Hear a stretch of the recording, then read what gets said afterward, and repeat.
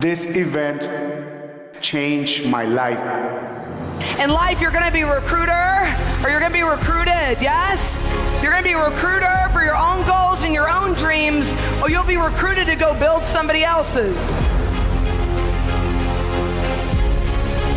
This event I think it's just going to be one of those years that literally in life, you're going to be a recruiter or you're going to be recruited, yes? You're going to be a recruiter for your own goals and your own dreams, or you'll be recruited to go build somebody else's. If you choose to win, this is the greatest time in the history of this company. I think it's just going to be one of those years that literally in life, you're going to be a recruiter or you're going to be recruited, when we all yes? started a You're going to be a recruiter for your own goals and your own dreams, or you'll be recruited to go build somebody else's. If you choose to win, why this for our is family, the greatest time in the history of this company. the why for our clients. That literally In life, you're going to be a recruiter or you're going to be recruited. And it was the why that gave us the power to endure the struggles, the or you'll be recruited to go build somebody else's. We gotta go, guys. Let's go build an RVP factory. And it's been over almost 11 years now. Just as excited, just as In life, you're going to be a recruiter or you're going to be recruited. Changed my life, changed our lives, the lives of our families, our children, our future, Our team. Do you know what you have here? The most important sale you will ever make in this business is selling yourself. Selling yourself on why it's important to win. Selling yourself on the importance of the crusade. Selling yourself on the importance of the ditch. It starts with me. Selling yourself on why you deserve to win here. Make in this business is selling yourself. So motivated and so excited. We control the ability to develop the skills here. Thank goodness this is not a talent business. Would you guys agree? This is about us. This is about our time.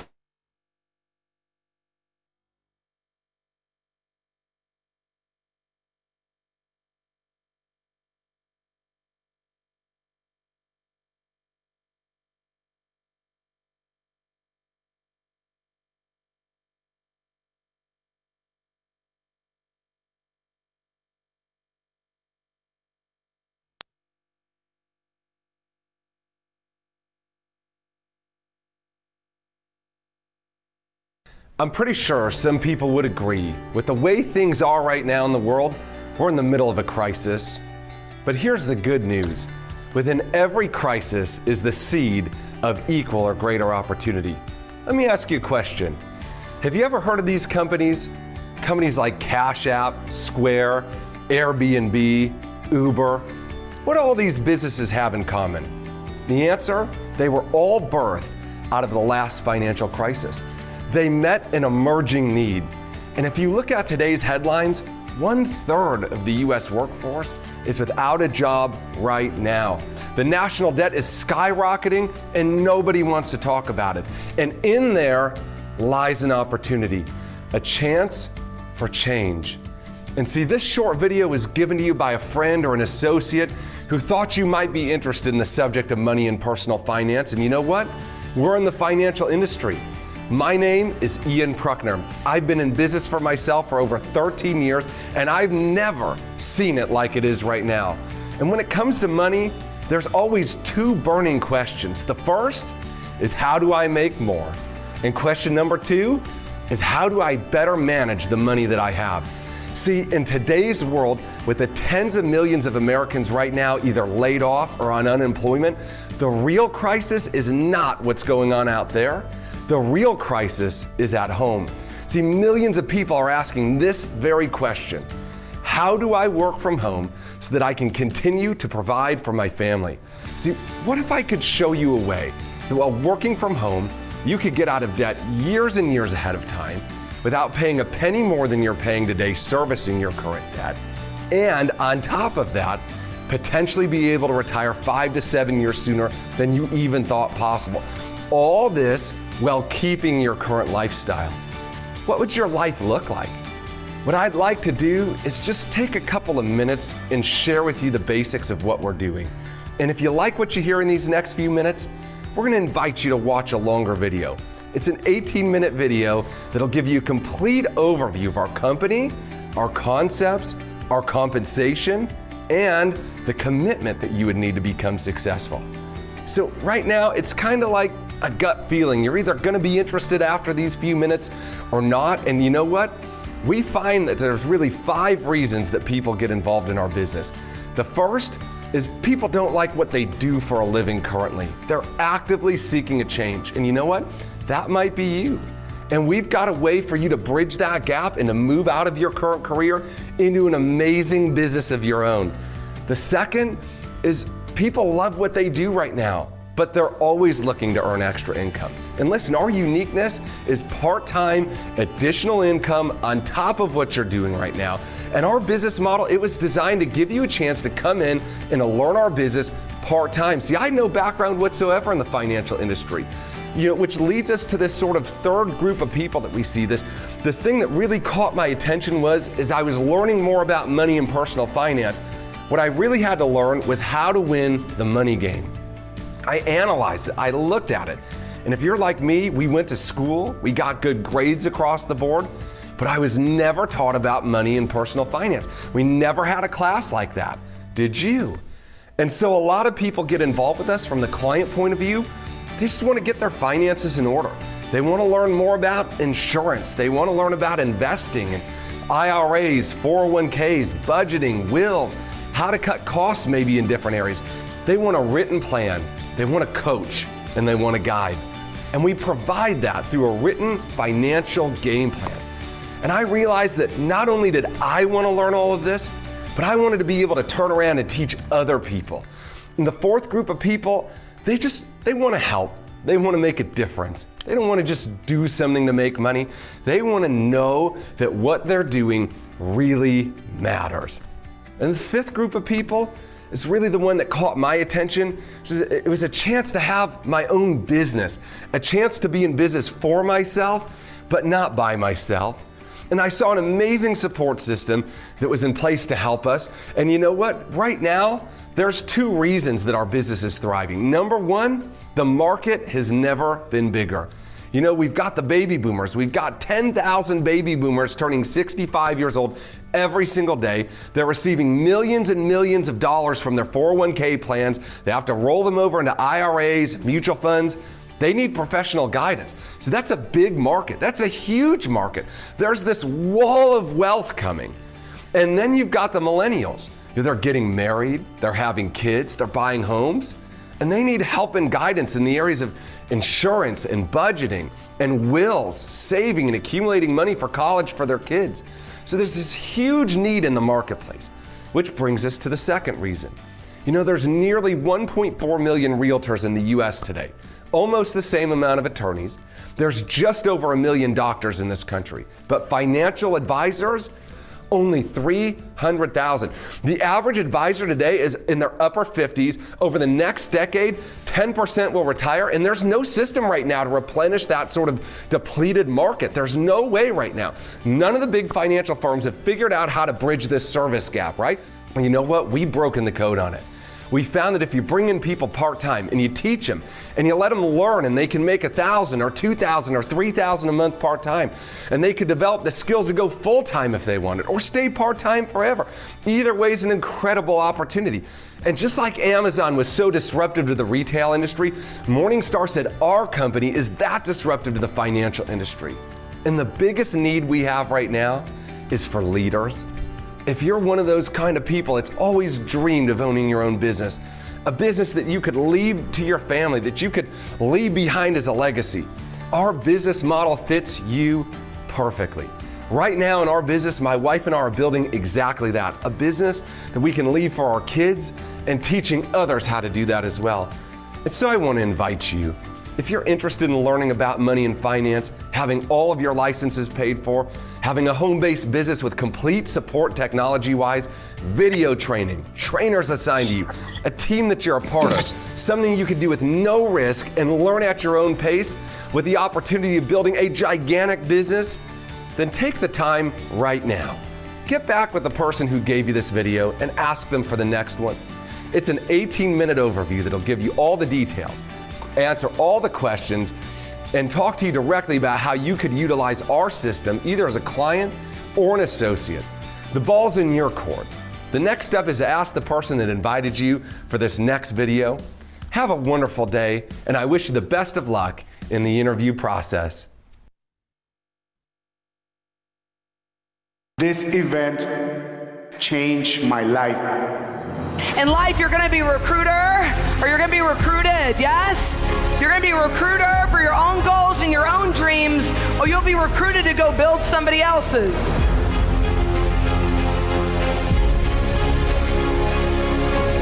I think it's just going to be one of those years that literally thrusts you to a completely different level than anything you can think, dream, or imagine.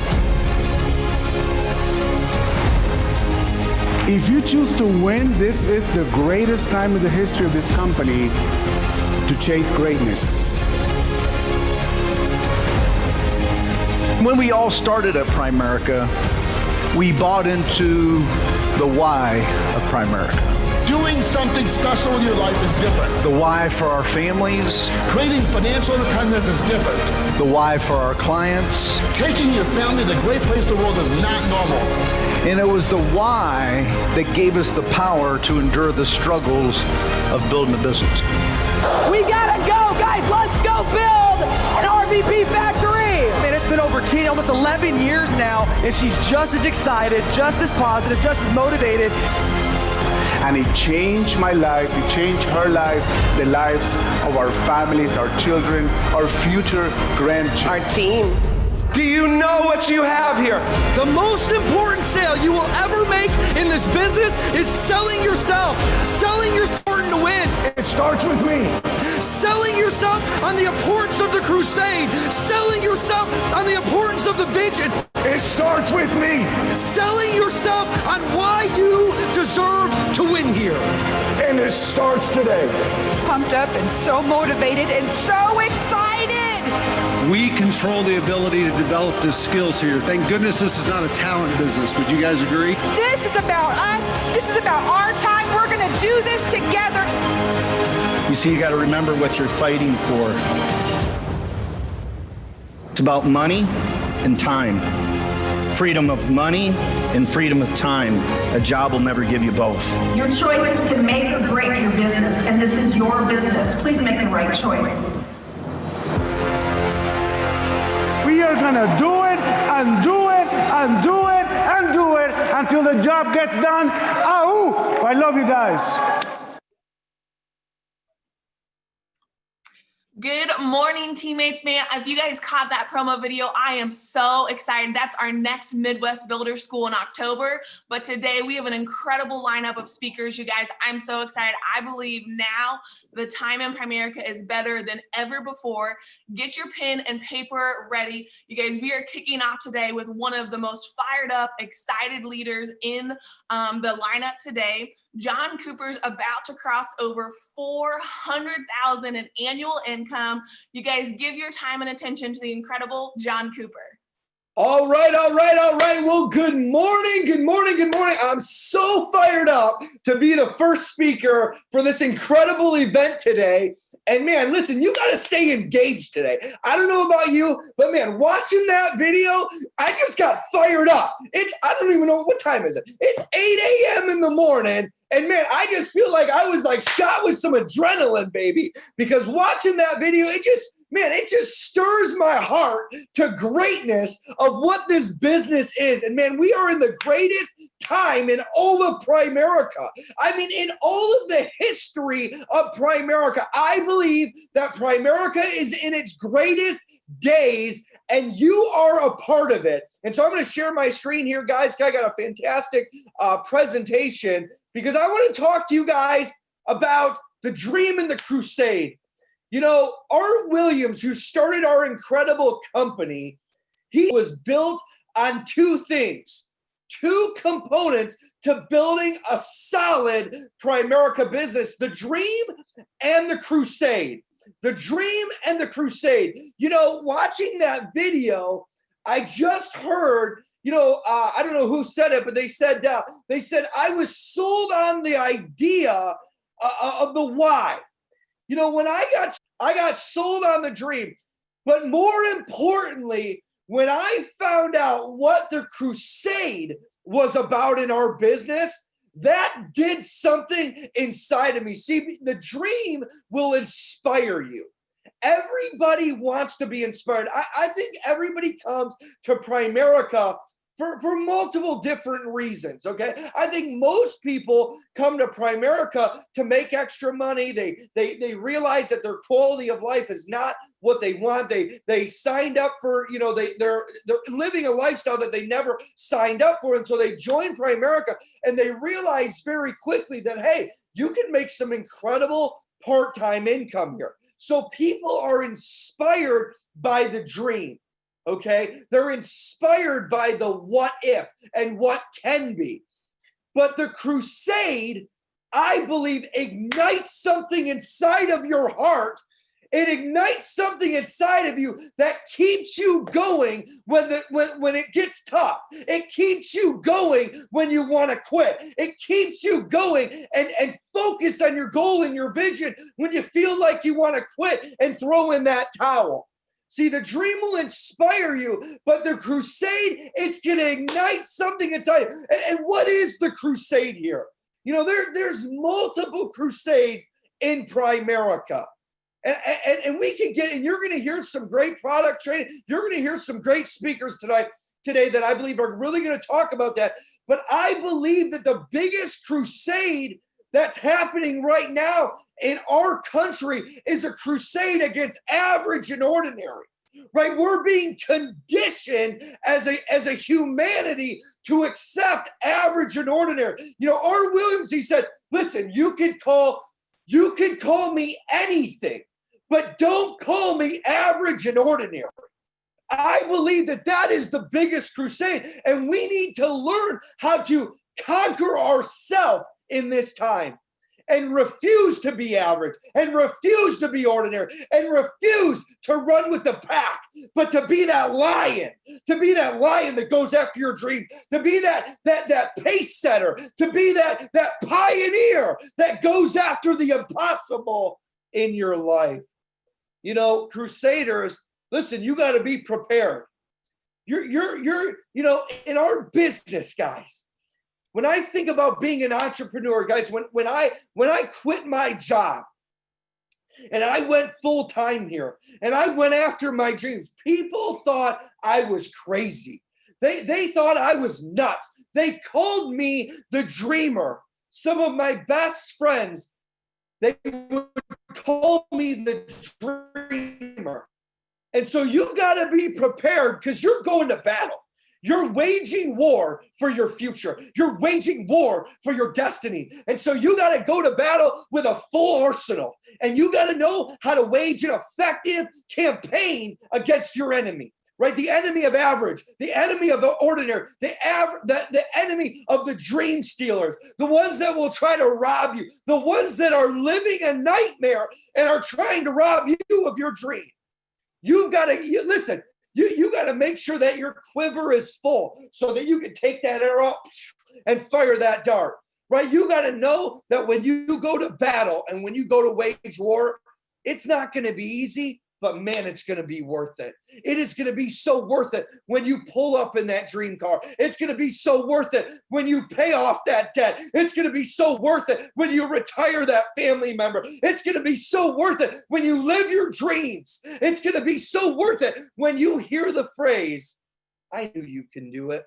Oh, we always knew that you could do it. We just wanted to test you. It's going to be so worth it when they ask you the question, how does it feel to know that you're living your dreams? How is it going to feel? Listen, you got to think about that moment. You know, coming up in the business, being a crusader and loving what we did and loving what we stand for and loving what we do and not relenting. I always look forward to that moment. I always looked forward to that moment when my biggest naysayers, my biggest haters, and my biggest doubters, they would look at me and say, you did it. Man, is that a good feeling. So you've got to go to battle and you got to make sure that arsenal is full and you've got to wage that effective war. But here's the deal. At the end of the day, folks, There's going to be a lot of outward and external circumstances that are going to attempt to come to war against you. But the biggest battle that you're going to face is yourself. You know, I don't know where this quote came from, but it says a man or a woman who can conquer himself is greater than one who conquers 1,000 men in battle.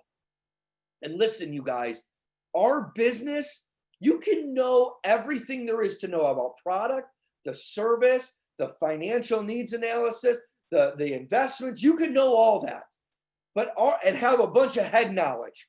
But listen to me loud and clear, folks. Our business is not one with our head. It's one with our hearts. Our business is not one with our heads. It's one with our hearts. And listen, the secret to winning in this business is not what you know, but it's what you have inside. Our business, the secret to winning is heart power.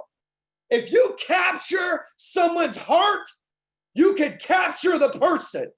And the reality is the first person's heart that needs to be captured is yours. You got to fall in love with this business. You got to conquer yourself. You got to make a decision today that you're not going to fade away. You got to make a decision today that you're not going to be a has-been, but you're going to be a success. You're going to be a somebody and not a nobody. You're not going to be a bench warmer, but you're going to be a starter. And today in this event, this is the start of your dreams. This is the start. This is the genesis. This is the rebirth. This is the moment that you've been waiting for to take charge of your life and take charge of your destiny to be able to truly live your dreams. Let's have a great event today. I love you guys. God bless you guys. Oh my gosh, John, I could not have started this event any better, man. You spoke to my heart that this is a heart power business, and this business is meant for those that want to change their daggone life. They don't want to be average and ordinary. I hope you guys were taking notes on what he said, and then it really spoke to your heart. But guys, we are not slowing down at all this morning. We get to hear from an incredible speaker. Teresa Taylor is one of the top female RVPs in the entire company, just clicked over 800,000 in annual income, has currently over 1,000 agents in her organization. But I think honestly, my favorite part of her Primerica story is the incredible impact this business has had on her family. If you guys will listen with your hearts, be ready to take notes, and welcome up Teresa Taylor.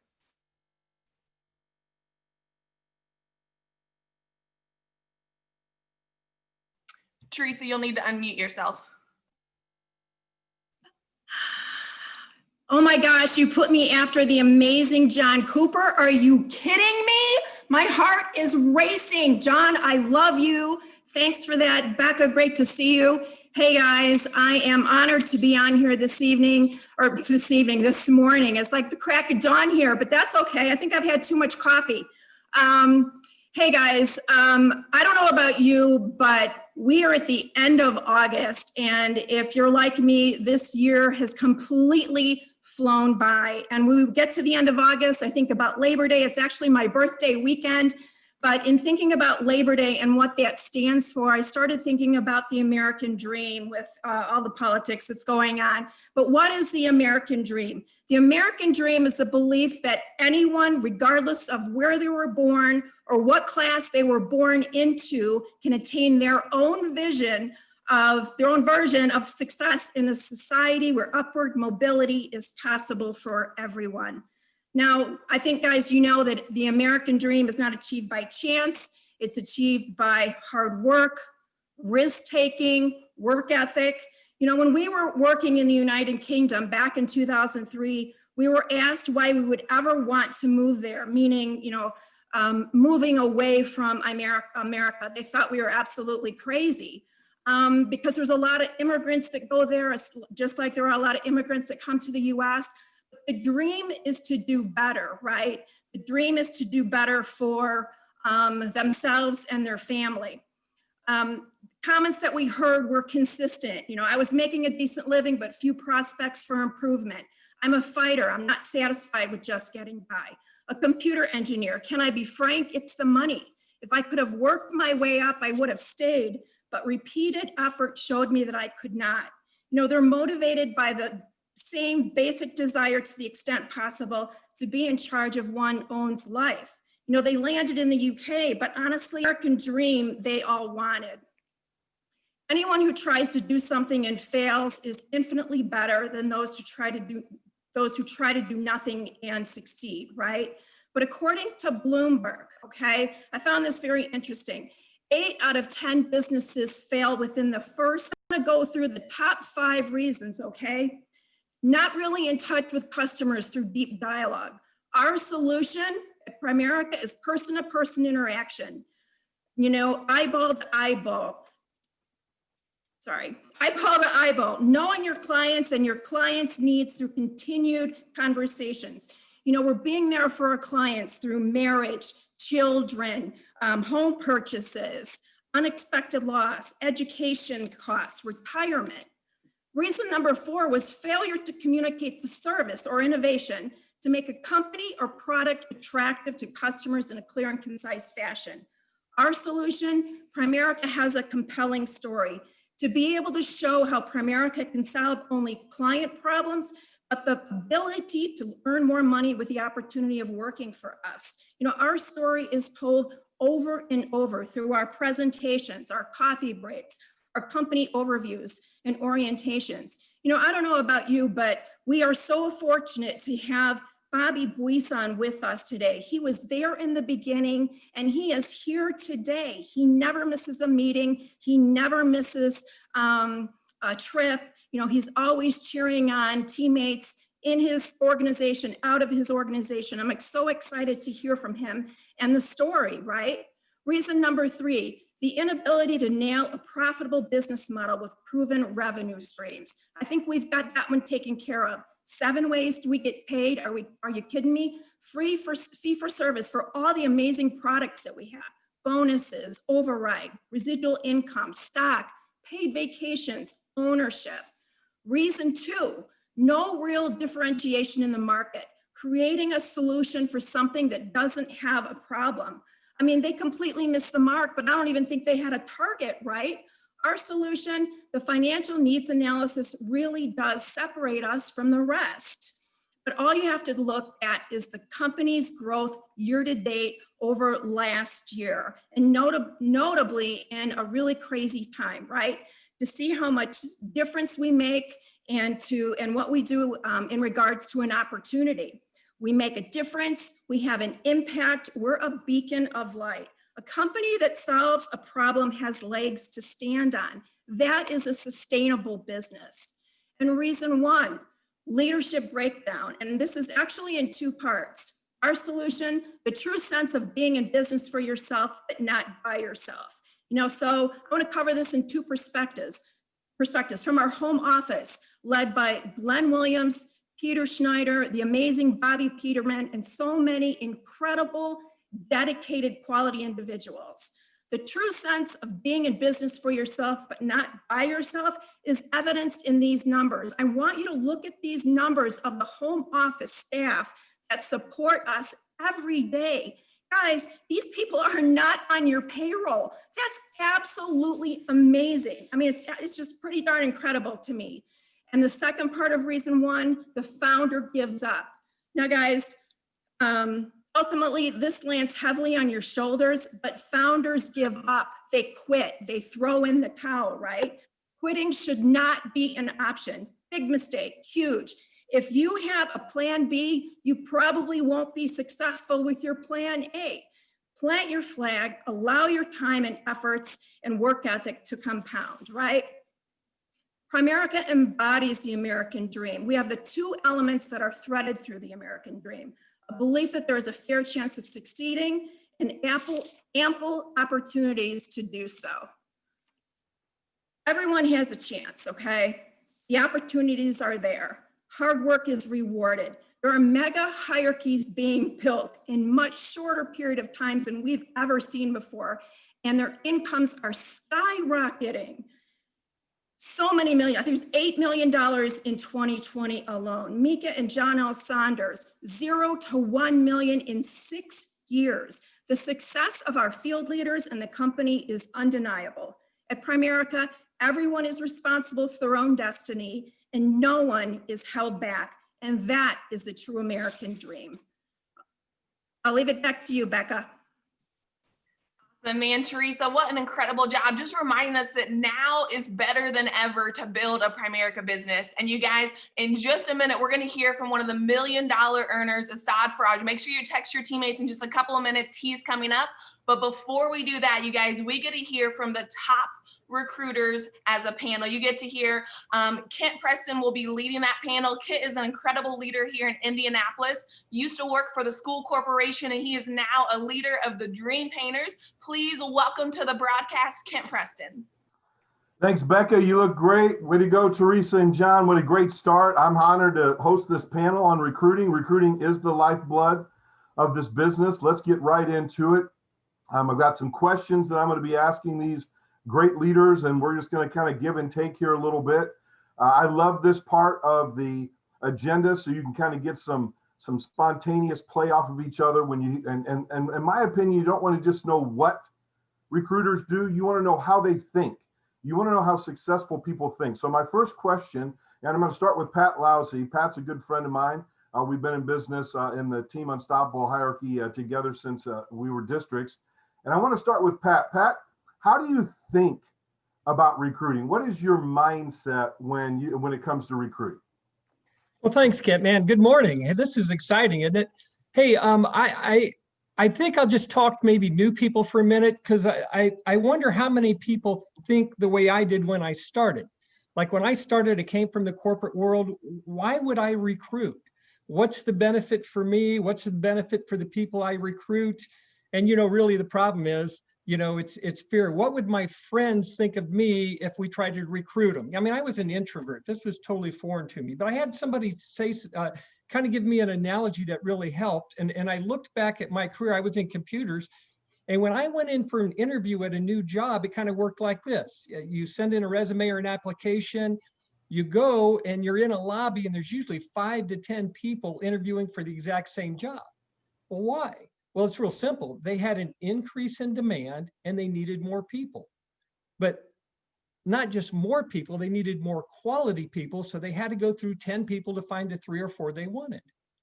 Think of this. What's the demand in Primerica? Holy cow. I mean, how many people are going to retire with benefits? We know that's not very many. So if people get to retirement, they don't have benefits. They don't learn what Primerica teaches. What's their retirement going to look like? So Primerica has attacked this market, and they said, hey, there's 2 ways Primerica could have done it. They could have done it the average financial company way, which is hire salespeople, hire managers, et cetera. And what would they have? If you were in that, you just had another job, and my job was getting me nowhere. So what Primerica said was, look, we're going to teach you from scratch, Pat. And again, this was totally foreign to me, how to have a business, how to put people on your team. And they said, if you give people an opportunity here, they said, look, you don't have to retire with an average and ordinary life. Your life can be extraordinary.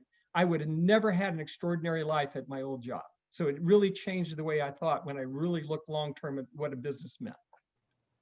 That's good stuff, Pat. Really appreciate that. Let's kick it to Raul. Raul Vasquez, same question. How do you think? What's your think and grow recruiting? What's your think and grow rich? What's your mindset when it comes to recruiting?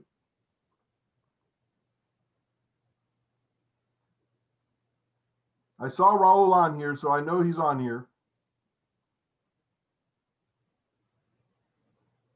All right, I'm gonna, if Raul, there he is. You good, Raul? All right. Okay. All right. Good morning. Good morning. Recruiting mindset is nothing but a process. Especially the old school like myself. When we grow up in let's say an environment where we don't recruit a lot, there is a process that you need to adjust, especially if you're not around people that recruit a lot. The mindset that you need to develop is through a lot of reading, and especially a lot of videos from the company. R. Williams, he built this business based on recruiting. And sometimes, I joined Primerica 1998, and I was in an environment where we recruit a lot. And we have to set up a mindset where you started recruiting. But you start by yourself recruiting your base shop, that is possible, for you develop that recruiting mindset. And especially, when you start recruiting 10, when you start doing, let's say, the double-digit recruiting, automatically you can see the rule 80-20. You start working with 20% of your key people, but they say leaders came on package of 10. And can you imagine when you start recruiting 50 a month? When you're recruiting 50 a month, you have a lot of leaders that they're gonna pop up by themselves. You need just to put them on the right environment, and the rest, they raise their hand and they say, you know what, I'm gonna develop my recruiting mindset. But it's nothing by leading by example, and everything starts from you down, not from you up, from you down. If you start teaching your people that recruiting is the way to go, and especially, what has changed, our business is this, learning from the great Bill Randall, the easy three. Easy three is so simple. You recruit three, they recruit three, they recruit three, they recruit three. Not everybody is open-minded to do it, but you work with whoever is willing to work. You work with them, and nothing can stop you. Thank you. I love it. Leaders come in a package of 10. That's the line of the morning already. I love that. Great job. Jacob Harper, man. Jacob is on fire. He's killing it. Again, we're trying to get into the heads of our great recruiters. Jacob, talk to us about your mindset and just kind of how you see recruiting being a key piece in building your business. Yeah. So, I think the biggest thing with recruiting is that there's only, one real reason, to recruit, right? And it's to build a business. And I think you've got to know that going into it. But on top of that, I think while you're recruiting somebody, while you're sitting down across from somebody, you've got to know that you have the goods, and that this business is better than anything else out there. Because if you think that a job where you're making, 200, 300 grand is better than this, you're never going to be able to recruit people that come from a good job, right? In a golden handcuffs job. That's never going to happen. So you've got to have that mindset, and people are going to be able to tell if you have that, and you've got to know that you are freeing them from really the corporate world, right? And that without you, they wouldn't have access to this business, right? They wouldn't have a chance.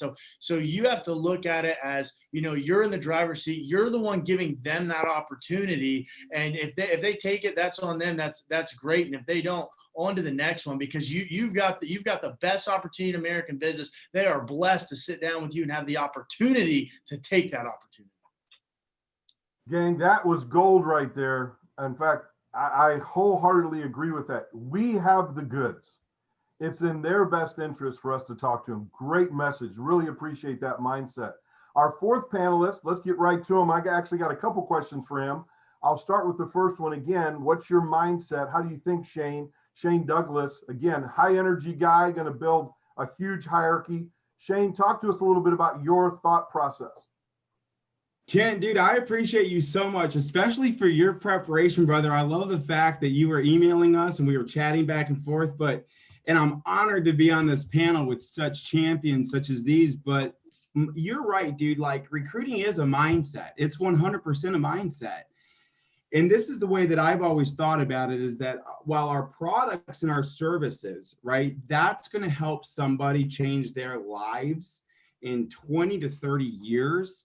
the recruiting opportunity is going to change their lives in a heartbeat. I mean, we just heard from Teresa, who's making 800 grand a year, 60 grand a month. And dude, like the way that she got there was by signing an IBA, or for those that are brand new, the paperwork you sign when you get started as an agent in Primerica. And man, I mean, my wife and I, okay, my number one recruit, Melissa, okay, absolutely our MVP of MVPs. She and I had a business prior to this. And so we had employees. I'll tell you what, Kent, we were never in a position where we could give the employee the exact same opportunity that we were given. So here you become a CEO and you build other CEOs. So that's what I love about the mindset around recruiting. Good stuff. Man, how many of you wish you were got it when you were that young? Okay, I just love it. You can change somebody's life in a minute with the IBA. Great stuff. Shane, let me stay with you and let's move this panel more into some specific recruiting tips. Now there's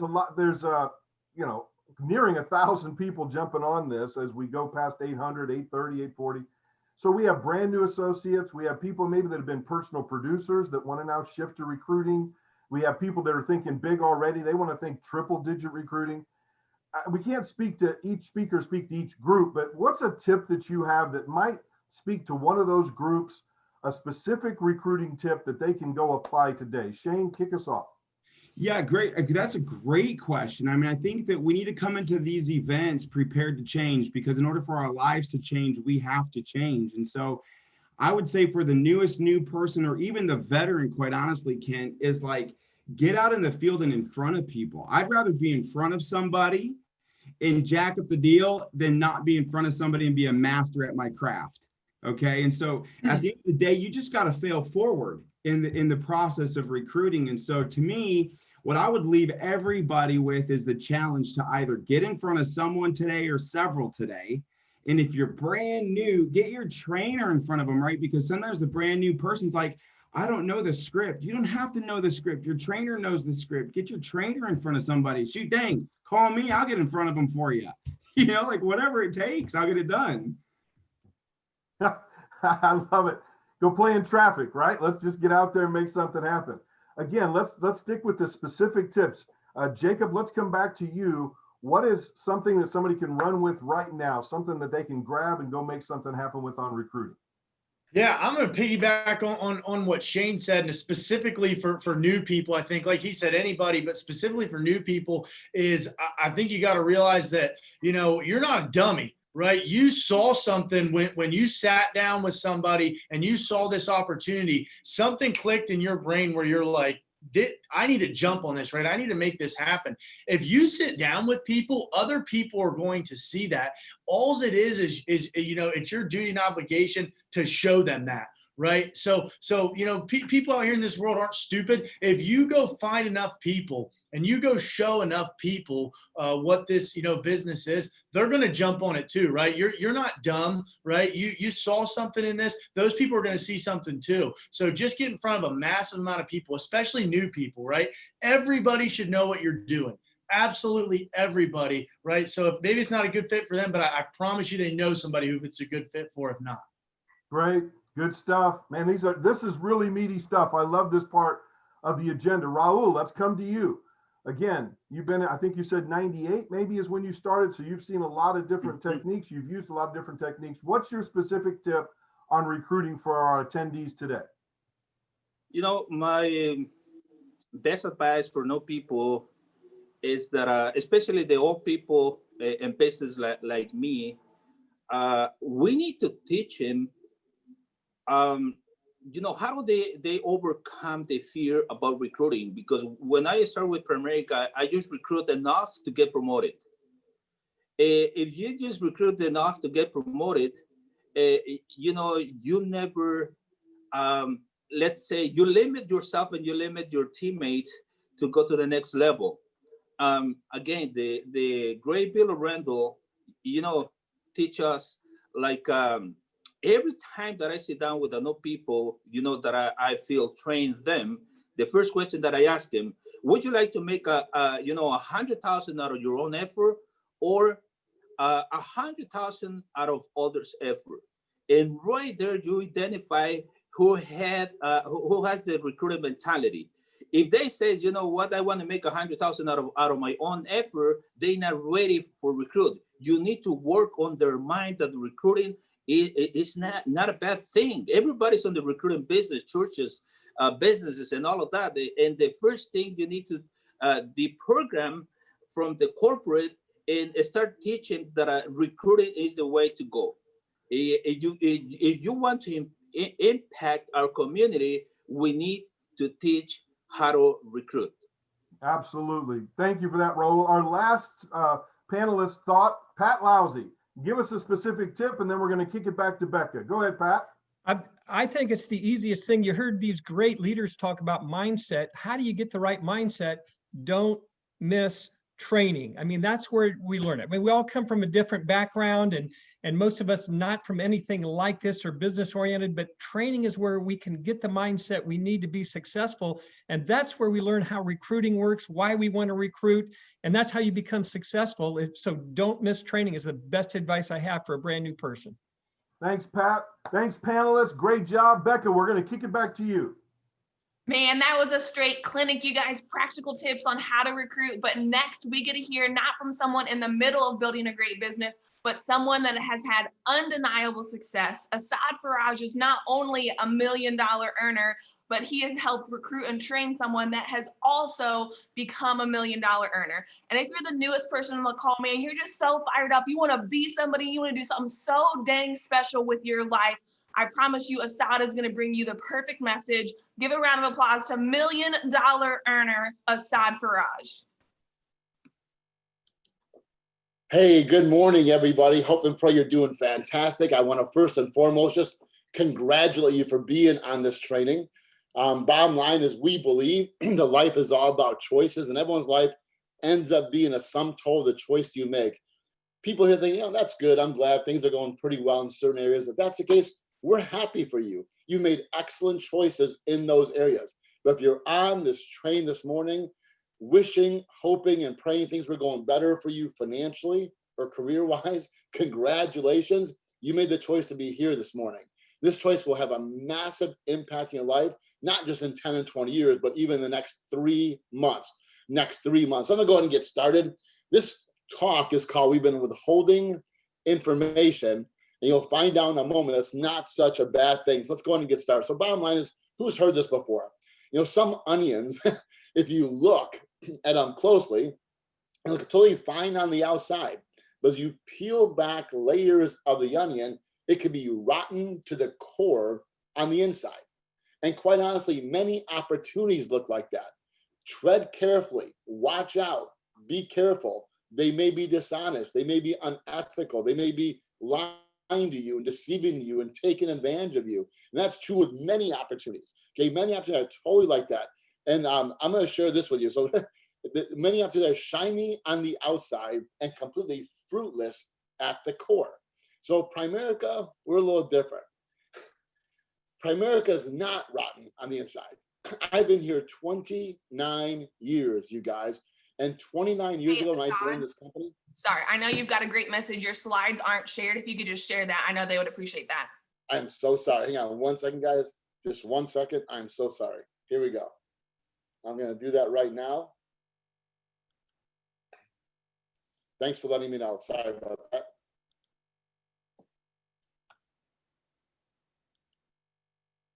Okay, now it's there, right? Yes, sir. Thank you so much. So, hey guys, Primerica is different. I've been here 29 years. And when I joined the company 29 years ago, it was the greatest opportunity on the face of the earth as far as hours you put in, how much you can help people and make a difference, and how much money you can make. I totally believe that, and it was actually true. I remember looking at this thing and saying, oh my God, there cannot possibly be anything better. And it was a true statement at the time. What's happened since then is every year this company's gotten unrecognizably better than it was before. And quite honestly, they held back a whole bunch of information from me. And we hold back a whole bunch of information from you. So however you found out about our company, maybe you sat in an opportunity meeting years ago. Maybe you took a phone call from somebody and they did a little Zoom presentation with you. Maybe they sent you a video and you're thinking, okay, I'll check this out. I've got news for you. We've been holding back information. So check this out. Okay. Wise people may advise you to be careful when considering the opportunity because we may be withholding information, and we actually have been.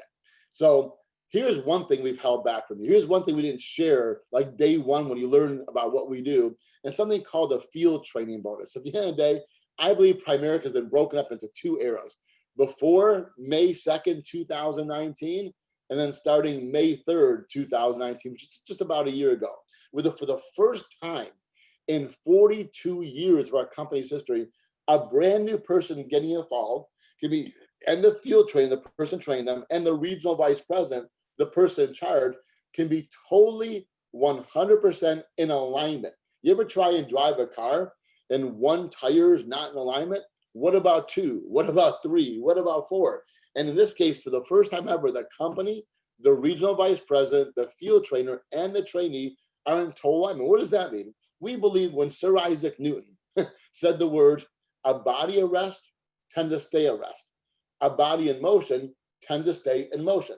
So for years, there was this conflict of new people coming on board thinking, I want to hold back and not take you on my appointments yet because I want to get licensed first, okay? And I can see why they would say that. They want to hold back so they can make most of the money. And the bottom line is now with the field training bonus, it's no longer the case. We used to cap a bonus for unlicensed people at $300.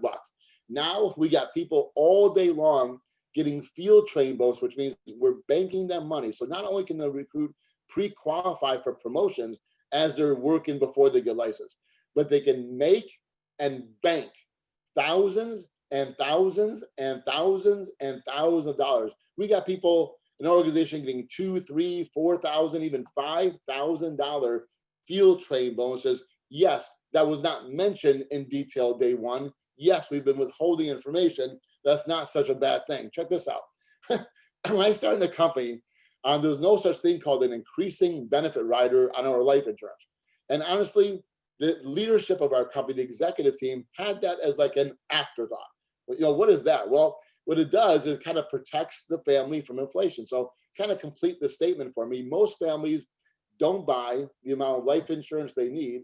They buy what they think they can afford, right? So bottom line is it allows you to raise your coverage every year for the first 10 years at a great price. Actually, at almost like at your issue age. So when you're 40, if you buy it when you're 40, when you're 41, 42, 43, you're raising it at a 40-year-old's price. Good deal for you. So almost every single death claim we deliver for families is actually more than the client applied for. That's a total blessing. Well, what's crazy, you guys, is the reps are compensated on a policy, not just in the first year, but in the second year, all the way for the next 10 years after they buy it. 90% of our clients accept the increasing benefit rider. So every time you do a policy, once that thing hits the second year, and then for the next 10 years, you're getting a new check. You're getting a new sale every year, and you're doing absolutely nothing for that. We don't explain that in the interview. We don't explain that in the opportunity, but my family's paid. I used to make 34 grand a year as an entry-level engineer 29 years ago. I'm certain I'm making way more than $34,000 a year now, just off of the IBR, just off an afterthought, just off something that people didn't think about. Yes, we've been withholding information from you. How about this? We just are launching now the mortgage already in 5 states. And we're going to be adding new states all the time, which is exciting. But check this out for a second. You know what they did for us? They added an entire career's income on top of our existing income. So let me just explain. If your job is you're a nurse, they're not going to come to you one day and say, hey, we've got good news for all you nurses. Well, what's that? We want to add a teacher's salary on top of your nursing salary. That'd be kind of cool. Will never happen. Okay, if you're an engineer, they're not going to come to you and say, we want to add a police officer's salary on top of your engineering salary. And that's never going to happen.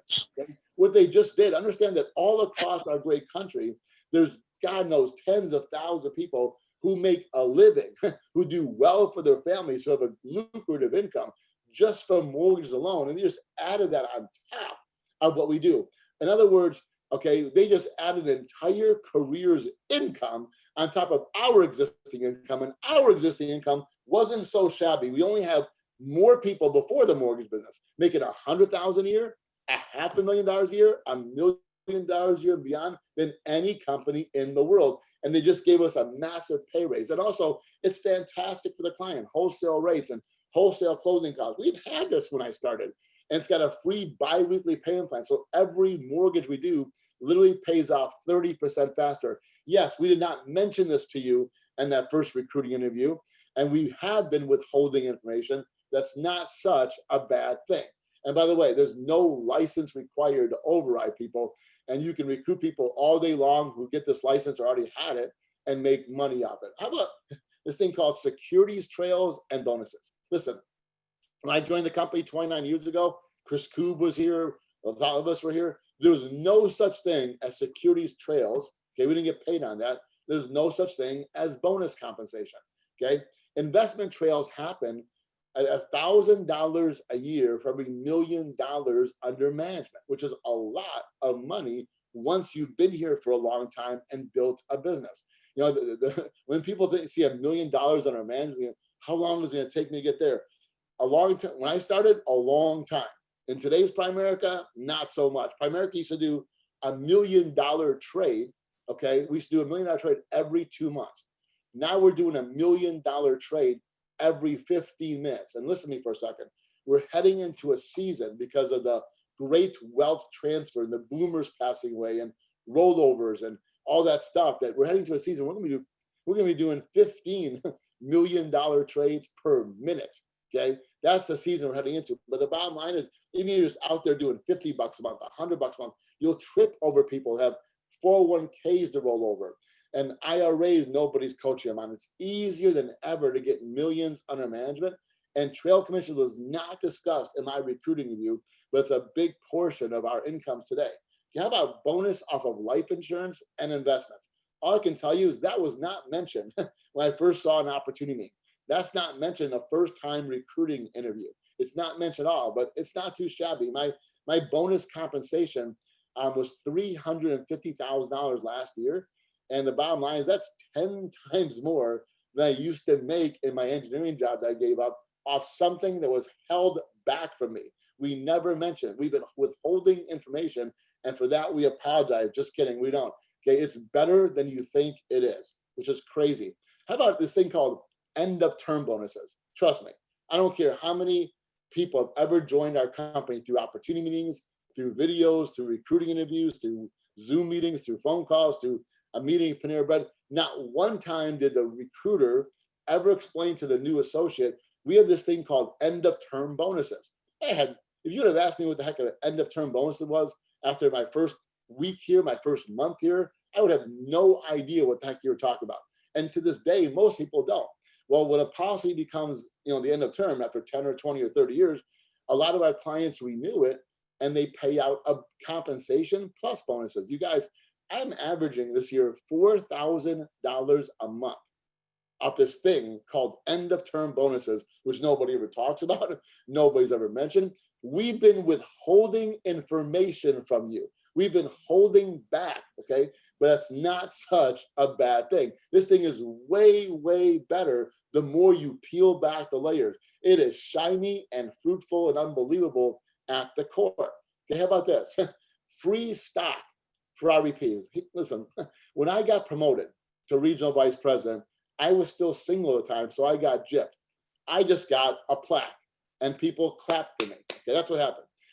When a married couple gets promoted RVP, they'll get a plaque and the wife gets flowers. So I was gypped right there. Okay, so they get plaque and flowers. Okay, all of a sudden, a couple of years ago, they announced we now have a stock program. Primerica went public. We have a free stock. And now when a brand new person becomes a regional vice president, we're still giving the plaque. We're still giving the flowers if it's a live meeting. And we're also giving them about $10,000 to $12,000 of free Primerica stock vested day one. Are you kidding me? Okay, that's not talked about in the opportunity meeting. That's not mentioned in every recruiting review. It is way, way, way better than we portray. It's not one of those onions that's shiny, it looks all good and healthy at the top layer, but the more you peel back layers, is rotten at the core. It's not like that. It's not that piece of fruit you take a bite in, it's all brown. This thing is unbelievably luscious and juicy at the core. We've been withholding back. This company's paid me at value when they paid it, now worth way more, $1.2 million of stock so far, off of something that didn't exist when I started, off a new creation, off a little addition that is never mentioned in recruiting, is never mentioned on things, but just another way we bless people, another way to make us shinier at the core than we are at the surface, which is amazing to me. Okay, next, okay, company trips every year. Are you kidding me? I've been on, so who's ever been on family vacations growing up, right? I had an honest dad, but man, every time we went on family vacation, it was always duck, right? Because they're registering at the counter, and we were a family of 5, and of course we're gonna sneak us all into one room. I've heard families of 6, 9, and 13 do the same exact thing just to save money. But man, when this company takes you on vacation, we've been blessed, my family, to go on about 84 Primerica trips so far, and we're gonna relaunch those things next year, and it's gonna be spectacular. But the bottom line is, these are 5 to 7. I didn't know a 7-star resort even existed. They've taken us to 5, 6, 7-star resorts. It's incredible, luxury beyond belief. They treat you like a king and a queen. And yes, when you come back to your room after a long day of having a great time, there's actually gifts on the bed, not cheap gifts, but really, really nice gifts. And so I disappoint my family and take them on vacations. We've done some pretty cool things. We went to Australia for a month and taken them around the world. We went on to Venice, Italy. My kids have been to Venice 3 times, but nothing like a Primerica trip. How about total freedom? This was not mentioned to me. At the end of the day, most of us love the Primerica business. But you know what? We love our families even more. There's things called a crisis that can hit your life. I got news for you guys. When it comes to crises, 100% of people will get them. By definition, they are very difficult to go through. My question for you right now is, if we're all going to get a crisis hits our life, and they're by definition difficult to go through, why would you want to add financial pressure on top of something we all know is going to happen to us and is extremely difficult and challenging to go through? But that's exactly what we do until we heed the advice that was written in Proverbs, okay, thousands of years ago, where it says, the Bible says, an ant has the smallest brain on earth, but even it knows, work hard all summer and save for the winter, okay? And then J. Paul Getty said 120 years ago, before the coronavirus, he said, I'd rather have 1% of my income come from 100 people than 100% come out just me. My whole career, I've spoken the word that the most frightful, scariest place in all of America to be is in a situation where all of your income depends on just you having to get up and go to work. Because if one day something happens out of your control, such as you got laid off in your job, or you get injured or sick, or a loved one does. So the story goes like this. About 4 years ago, I was actually preaching at a Christian men's conference in Florida, living in Michigan, okay? All of a sudden, after the first night I'm there, I was supposed to speak the next morning and preach. The first night I'm there, I get a phone call from my sister. My dad slipped and fell in the bathroom, hit his head on the sink, and was in a coma and being taken to the hospital. I flew back home, and for 7 days, he was in a coma. And for 7 days, I was pretty much by his bedside. I went home and showered a few times, but for 7 days, I was there. And for 7 days, I did no phone calls. I made no appointments. I recruited no people. I made no life insurance or investment sales or prepaid or Primerica legal sales. None of that stuff. I did none of that stuff. I was by my father's bedside. He was my hero in life. So in my life, it's Jesus Christ, and then my dad, and then Art Williams, and then Bill Arender. Okay, that's the order of people impacted my life the most. And the bottom line is, my dad was special to me, and it was one of the hardest weeks of my life. But thank you, God, that Primerica offers total freedom. Now, people think, well, hey, my job would have given me time off. Yeah, but would they have paid you? Ready? My last week with my dad, I was paid $35,674 at my father's bedside. I was paid more in a week at my father's bedside. I was exactly where I'd rather be than any place in the world at that time, doing zero work, with work the furthest thing from my mind, with building a business the furthest thing from my mind. And they paid me more that week than I used to make in a year as an engineer. They did not tell me when I first came to an opportunity.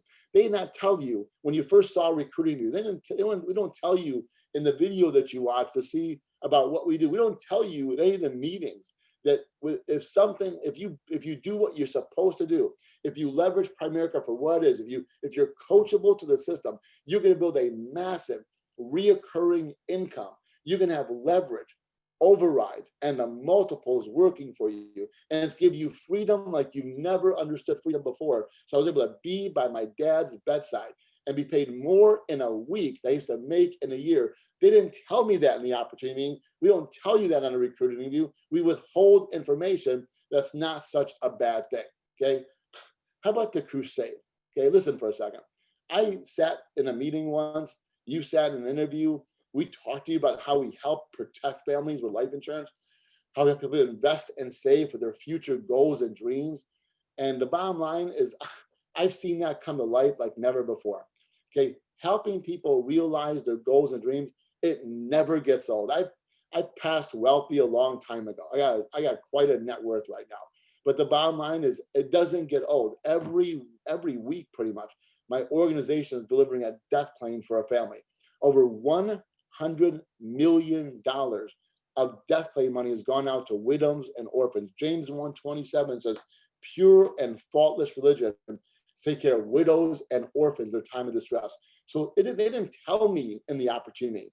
We didn't tell you in the recruiting interview what it feels like when your client passed away and you leave behind that spouse and that children.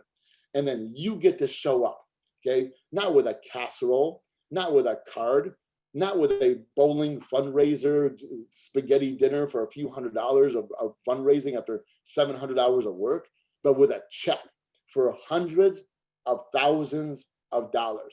We deliver peace of mind. We deliver the last love letter from their departed loved one. That's what we do.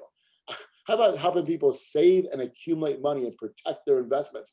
Just literally 30 minutes ago, I'm in my driveway, helped my son pack up his truck to go off to college for his junior year. And the same university called Southeast University in Lakeland, Florida, my other son is there right now. He's been there for a few weeks. He's on the football team there. That university, when you add it all up, it's close to $40,000 a year, okay? That's a lot of money, okay? When I was growing up, I remember that moment where I was a senior in high school, and I walked out of my bedroom, and I was entering the hallway. The same moment my dad walked out of his bedroom to enter the hallway, and I love my dad. He loved me more than he could stand it. I remember saying to my dad, "Dad, is there going to be any money for my school? Because I'm a senior now, and a lot of kids are applying for colleges." He said, and I remember him just like yesterday, and I knew he loved me. I knew these words hurt him more than it hurt me, but he looked down at his feet and said, "What about student loans?" Okay, that's what he said to me. I know it hurt him more than it hurt me. But the bottom line is we go out there and we deliver for families, retirement planning, education planning, income protection. We help people realize their goals and dreams. The crusade is real. The crusade is alive. We change lives when we do. We hold back the emotional gratification of what we actually do. We don't tell you that in detail in the meetings. We don't tell you that in the interview, but you will shed tears with your clients numerous times and be a part of their life. And that's a blessing. Okay. How about friendships to your teammates? This is a picture of our team at the last convention. We had about 650, 700 people, something around there at the meeting. And it was a blessing. And these people, we love our team. We pray for our team. We believe in our team. We cover our team, and we pray for their marriages and their children and their health. And we consider each and every one of our teammates literally a gift from God into our life, of the blessing that we cried out and that we prayed for, and we love them, and we hope the best for them, and we want them to win, probably worse than they want. But you know what happens too? You become friends, really good friends, like lifelong friends. They didn't explain to me in the opportunity I sat in that you make the best friends you have in the world in this company. But you know what's happened? I've made the best friends I've made in the world in this company. We've been withholding information. We've been holding back. Okay. How about building a multi-generational family business? Are you kidding me? This is my family. This is my wife, Lois. Just a blessing in my life. This is my daughter, Chloe. She's 16 and she has her first boyfriend, and her first boyfriend cannot wait to do Primerica. These are my two sons, 20 and 18, Blake and Billy. Blake's a regional leader. He's off to his first day in college day, but we got a recruiting interview at 12 and at 1. He's working it with me. We're doing appointments together all the time. He's got, I think, 7, 8 people licensed on his team right now. His brother, Billy, also has recruits going on down here and are actually working every week while he's up in school right now. So you get to build something here to be a blessing to your children and your children's children. We held back from you. We don't explain that, what it's going to feel like to make sure that every future generation of your family is all set. Okay, how about this? A global pandemic. All right, listen for a second. They didn't explain to me in the opportunity, what would it look like? Okay, if you would have put me on a lie detector test in February and asked me what would happen, if they said describe your business, I would say we're 100% face-to-face business and 100% seminars and meetings in our offices and big conferences. Okay, what would it look like if there was a global lockdown, no one could leave their house? I would have said really bad, really, really bad. And I would have passed that lie detector test. But you know what? They didn't explain to me we don't explain to you in a recruiting interview that actually did happen. You know what happened? Our organization and the company has had record after record after record after record after record. That wasn't explained in my opportunity. I knew this opportunity was great. It was 1,000,000 times better and more resilient and more incredible and tougher than I ever thought it was. We've been withholding information from you. How about changing the world? Because of this great opportunity, I've been able to travel to 36 international countries. I've been able to go preach and take teams. Thank you so much for your incredible message. We're just 5 minutes over. We're going to need to start into recognition. Awesome. Thank you so much. Thank you so much for your message.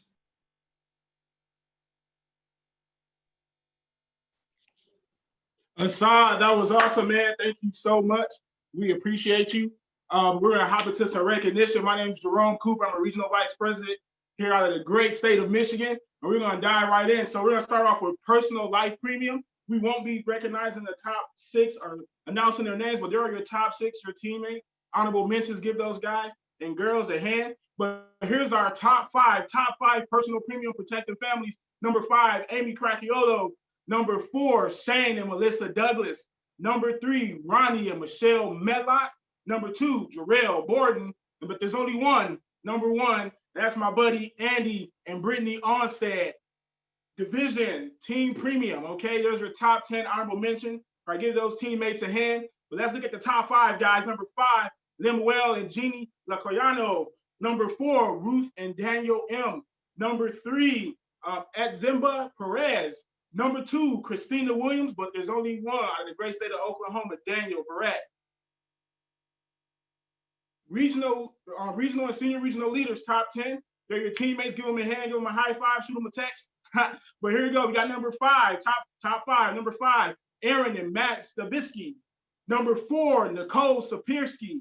Number 3, Kobe and Sinead Ross. Number 2, Christopher and Sheila Leu.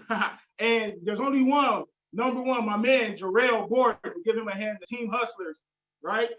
Regional Vice President above in Team Premium. So this is top 10, give those guys a hand. Number 5, Glenn and Denise Abal. Number 4, Josh and Sarah Christian. Number 3, John and Brittany Cooper. Number 2, the Pruckner Bay Shop, but there's only one. Number 1, Andy and Brittany Onstead. Okay, life premium through first. There are top 10 honorable mentions, right? Let's go to the top 5. Number 5 here, Assad and Lois Farage. Number 4, Teresa Taylor and Jennifer Bocci. Number 3, John and Brittany Cooper. Number 2, Team Unstoppable, but there's only one. Number 1, my great mentor in this bait shop, Pruckner Bait Shop. Great job, guys. Personal security's top 10, right? You're the 5 through 6 there, 10 through 6 there, round of applause. But on the top 5, Pruckner Bait Shop. Number 4, Bonnie and Ivan Jardine. Number 3, Brian and Jeanette Stark. Number 2, Keaton and Samita Parekh. But there's only one. Number 1, Pat and Jill Moore, give those guys a hand. Top 10 through 6, give those guys a hand. Division team securities, give those guys a hand. Let's hit the top 5. Number 5, Michael and Ann Parker. Number 4, David and Lisa Johnson. Number 3, CJ and Patrick Campbell. Number 2, Ken and Stephanie Swiftney. But there's only one number 1, Jay and Kristen Baker. Good, great job, guys. 10 through 6 there. Take a look at them. Give them a hand, round of applause, shoot them a text. But let's go. Top 5. Number 5, Lisa and John Paris. Number 4, Brian and Don Dutro. Number 3, Ron and Sherry Petrucci. Number 2, Jeffrey and Aaron Feldhusen. But there's only one, number 1, Danny and Ashley Emmer. All right, an RVP and above in team securities, right? Doing both sides of the job in the base shop. Number 5, Krugner Base Shop. Number 4, Bonnie and Ivan Jardy. Number 3, Brian and Janet Stark. Number 2, Keaton and Samita Parak. But there's only one, number 1, Pat and Jill Moore. All right, securities through first. There's our top 10 list, or the top 5 of the top 10. Let's go through 5 through 1. Doug and Joy Young, number 5. Number 4, Assad and Lois Faraj. Number 3, Keaton and Samita Parak. Number 2, Kent and Lori Preston. But there's only one, number 1, the great team, Unstoppable. Great job, guys. All right, back over to you, Becca. Awesome, man. Thank you so much, Jerome. What an incredible job, you guys. I hope you are fired up and ready for this next speaker. I promise he's going to show you the bigness of Primerica. He joined the business just 2 short years ago, going to show you what you can do incredibly when you're full-time. His wife had a baby in May. He gave her the best baby gift by making $85,000 in the month of July alone. Give it up to the incredible Andy Onstead. Shoot dang, Becca, thanks. That was a big dang introduction. Congrats to all you speakers today and everybody watching. Do me a favor, if you're at home watching, I know it's 9 a.m. Eastern on a Saturday. It's like 4 in the morning in California or something like that. Get up. 99% of you on your phone right now. Stand up. Start walking around the house, guys. I'm gonna just bring you guys some straight fire today. Congrats to everybody on that list. I just want to talk to you guys today about just thinking big, believing big, and then you got to act big, and then guess what? You got to get big, guys. So here's the deal. Literally, I don't care where you're at in your business. If you're brand new in the business or, you've been in the business for, 45 years, like some of these other guys on here, but we all have the chance to just absolutely blow the doors off this thing. There's never been a bigger time or a bigger need for Primerica than right now. So here's the deal. Like, I want you to know, it literally just starts with a choice. You can literally 10x your income in the next 90 days. And if you're coachable, if you're one of the select few, I know we got 1,000 sites on right now all over the country, but I guarantee there's only probably about 100 of you that might think about doing it, and maybe even 10 that are actually going to do it. But I'm going to give you the keys to the kingdom, y'all. And it's literally a Ferrari. Are you going to drive it in first gear, or are you going to get after it? It's up to you. So here's the deal. I'm going to show you guys how to 10x your income in the next 90 days. And literally, it starts with you. I know the incredible Teresa was talking about it earlier. It literally starts with you. I heard Raul talking about it. Guys, all these incredible leaders already. It starts with you. You can't be afraid to go do the work first. You understand that? You've got to lead from the front. Really, it's up to you. That's all it comes down to. And you've got to start. It doesn't matter where you're at, but you've got to start today, guys. Okay. And you've got to lead from the front. I want to kind of walk you through just some timeline stuff of my beautiful wife, Brittany, and I. Give it up for my beautiful partnership, Brittany Onstead. If you guys have a partner and they're not watching right now, go get them on and make them watch this, because the only shortcut in Primerica is partnership. So the whole, thing started going down a couple months ago.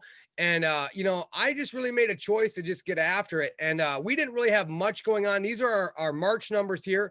It doesn't look like much for you, but I worked my buns off for this. So just so you guys know, in March, we made a choice. You know what? I got to hunker down. When everybody else is retreating is when you've got to go in 10 times harder. Okay. So here's the deal. Like I said, it doesn't look like much, but I was on every single one of those appointments, every one. 13 directs that month, made a choice to get after it. And you've got to keep it going, guys. And it just starts with a choice today. Okay. So go get after it, get big. But look at this. You understand, like when you're bringing on people, I heard the recruiting panel, hit the nail on the head. Success leaves clues. Like, you understand, people are just used to average thinking, right? You've got to be the loudest voice in the ear, like Assad talked about. You've got to explain to them the goodness that is Primerica, because they have no idea yet, guys. They're brand new in the business. My favorite, give it up a huge shout out for the Pruckners, Ian and Jessica Pruckner. Thank you for your leadership, Nate and Mel Braley. But like Ian always says, some people can't even spell dadgum Primerica in the beginning, and then you expect them to know what it is. Like, come on, guys, you've got to wash the filth of the average thinking off people, okay? And let me, again, Assad, man, great job, Assad. Field training. You guys, here's the deal. Like, all of our production in the last 90, 120 days has come off field training bonuses. There is no reason on God's green earth that you're not getting your new people into the field. And I honestly feel like if you're not field training your people, you're robbing them of the opportunity of Primerica. Point blank and simple.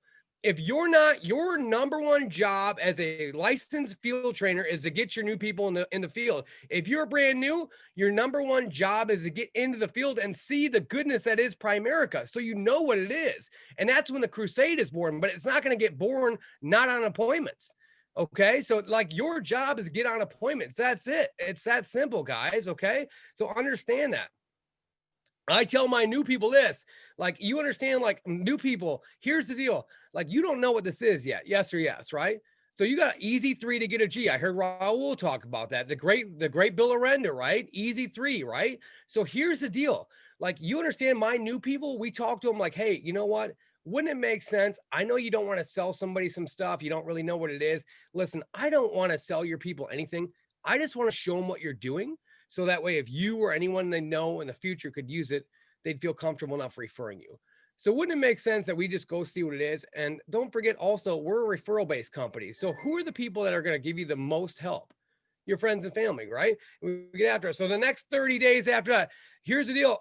55 recruits in the base. We're starting to ramp it up a little bit. Income's getting up there a little bit. Another 13 directs. Again, y'all, I guarantee you 99.9% of these appointments. Personally, you can't be afraid to get dirty as a leader and go out there and do the work. My beautiful wife, Brittany, had another amazing, beautiful baby. I mean, shoot dang, she's like the beautiful baby factory over there, right? And here's the concept for you guys. A lot of people would have said, hey, you know what? I had a baby. Let me take my foot off the gas. Let me, go do this. I like Ian said, I didn't have the baby. I mean, y'all dads out there know, right? Like, shoot dang, like, I'm not doing that much. Literally within 3 hours, we were doing a live Friday night training, Zooming, and I got right back to work. And here's the deal. My entire team's like, oh no, maybe you should take some time off. You're tired. You just had a baby. I said, I didn't have the baby, right? And you got to lead from the front, and you can't expect others to work hard for you and for your team if you're not willing to work hard for yourself. You've got to go be the grinder. You've got to go do it first. I can't stress that enough. Like, you can't lead them if you need them. Okay, guys? Like, you've got to be the one to start the spark, and that's all it takes, okay? So 60 days in, now we're getting a little bit of traction, right? 31 G's in income, 66 in premium. That's a little bit better, right? And I knew we had been talking about going 100 by 100 base shop for months. I mean, months and months and months. Another thing, as a leader, you've got to always be constantly casting the vision on your people. We've been talking about this for months. And I'm talking about, I mean, we're doing like 12 by 20, 20 by 12 numbers. I'm talking about 100 by 100, 100 by 100, 100 by 100. And I knew, how are we going to get there? Well, we popped out a bunch of premium. What do we got to focus on right now? Recruiting. Here's a tip. Again, as a leader, you leaders out there, I was on 95% of those appointments. I mean, I'm talking about 8 to 10 appointments a day, every single day. This is the Zoom time. You understand that? Like, we don't have to drive on appointments anymore. I got a gorgeous brand new pickup truck. I leased it. I got all the miles in the world. I've probably driven 15 miles in the last 5 months. There is no time better than this to collapse time frames and just get after it, guys. And look at this. Wouldn't you know it? When you're building a team, you've got to be the loudest voice in your team's lives. because the average thinking is going to come try to snatch it all away from them. They got friends and family, the naysayers, they got social media, they got all this stuff going on in the country right now, all the negative stuff out there. You've got to be in their ears constantly. And you've got to have, I told this earlier to the full-timers on Relentless, you got to have your finger on the pulse of your team.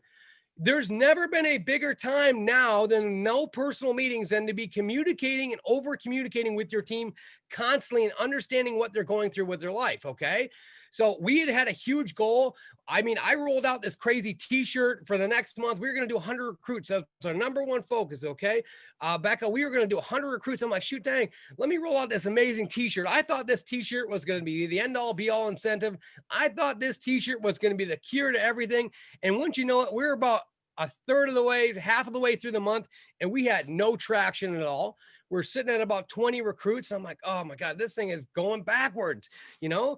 And because I had my finger on the pulse of the team, we were up late talking to some teammates and stuff like that. And it happened to come up about some ranch dressing, and we have a leadership chat, and everybody started going off how they hate ranch dressing, yada, yada, yada. And I love it. And I said, here's the deal. If you don't go get 10 recruits, you got to drink a bottle of ranch dressing. Right? And they're like, heck no. I'm like, well, you better go get you 10 recruits. Are you in? Are you in? Are you in? I said, but here's the deal. If we get 70 recruits, I'm going to get, you can dump a bucket of ranch on my head. A great coach knows when to throw the Hail Mary. You understand? Sometimes it's not about a t-shirt. Sometimes it's not about a trip. Sometimes it's not about winning $1,000. Sometimes it's not about financial freedom. Sometimes it's about just having some fun, y'all. So once you know it, this daggum team went out and did it. And here's the deal. We had 30, we were like 75 by 75 with literally 1 day left in the month. And I called to play an emergency call, 11 p.m. I called to play, and I got everybody wrapped around it, and we went hard, and this team crushed 100 by 100 that month, 57,000, 10x my income in 90 days. How bad do you want to win? How bad do you want to win? What are you prepared to do? Right? I mean, shoot dang, for 57 G's, would you not get a bucket of ranch strapped on? I mean, come on, y'all. 120 days. Why would we stop the focus then? 120 days later, $85,000 a month. Do you understand? As an executive chef, I literally didn't make that in an entire year working 70 hours a week. But let me just caution you with this, guys. Don't waste time trying to study and trying to figure out how it's all going to work. Don't think about it. Just go after it and do the work. Right? You guys have got to understand that there's never been a bigger need for Primerica than right now in this economy and what's going on with the world today. Guys, the company, the people in the world, the country needs you. Families need you. Go out there and help some people. I hope this helps some of y'all today. Back to you, Becca. Man, Andy, what an incredible message. Thank you so much for that. But you guys, you better get ready because I think we've got one of the greatest speakers, our head coach of the Warrior Hierarchy. Give it up to $300,000 earner, soon to be Senior National Sales Director, Jeff Seagrave. Hey, Becca, thank you so much for that incredible introduction. Andy, amazing job, guys. The speakers this morning have been on fire, and the best is yet to come. Guys, I want to share just a little bit about the way you should be thinking on the inside. You know, Kent Preston led a great recruiting panel earlier talking about the way that you should be thinking as a leader. And I want to make sure that we jump into that as well, because if you're brand new this morning, I need you to know that this is about you. I need you to understand that God put you here for a reason. There are lives to be impacted. It's not an accident that you got up early to be on this broadcast this morning. And Rachel and I are just so proud to represent this company, represent this great Midwest Builder School. Great, just so privileged to represent the incredible Warrior Hierarchy. And guys, I was talking to my team a little bit this week about the way that you've got to think if you're going to make it move. And I'm talking to the brand newest people right now, or maybe the people that have been here for a minute, but are ready to break out, that are ready to do what Andy just showed you. Said, look, I'm gonna make a spark today. I'm gonna make a move today. I'm gonna make a decision, a commitment deep down today that the next 90 days, the next 120 days, the next 2 years of my life are going to look different. And I was talking to my team about an example that I think is relevant to our talk this morning. You see, let's say that you had an extended relative pass away, and in their will, they left you something pretty special. It was a treasure map they'd kept hidden their entire life, and they left it specifically for you. And on that treasure map, obviously, X marks the spot, and it's the world's greatest lost treasure.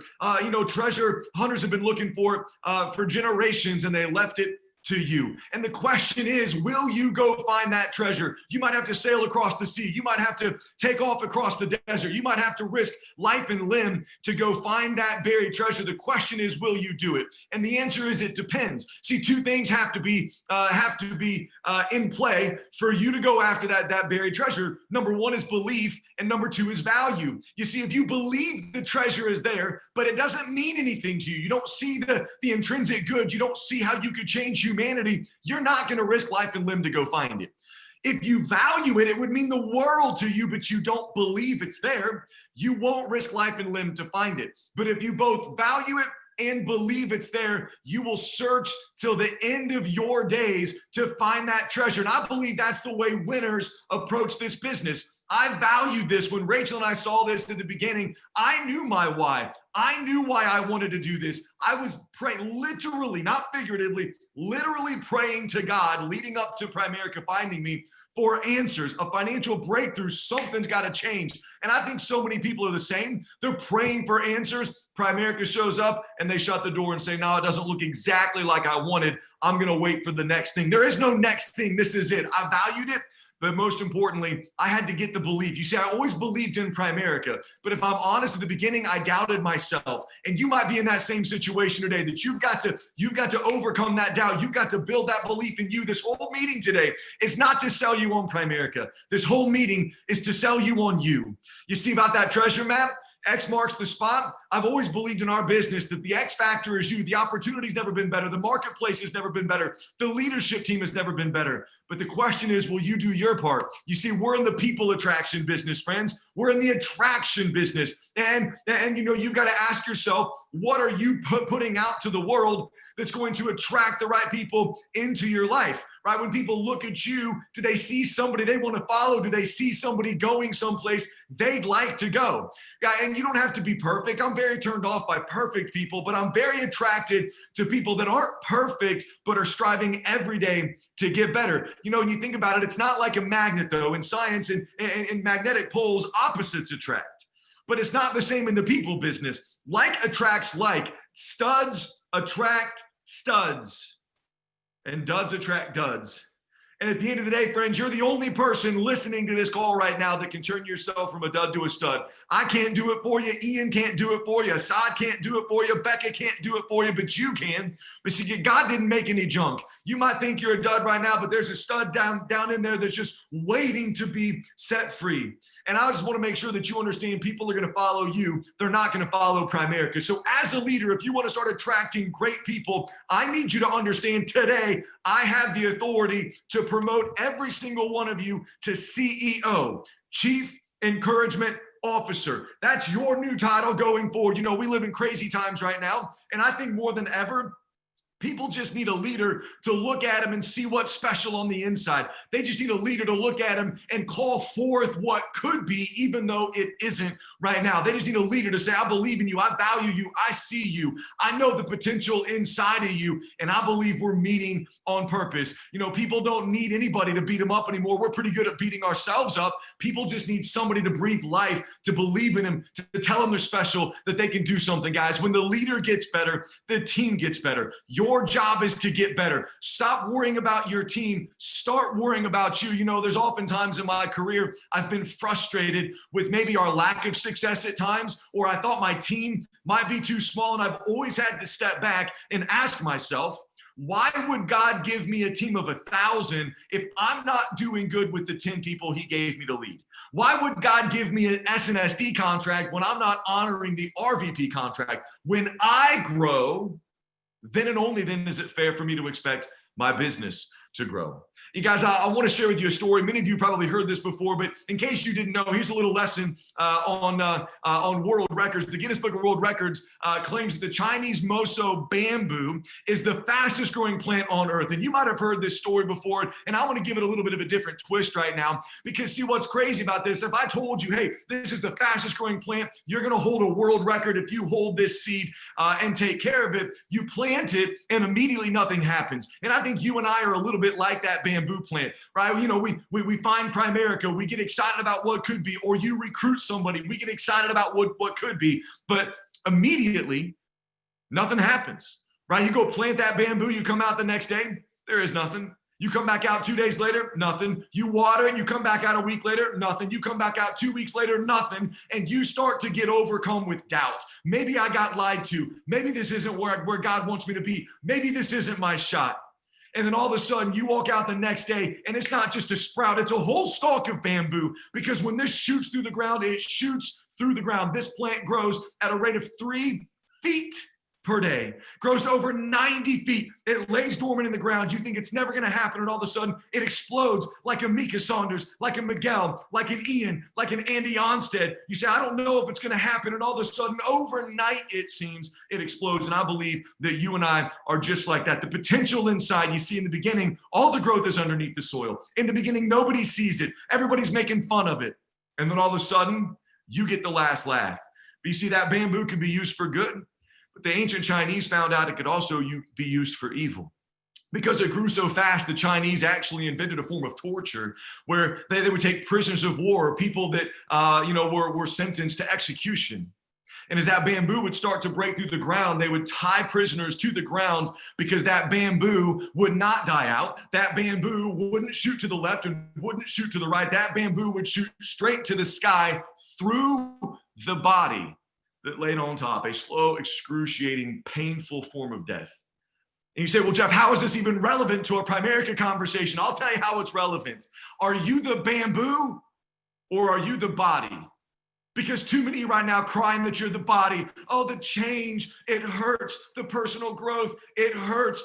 You told me it was going to be better than this or faster than this and easier than this. And I'm telling you today, you're supposed to be the bamboo. You're supposed to be the thing that sprouts to the sky. What's the body? The body is the fears that you're supposed to penetrate. The body is the self-doubt. The body is the mediocrity. The body is the haters, the poverty, the small thinking, the lack, the not enough, the quitting. Because when you become who God made you to be, fear dies. When you become who God made you to be, mediocrity falls away. When you become who you're supposed to be, small thinking, not enough, and lack goes away. And you say, well, Jeff, you don't know me. You don't know what I've been through. I don't know if there's still a future for me. You're right. I might not know you, but I know the God we serve, and he's got a pretty awesome track record. You see Noah? Noah was a drunk. Abraham was too old. Isaac was a daydreamer. Jacob was a liar. Leah was ugly. Joseph was abused. Moses stuttered. Gideon was afraid. Samson had long hair. Rahab was a prostitute. David had an affair. Elijah was suicidal. Isaiah preached naked. Jonah ran from God. Naomi was a widow. Job went bankrupt. Peter denied Christ. The disciples fell asleep while praying. Martha worried too much. Zacchaeus was too small. Paul was too religious. Timothy had an ulcer. And Lazarus was dead. What's my point? If you're not dead, God's not done. There's a reason that you're here, not just today, but there's a reason that you're in Primerica. There's a reason that you're a part of this leadership team. And I believe your future is so bright that you need sunglasses to see it. Teammates, we're so excited to be a part of this team. We believe the best is yet to come, and we believe you're here on purpose. Becca, we'll kick it back to you. Oh my gosh, Jeff, that was incredible, man. I'm just so excited about this incredible opportunity, the people that we get to become in the process. And you guys, we continue to have an incredible lineup the rest of this morning. Text your teammates and just 2 speakers. We get to hear from $1 Million earner Ian Preckner. You want to make sure every single teammate is on the call. But before we get to do that, you guys, we get to hear from an incredible panelist led by Steve Miller on how to maximize on the field training bonus. So from the great state of Ohio, give it up to $100,000 earner Steve Miller. All right. Hey, Becca, thank you so much.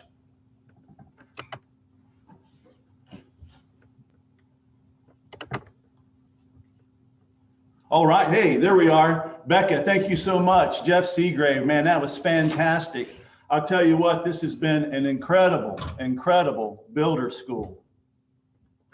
Let me just take that off here real quick. Hey, I got 4 incredible people that's going to be talking to you about the field training bonus. That would be Colby Ross, Angela Street, also Brian Bodvarka, and Gabby Vila. So the first question is going to be to Colby. Colby, so when it comes to your new recruit, how challenging is it for you to get them into the field quickly? I think when I was, thanks Steve, by the way, you know, you're my favorite guy. So when I first got into the business, I think it was difficult because what I did, and I made a common mistake as some of us field trainers out there, is I tried to take lead and do everything. I didn't incorporate the recruit into the training process. And I think that is a huge factor. Now, one of the things that I had to make a change in was making sure that up front, I let them know, hey, as we go through this process, you're going to be a part of it. I let their warm market and some of their first appointments know, hey, they're going to be a part of this. And they took responsibility. And with that responsibility, it helped to kind of get past some of those challenges. But I think the biggest challenge for me was doing all the talking, saying everything, and not really being inclusive to the new trainee. Nice. I have a follow-up question for you, Colby. How has the field training bonus helped your new recruit as far as being incentivized to pass their life test? Well, I think that it actually has been great. It wasn't what it was when I first started. I'm sure a lot of us feel that way.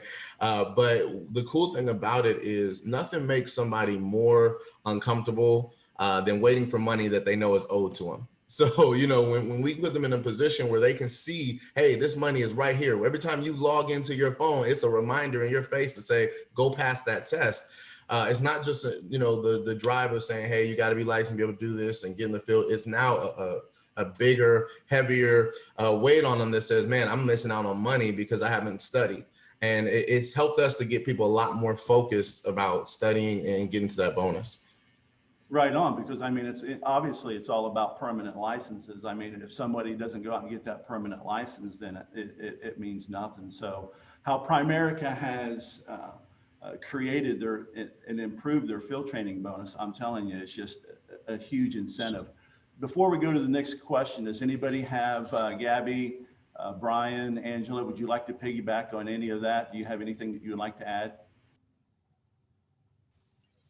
I think Colby did a great job. It's so true what he said. If there's money owed to you, you got to do what you got to do to go get it, right? So that truly has been a game changer to making people go and study and get that test right away to get that money paid out.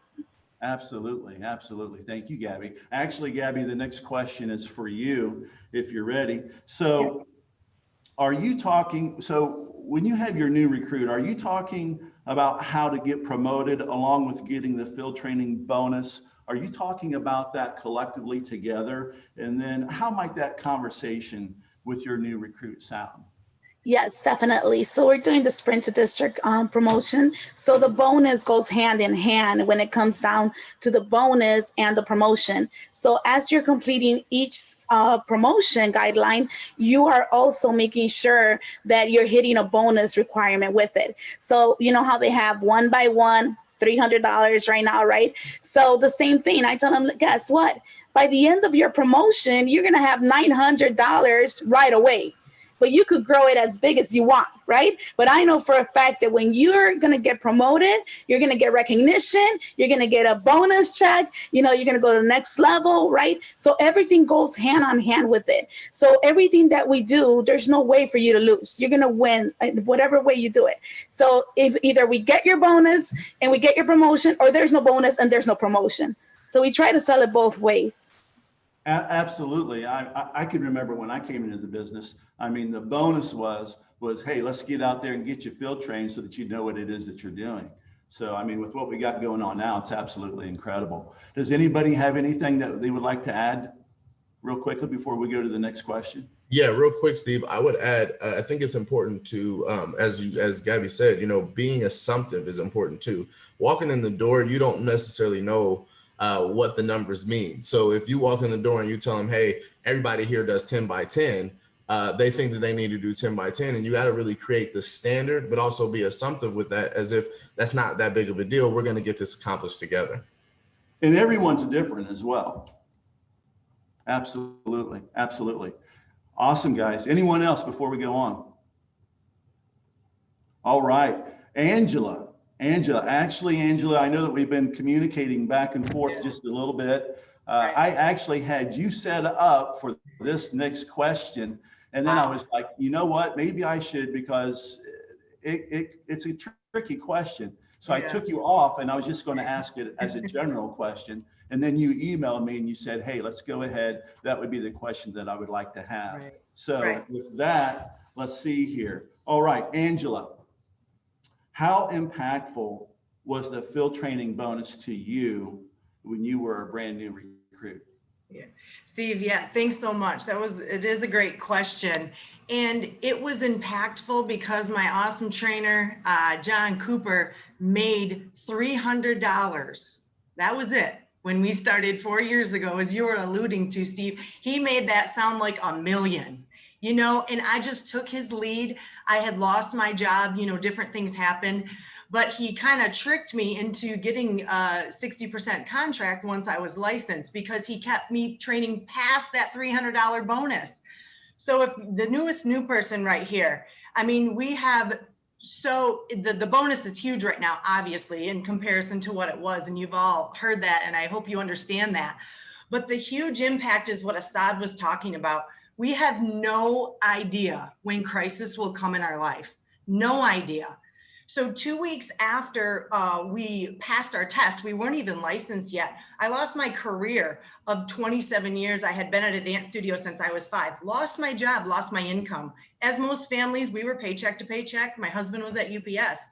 Lost my job. Immediately, once we were appointed, I just hit the road running. Of course, I kept training and learned how big of an impact this can be on our income and to families because of what we do.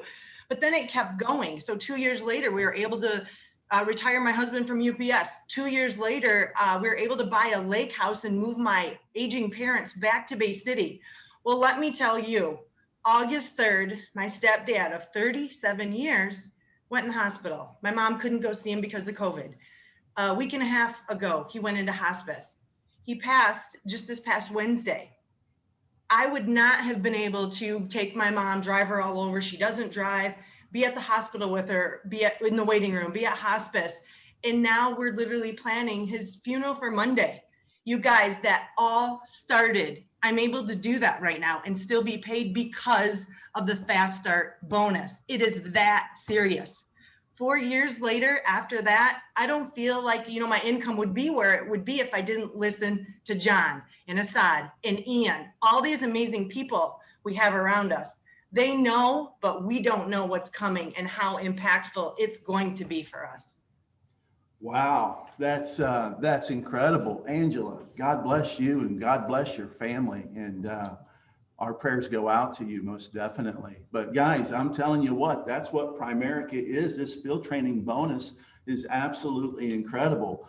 Does anyone, I don't know how you could, you know, put the icing on anything other than what Angela said, but does anyone have anything that they would like to add before we go on? All right. All right. Thank you, Angela. That was fantastic. Okay. So this next question is for Brian.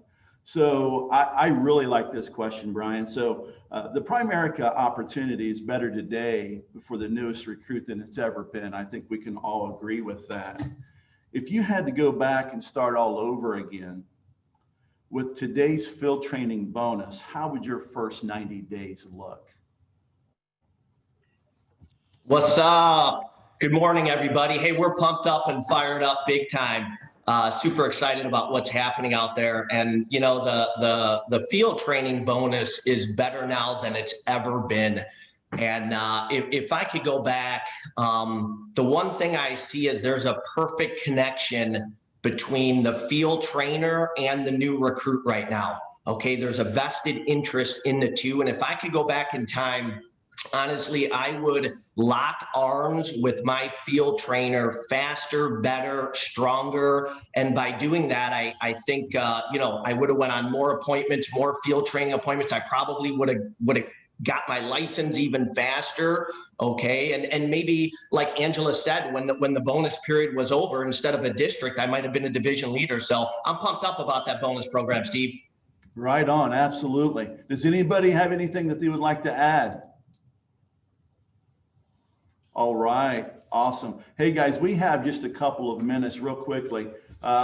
This is a general question. This is for anybody that would like to answer, but what's the biggest field training bonus that's come out of your base shop? From our base shop, it was $1,500 in 2 weeks.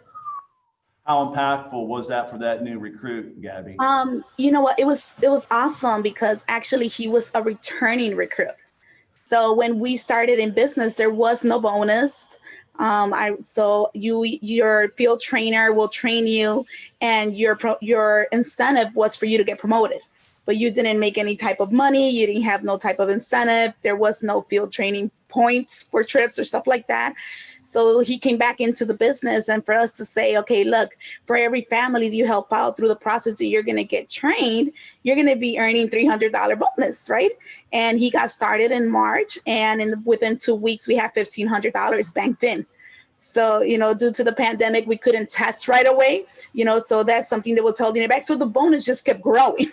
So that's one of the beautiful things about it, that it just kept growing and rolling over for the time when they were able to get licensed, something that was not there when we started in business. There was absolutely no bonus whatsoever. There was no incentive to do any of that. I don't know if anybody could relate to me, but we just fell in the crusade about what we do. And one of the things that I realized was that, you start in Primerica to make money and you stay for the crusade. So when people start in Primerica, they don't have a crusade. They start for the money. So you're able to show them how to make money right away. They're going to stay for the crusade. So that helped us out a lot. Yeah, right on. And Gabby, also, think about that $1,500 that helped your new recruit, but think about how much money you made just off of that field training yourself. That's really impactful. That's huge. We have about 2 minutes. Does anybody like to add anything on a field training bonus real quickly? Yeah, I would. Our highest was $2,150, in the middle of a pandemic. As most of you, I'm sure, could probably agree, Zoom has really enhanced what we do as a company. We're able to reach many more people. But again, on the back end, he was able to promote farther. Now he's in. So he tested 3 times to get that 2150, and guess what? He wasn't stopping. Every other day he was scheduling that test, like Gabby said, because that money was there waiting. Nice. Anyone else? Yeah, I can't top Angela's, unfortunately, but I will say this: for those of you who may be on here and you are in the process of getting that bonus, or you're still eligible for that bonus, one of the things you have to do is Brian said, lock arms with your trainer and really get after it, because if you're sitting still, you're moving backwards, right? Absolutely. So just please make sure that you get after it, guys. Absolutely. Brian, real quickly. Absolutely. Our biggest bonus, $1,300. And I think just as important as that $1,300 is, this gentleman is learning the business so he can utilize it the rest of his life, and he could teach other people, passed his test, has a team, and starting to duplicate himself. So, well, I can tell you, you guys are incredible. Every one of you, your businesses are rocking, your recruits, your premium. Obviously you're utilizing the field training bonus. So we appreciate you so much. Enjoyed talking with all of you today. So Becca, back to you, my friend. Awesome, man. Steve, thank you so much to all of the panelists. That was incredible. And you guys, I get the honor and the privilege of introducing our next $1 million earner speaker. You guys, it's so incredible that we get to hear from multiple $1 million earners on this big event. Ian Preckner is the leader of Team Relentless. His team is killing it all over the scoreboard. Here to give us some of his best wisdom. Give it up to $1 million earner, Ian Preckner. Hey, Becca. Hey, Midwest Builders School. Excited to be with you guys here this morning. I've been looking forward to this event for such a long time. And what a moment and what momentum we have. And you're at the right place at the right time, and you're the right sort of leader because you're on here. There's a lot of other things you could be doing right now. I know your time is valuable, and yet you're here investing in yourself, getting better. Because when you get better, things get better. When you think better, things get better. And so today, I hope that I can impact you in a profound way that allows you to move and to walk into the destiny that God has created for your life. The reason you're on this call this morning, and you might be brand new, you might have been here for a very long time, and you might say, what part does Primerica play in my life? And I hope to be able to share that with you through an illustration of sorts. I'm going to share something with you. Give me 1 second here. Okay, I'm going to share something with you. Okay, and I want you to ask yourself, what is this? What do you see on your screen right now? What is this? Okay, this is a cell phone. Everybody knows that. This is a cell phone.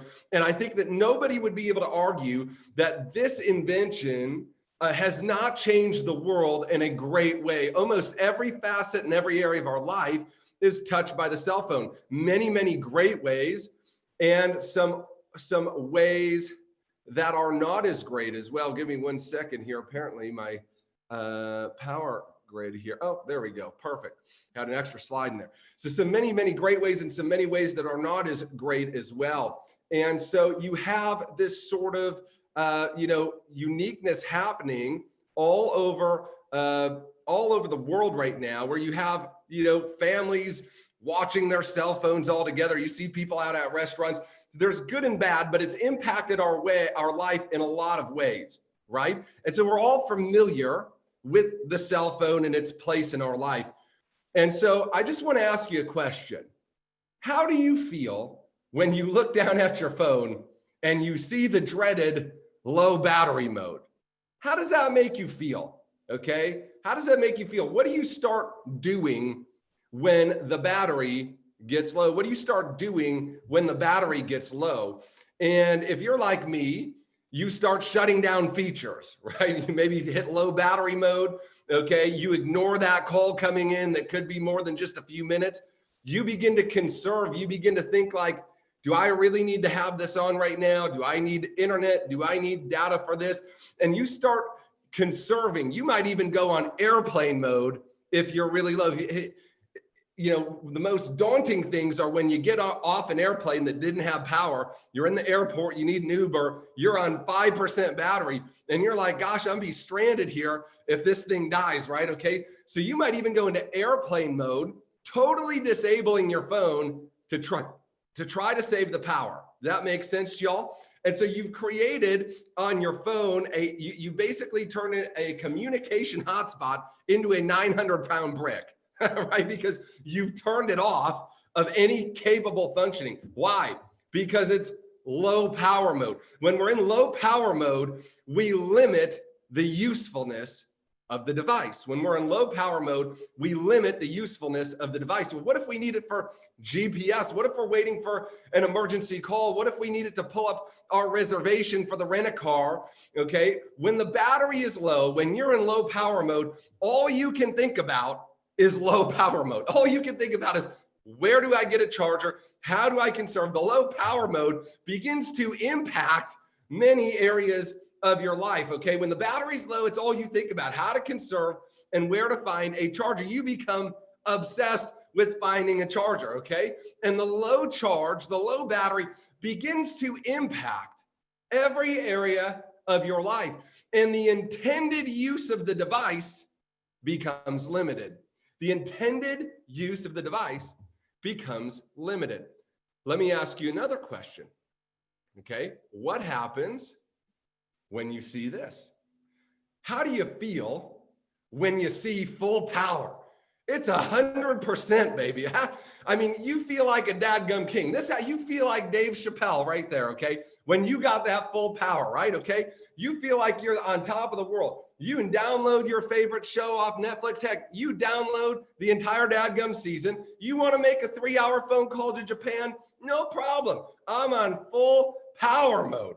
See, when you're on full power, you can live life unencumbered, okay, by the hindrances found in the low power mode, So let me ask you a question. What's better, low power or full power? What's better, low power or full power? And the answer is clearly full power. Low power stops us from being able to use our device in the way that it was meant to be used. And see, many of us today, we're living a low power life. We're living a low power lifestyle. Our life is running on reserve. You're limited. See, you know you were created with the capacity for so much more, so many more features, so many more ideas, but you can't use it because your life is running on low power. I want you to imagine this. I want you to imagine that you look down and you see the low power on your phone, but there's a problem. See, you can only charge it back up every 2 weeks.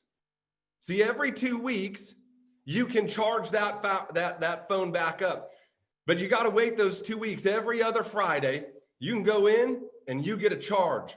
How would your life change if you could only charge up once every 2 weeks? My guess is you'd be living life in conservation mode. You wouldn't be living life to the full. You'd be holding back. You'd be rationing. You'd be trying to make ends meet between now and the next time you could get the power. But then when you go in to get the power every 2 weeks and you finally plug it in, you look down and you realize it only charges the battery to 40%. It's not enough. It's not what you really need to run optimally. It's only there to 40%. And so you get your 40% of what you need and you begin the waiting period again for another 2 weeks until you can go get that charge. Every day of your life, every choice you make, every thought, every interaction is governed by the low power mode and by the fact that you won't be able to charge it up again for another 2 weeks. What if I told you on top of that, not only did you have to wait every 2 weeks to get a charge, not only was it only 40% of what you really needed, but what if I told you that you had to work 50 or 60 or 70 hours a week, every week, in order to be able to get that charge? What if I told you that? What if I told you if you didn't work, there would be no charge, no work, no charge, no hope to ever be free? See, the charger is your job. The device is your life. And most of us are living a low power lifestyle, waiting 2 weeks for a refill that's 40% of what we really need with no end in sight.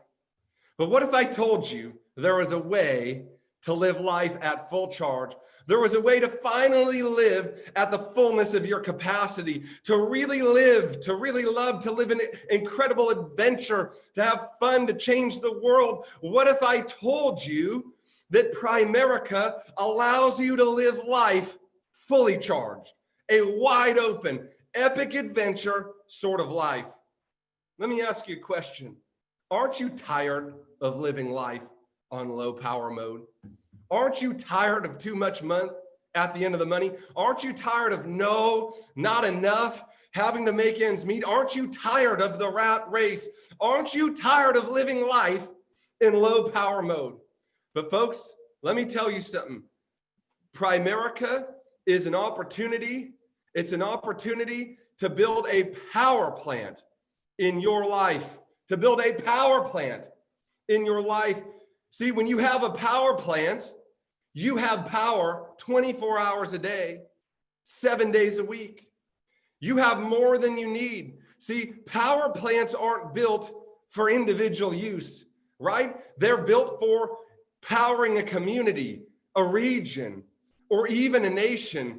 And see, Primerica is the power plant to a fully charged life. It's a power plant that gives you not only the power that you need on demand every single day, 7 days a week, but it gives you the power to empower other people's lives, to take them off a life of low power and give them the fully charged life that they've only dreamed of. See, when you build a power plant, you can begin to power other people's lives. You can begin to power other people's lives. You don't just have enough for you, but all of a sudden, everybody else's phone that's plugged into your charger begins to be fully charged, and the people you love and care about begin to live their dreams instead of experiencing their nightmares. Folks, why not live a fully powered life? Why not help others around you live a life they can only imagine? See, listen, when you build a power plant, you can begin to power other people's lives. You remove their limits. You take them off of low power mode. You give them full functionality. See, you let them live fully powered for once. And folks, this is a 3 to 5 year process. You're going to work your brains out for 3 to 5 years, constructing a power plant for which you and everybody you know will live a fully powered life for the rest of their life and the lives of the generations to come. So much power, you can give it away. There's too much to contain, and you bring people with you. And see, when you have a full power life, you don't worry about the power. You're like Dave Chappelle with the king hat. You're not worried about it. There's more power coming. See, you use the phone without worry, and it improves your life. And see, when you live a full powered life, when it comes to your finances, when it comes to control of time, when it comes to residual recurring income, folks, see, what we provide to you in Primerica is the rechargeable checking account. See, you don't have to wait in life, most of you, for 2 weeks to power up your phone. But yet you wait 2 weeks to power up your life with a paycheck. See, every night when you go to bed here, they send you a check for what was done that day. Every single day you wake up and you're recharged in your checking account. See, folks, you've got an opportunity to do something incredible here, to remove the limits that have limited you so far in your life. See, listen, so many of us have been living the low power life for so long that we don't even know what the full power life looks like. And you're here. We're introducing you to the power plant construction plan for your life. But many of you won't recognize it because you've lived in low power mode so long, you don't know what it's like. Folks, listen, it looks like this. It looks like no more, not enough. No more cutting back. No more reading the menu from right to left. No more financial struggle. No more not enough time. It looks like going to the greatest places in the world, never having to worry about money, being able to put your family first, and making memories, making a difference, and making a life. I want to invite you to join us and to live the full power lifestyle and to leave the low power life behind once and for all. Folks, it's time to leave the low power life and to live a life of destiny, to live a life of greatness, to live the life that you were born to live. Folks, you were born for this. You were born for this, not just so you could become financially independent, not just so you could be okay, not just so that you didn't have to worry anymore, but so you could set literally tens or hundreds or thousands, or in the case of Bobby Buisson, who's going to be speaking to us later, millions of lives to full power mode. Folks, what a shame it would be to go through our whole life, never have experienced the full capability of what our life was meant to be like. Folks, we got to leave that low power mode lifestyle behind, and we've got to sell out to a full power, amazing, around the world, life-changing, wake you up in the morning and keep you up at night sort of life. Folks, that's what this is. This is the pot of gold at the end of the rainbow. This is the buried treasure you've been searching for your whole life. And it's the keys to the power plant to power the lives of you and everybody you love for the next 500 years. I'm proud to be your teammate. I'm proud to be your coach. And man, let's get excited for some recognition. Nate Braley, take it away. I'm powered up and I'm charged, Coach. That was unbelievable. Let's get into some recognition, y'all. Don't go anywhere. Look at the women in Primerica, 6 through 10, honorable mention. Let's go to top 5, Sarah Fallett, Becca Steele, Amy Crocchiolo, Angela Street. You heard from her earlier, Gabby Villa.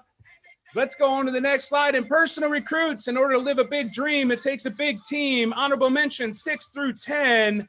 We got top 5, Daniel Verrett, Andy and Brittany Onstead, and Adam and Mashia Holly, Ronnie and Michelle Medlock, Demetra Valerio. And let's send it on over to division and below team recruits. Honorable mentions 6 through 10. Get to the top 5. Eric and Jamina Lucio, James and Danielle Jones, Jacqueline Potter, killing it, Demetra Valero, and Daniel Verrett. Let's go over to regional and senior regional team recruits, 6 through 10. Let's go to top 5. Jarrell Borden, Christopher Sheila Liu, Aaron and Matt Stavesky, Jacob Harper and Corey Seebeck, and Alexis Kirkbride. RVP and above is the place to be. Honorable mention 6 through 10 there, but top 5, Team Unstoppable, Josh and Sarah Christian, Andy and Brittany Onstead, the Bruckner Base Shop, but there's only one, number 1, Curtis and Nancy Miller out of Oklahoma. Team recruits through first. Says 6 through 10, great job, but we know top 5 is where it's at. We got number 5, Teresa Taylor and Jennifer Bocci, Assad and Lois Faraj, Emmanuel and Summer Earls. Number 2, the Bruckner Base Shop, but there's only one, Team Unstoppable. Personal licensing leading through the front, great job 6 through 10, but top 5 is Ronnie Michelle Medlock, Andy and Brittany Onstead, Francis Cola and Buidio,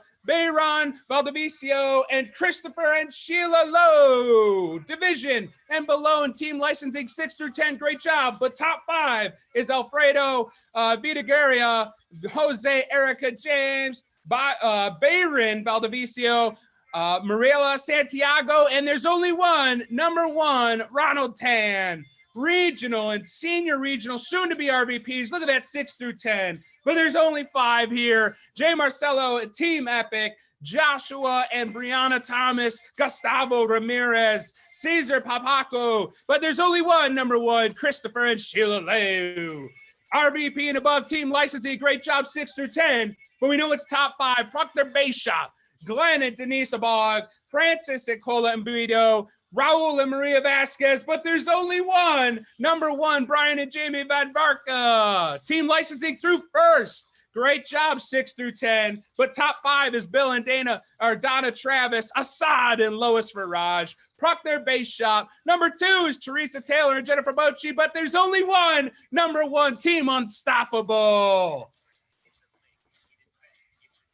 Sending it over now, taking over from the MC spot, Josh Mock, we're sending it back to you, brother. Take it away. Thank you, Nathan. Hey, we are really excited. The second half of this event is going to be full power. So that is absolutely the creed for the second half here. So we're going to get started with our first speaker, Emmanuel. He's going to tear it up and shock in all you guys.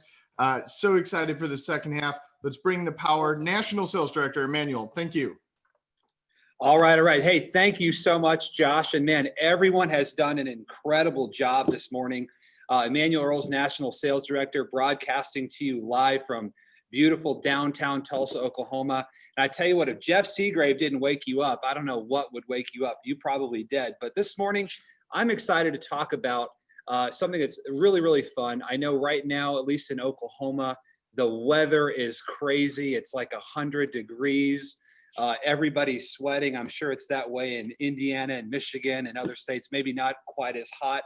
But I want to take you back. I want to take you back 17 years ago when I was just a wee young lad. And I was on a date with my soon-to-be wife, Summer. And there was this movie that came out with an actor in it that I really, really love. Maybe some of you like him as well. His name was Will Ferrell. It was a Christmas movie, and wasn't sure that was going to be my thing or not, but the movie was called Elf. And so we went on a date, and it actually was one of our first dates. We went on a date, and we saw the movie Elf in theater, and I tell you what, it was magical. And as you know, it's a story of this elf named Buddy who travels from the North Pole to Manhattan, of all places, and learns all sorts of lessons about everything from paternity to human nature. And I believe today we can learn a little bit from Buddy the Elf. And I think we're at that point in the summer where we're kind of, at least in Oklahoma, we're ready for the leaves to change and maybe some pumpkin spice lattes and eventually on into Christmas time. But the title of my talk this morning is Hey, Buddy. See, Buddy goes through Manhattan and he learns a few lessons. One of my favorite ones, he goes to Gimbel's toy store and he hears that Santa is coming. And you all know the scene. He just starts going crazy. He starts yelling, Santa, Santa. And then he finds out that the person who is Santa is not really Santa. And he says this line that's often quoted, you sit on a throne of lies and you smell like beef and cheese. And, he gets really upset at the con that this giant toy store is pulling on children. And you could see like this righteous rage. I'm not going to show the clip, but he ends up jumping on the person playing Santa Claus, pulling his beard off. And, he's just giving them a North Pole lesson. And I believe in Primerica, we need to have that fervor. See, I got a question for you. Is the crusade an inconvenience to you or an obligation for you? Is the crusade an inconvenience? Is it something that, I got to bring that up. I got to talk about, I'll remind myself. I got to bring up the crusade when I talk to people. Is the crusade inconvenient? Are you bothered by it? The past 2 weeks I've been working on a death claim, sadly. It's a guy that I went to college with. I mean, I remember reaching out to this guy on Facebook in 2014, and I wasn't particularly, excited to talk to him. He and I had some different viewpoints on things, and he was just kind of a frustrating person, right? Not the easiest person to deal with, but guess what? He had a family. He had kids, and he was somebody valuable. And I reached out to him 6 years ago, and he became a client. 6 years of increasing benefit rider increases like Asad Faraj talked about it. And we cut his, widow a check this week for a lot of money. And folks, that's the crusade. Was that inconvenient or was that an obligation? See, we got to view that as our obligation. Another part of the movie that I love is when Will Ferrell and the character Jovi, Buddy the Elf and Jovi, he has this strange warm feeling. He doesn't really know what it is. And turns out he's falling in love with Jovi. And there's one point in the movie where he busts into the office. We'll show part of it in a second here. But he gets so excited and he jumps up in the air and he goes, I'm in love, and I don't care who knows it, right? So at Primerica, guess what? We don't need any more agents in witness protection. We've got plenty of undercover Primerica agents. Would you guys agree with that? We have plenty of people that we don't know they're in Primerica, right? We have to be so excited and passionate about what we do that we're telling everybody about it. We got to get excited. I remember early on, Ian told me, he says, when are you going to come out from under the rock and tell people you're in Primerica? And I said, what do you mean? He said, nobody knows you're even doing this. You know what's interesting though? Now, 12 years full-time, national sales director, 6 RVPs, people still don't know what I do. I'll be sending Facebook messages, hey, we're looking for people, etc. And invariably the response is, cool, what do you do? We have this assumption that everybody knows what we do, especially the further along we get in Primerica. Folks, let me just help you. Nobody knows what you do. They might think they do. They may have an idea or two. They might know life insurance or recruiting or whatever the case may be, but nobody knows what you do until you sit down with them. Time to not be in witness protection. And then here's that part I was talking about. He busts in right here. They're in an important meeting here with Miles Finch, the fictional children's author. And, Buddy encounters somebody who's a little bit upset. And, he calls him a few names and, you're an angry elf and some other, words are exchanged there. And, here's my point. You're going to encounter some South Pole elves. You're going to encounter some people that maybe aren't the most excited to meet with you, right? They aren't the happiest people. I remember an encounter back a couple of years ago. This guy was just ripping me. He's like, man, you guys are ripping people off and you're doing crazy things to families. I would never be associated with you. And it's just to my face. I'm a pretty big guy. Fun fact, I have a black belt, not just a leather one, but actually an earned one. But he's saying this stuff to me in my face. I'm like, okay, but I'd learned about people skills. We've got to become an expert in people skills. And I remember saying, well, thanks for your feedback, sir. Like, tell me what we're doing. So maybe if we are doing something wrong, I'd love to learn. I'm always open to new ideas. And he said, you guys, you're selling whole life insurance and whole life is the worst product and whole life this. And I said, oh man, again, thanks for the feedback. Do you mind if I share something with you? He says, fine. And I said, well, we're actually the only company that does not sell whole life insurance. He says, oh, well, carry on then. And he became a client. Right. So you got to become an expert in people skills. I could have jumped up on the conference table, like you saw in the movie and laid some on him. Obviously wouldn't do that. Not now anyway. But anyway, you've got to become an expert in people skills. John Rockefeller said the ability to deal with people is as purchasable a commodity as sugar or coffee. And I will pay more for that ability than for any other under the sun. Right. People skills. It's absolutely important. Another thing. You know, one of my favorite scenes is towards the end in Elf, and Santa and his sleigh is crashed in Central Park, and the Central Park Rangers are on the way. They're trying to find out what happened. Is it a UFO? What's going on? And Santa and Buddy have this touching moment, and Santa explains to Buddy, the sleigh used to fly on Christmas spirit. Now they got the clausometer and all these extra things on there, and it's still barely going.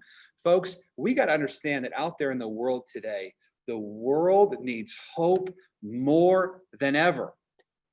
I mean, you walk in, the last time I can remember feeling this way when I was out and about was 2008, 2009. It's just this general fatalism and fear and just the world is not going to get better. You just see it on people's faces. So I got a question for you. On a scale from 1 to Bobby Buisson, how excited are you? On a scale from 1 to Bobby Buisson, how excited are you? You got to be the most excited person people know. And I'll end with this. Treat every day like Christmas. We got to get out there and get so excited every single day. We don't have a boss. We can do what we want with our time. And I've actually put up some pictures of our kids' Christmas time. And you look at on their faces. This is just a few months ago from this past Christmas, the excitement, the joy, how pumped they are at the presents they're receiving. And they're just like in shock. And there's a little picture of Ren, our baby. She doesn't even know what's going on, but I threw that one in there anyway. Fitz opening up his gift. He's so excited. Everyone's pumped. And the best present I think I got this year was this one. My daughter Ruby wrote me a handwritten storybook, and it says All About My Dad by Ruby Earls. And here's what it said. My dad works hard for me every day, even on his birthday. Big deal. My dad works hard to pay for the bills and meals. Interesting perspective. My dad works hard. He is not lazy. My dad is a good parent. He makes me eat healthy. My dad makes me have a yummy, healthy breakfast. And that was the end of the story. Folks, when I look at that, I get excited. We got to look at every day in Primerica like that. We're so pumped up. We're excited. It is a privilege and honor to share what we do with people. Back to you, Josh. Man, Emmanuel, that was unbelievable. I just had my first kid, so I see that and it rips me up. So that is fantastic, providing for the family and doing everything, that your family needs. So we're going to share really quick about the next Fast Start School. Rick's going to share a slide here. Guys, we're so excited about this event. The Midwest Builder Schools have absolutely changed me and my wife's lives and our team and people in our team's lives. You have to be on these. And guys, the next speakers, Gus and Joanna Gonzalez, these are personal friends of Lauren and I. They are unbelievable. And Rob and Whitney Cooper on October 24th, not to mention kind of our all-star cast that's always on here, like today with the Coobs and Farage, etc. So guys, there's a texting code. You need to text 484848. So 3 times straight there. You need to text MBS to that code, and you're going to be able to get in on the early bird special for the ticket pricing in the next 24 hours. So you need to jump on that right now. Just text that code number MBS, and you're going to get yourself caught up so you can get those tickets to the next event, get yourself locked in. And at that event, there's going to be 450 people live in the state of Michigan, in Detroit, being able to go to the actual event, which is so exciting to be back in person with the energy, with the heat. And then the rest will be on Zoom for those that are around the country, that kind of thing. So we're so excited about this event. Please make sure that you take advantage of the early bird special, jumping on that and getting in there as quickly as possible. So we're going to turn things over next to the absolute beast of Ohio. This guy's like Mr. Ohio. I love to hear from this guy every time he's on. Give it up for the great Doug Young. What's up, folks? Good to see everybody. How's everyone feeling? So listen, I'm excited to come to you today, just talk to you about kind of where Primerica is. Let me bring this up here.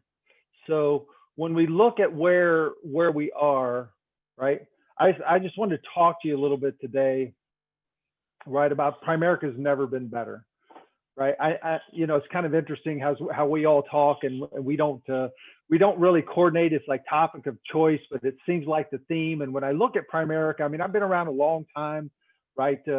Some of you know that story. I mean, I didn't do well in the beginning, right? But luckily we stayed. I mean, persistence is the lost trait, right? You got to persist.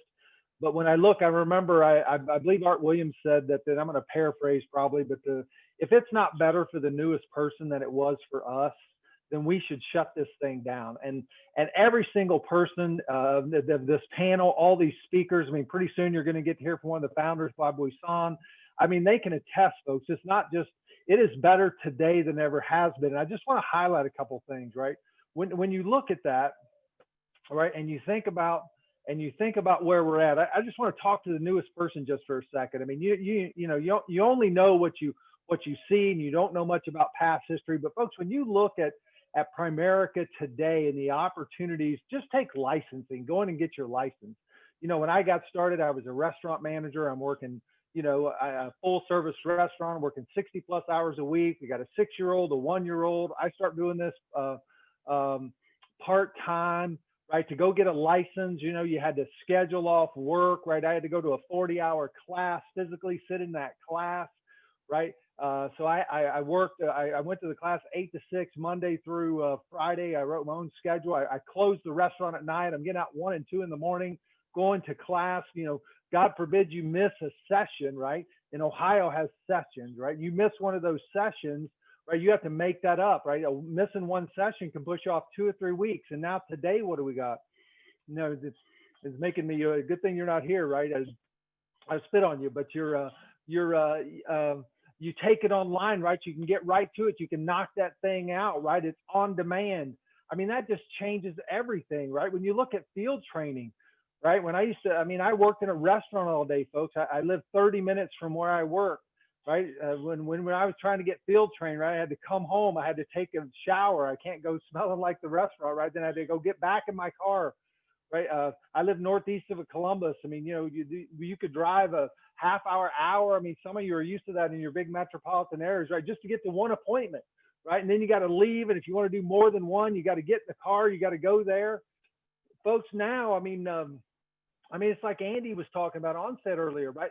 8-10 appointments a day, folks. I'm not sure I'm pretty sure in a metropolitan area, right? That would even be possible back then, right? You just didn't have it, especially part-time, but even full-time, right? Logistically, man, getting to see folks now, you can just knock it out, folks. That's better than it ever has been. I mean, that speeds up promotions, right? You can go and we always used to say, I mean, you get promoted in days to district, man. You can do it in 1 day now, right? You can knock out the division in a week, right? I mean, they hit on that field training bonus. Folks, that blows my mind. I mean, I look back when we started and getting field trained, those sales that happened back then when folks like me came on board, right? I was really young when I got started. So, I mean, you did your field training, you gave up the sales just to get trained, which I thought was the greatest thing ever. Beat the heck out of college, right?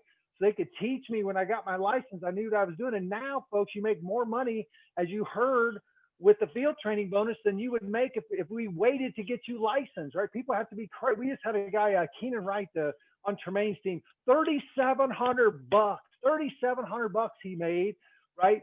Through that field training bonus. Is not just not mind blowing. That's mind blowing, right? I mean, that's better than it ever has been, right? Right. If you're below RVP, I was listening to the PFS up to the minute, and the securities Rick Williams or Miller, excuse me, in California is talking about people getting fully licensed, folks, starting part-time 28 days. We got a gentleman, Devin Sally, got life, securities, everything in 58 days, folks.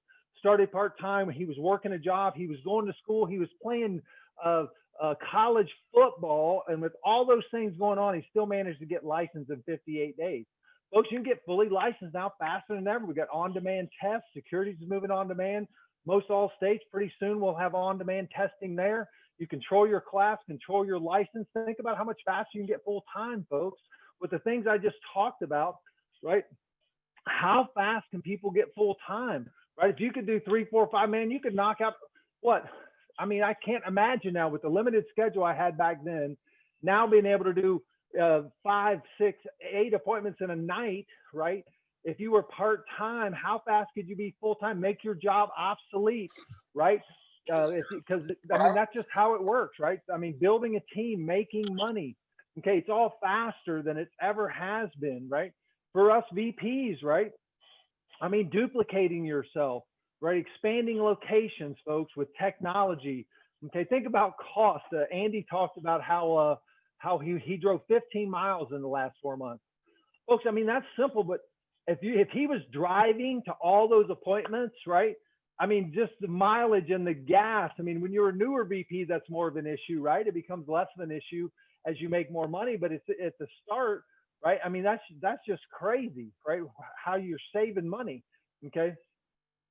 So when you look at that, you can go lean and mean. I mean, it's still about building relationships, but think about today going from ownership to $1 million, right? I mean, it's just now it could be warp speed. Okay. So listen, the game is changed for the better, right? All the stuff that we had is still here. Plus we get to add to it, you know, but don't be resistant to change. I'm going to finish with this, right? I'm a basketball fan, big wrestling fan, but college basketball, and obviously growing up in Kentucky. And I remember Denny Crum, right? When I was going to school in Kentucky, middle school, high school, Louisville came onto the scene, right? Louisville went to the Final Fours in 80, 82, 83, I think 85, 86, won 2 titles, building a dynasty, right? And Denny Crum's on the top of his game, right? And then in 1987, the 3-point rule come into play. Well, Denny Crum hated that 3-point rule, right? Didn't like it, didn't like his players shooting it, right? Totally discouraged them. And at that time, there's a guy named Rick Pitino coming on, right? 89, he gets hired at Kentucky. He embraced that, built his whole system around that. Folks, if you know anything about basketball, Denny Crum, that was the beginning of the decline because he resisted change, right? Pitino embraced it, right? Regardless of your feelings, there was just an interesting contrast in teams, right? Denny Crum was at the top of his game. They had a dynasty going, and when things changed, he didn't adapt. Folks, when things change, you got to adapt, right? The future has never looked better. Folks, you got people going from start to $1 million in 72 months. That blows my mind what Mika has done, right? I mean, Miguel was the fastest in Mika. So listen, play this game as fast as you can. Get good at it. Let's go win, right? This next wave, this new wave of leaders coming. What's going to happen in this next decade is going to blow our minds. I'll turn it back over to Becca. See you guys at the top.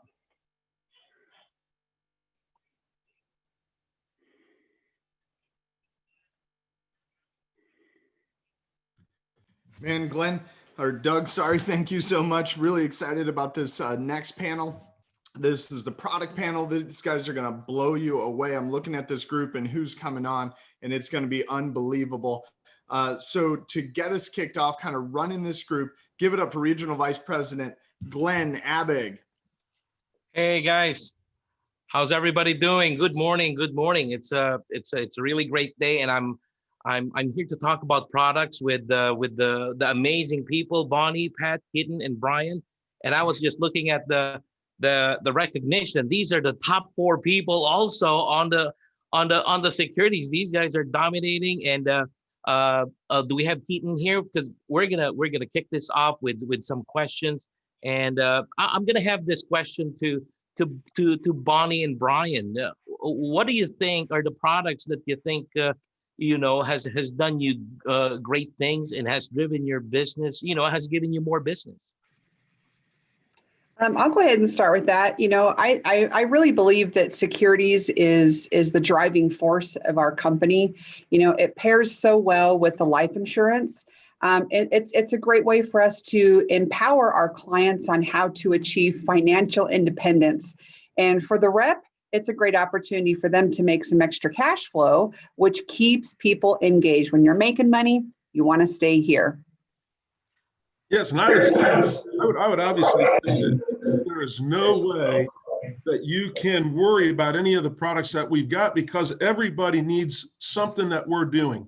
There's never a way that we can't help everyone in our business. So I've never met anybody I couldn't help. I've never had anybody complain they had too much money.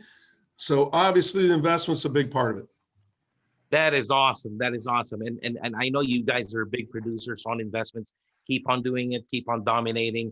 And as for you, Pat and Keaton, have you found any of the products that we offer as great openers to the business for recruiting and for other things that can make people move? I think as far as openers for me, at least, is the financial needs analysis. I know that's not a product, but the whole law of reciprocation, when we serve a family, they feel in a way kind of obligated to, partake in what we have to offer. So I feel like just leading from the front with the financial needs analysis has been what I found success with. Awesome. And Glenn, what I would say is all of the openers work, right? The opener for us that works at the kitchen table is Primerica Legal Protection Plan. I would say the reason it works so well for us is Primerica Legal Protection Program, which allows us to get the wills, living wills, power of attorneys done so effectively. So it's a bridge to more serious conversations. So we use that as an opener. That is great. And if you're for those of you here, I know you're getting all these emails also from Mark Noonan that they're doing tours of PLPP. So thank you so much for that, Keaton.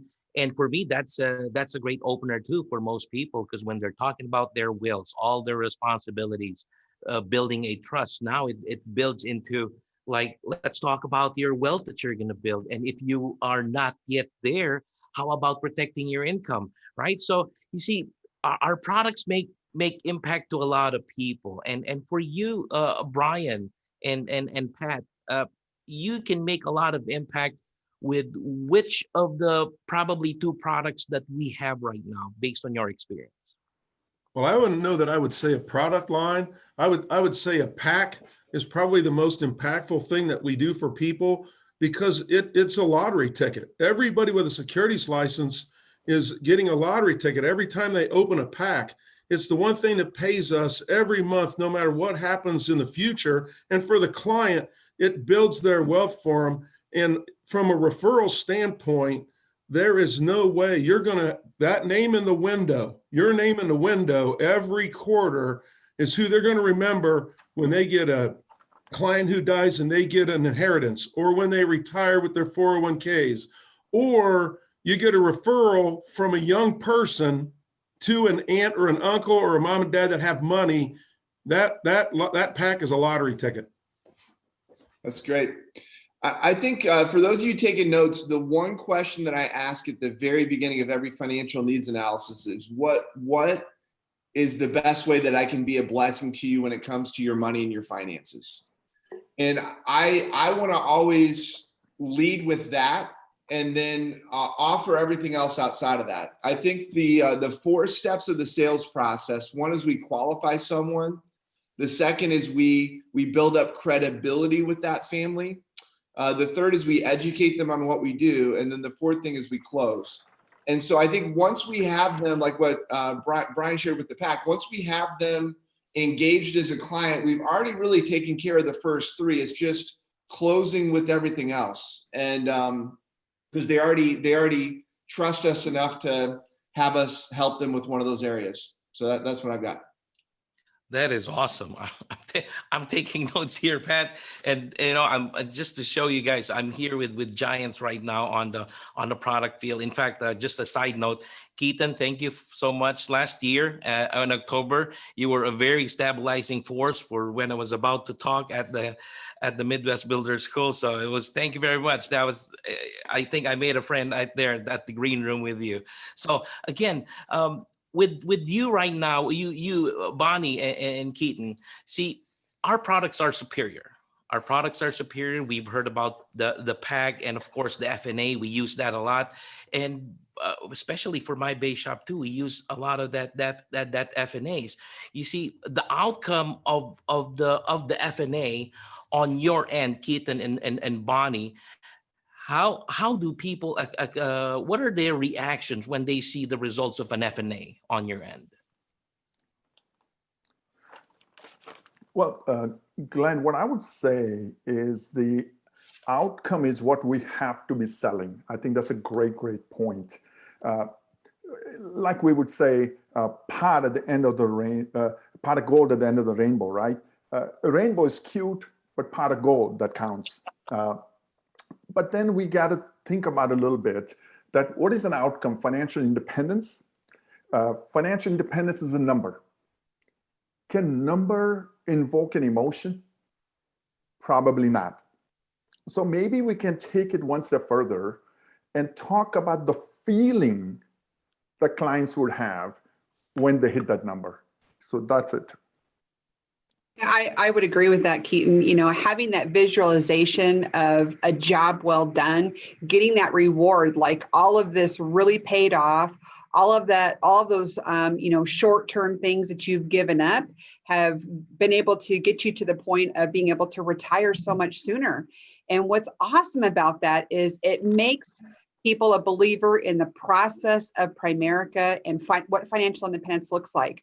And it's an amazing referral source when they say the plan worked, you know, I retired sooner than I thought I would. And man, what would life look like had I not been introduced to somebody in Primerica? That's really our vantage point for that. That is awesome. Thank you so much for those insights. Now, I think this is for everybody that I wanna ask you. I mean, for us doing our business, we get a lot of trainings from our company, and Primerica is great about those trainings. We always have those trainings. We always have those meetings. Now, if we were just to think back, what would you think would almost all of the base shops would need training more of, just on your opinion? This question is for everybody. Keaton, you want to go start? I would say all of the above, obviously, right? Everything we have in the menu, and we do a great job as a company, brilliant job, as a matter of fact. One thing I can speak for ourselves, and from what I observe out there, is training within investments on a monthly systematic investments. Systematic investments is the ultimate number that gets people to financial independence. I would say that's the one. I would have to agree with that. I think, you know, the investment field is very underutilized in our sales force, just because people don't feel like they have enough information with it, right? So just very simply, you know, going back and doing the follow-up with clients is huge, right?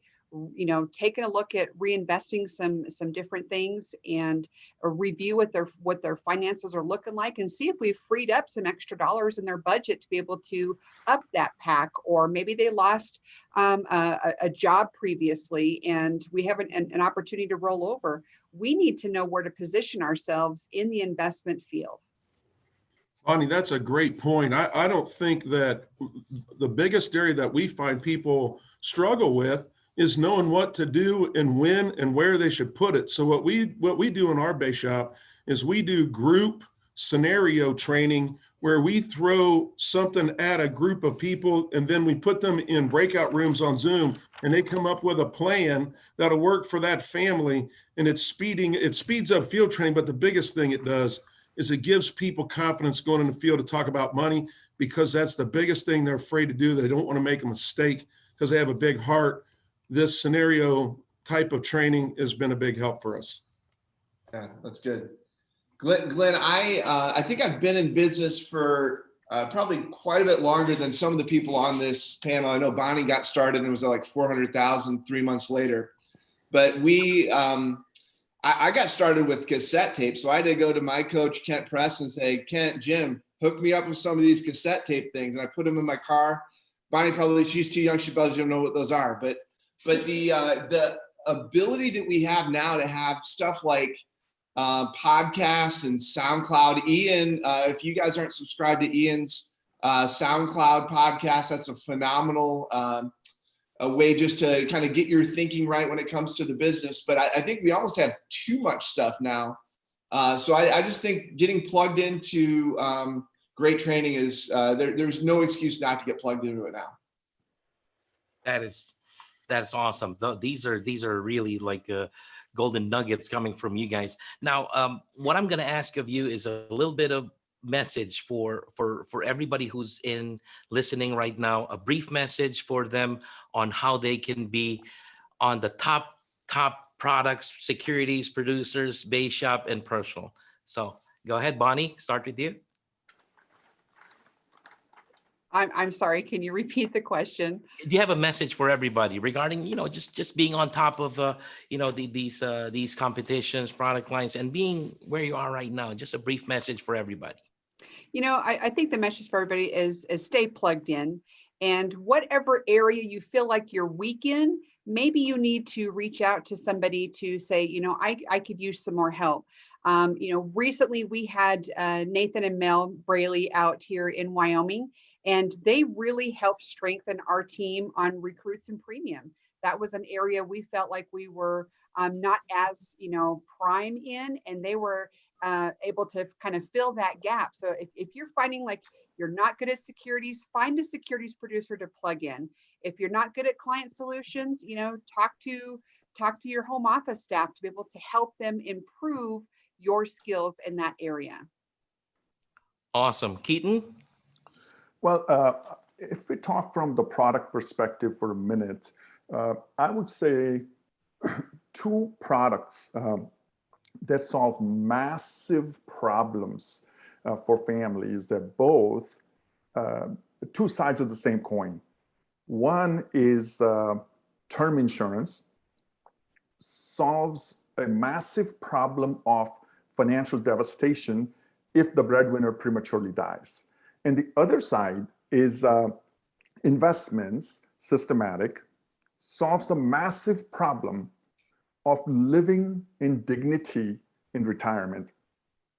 So if we make this as a foundation and build everything around it, it's a win-win for clients, for field, and the company. Back to you.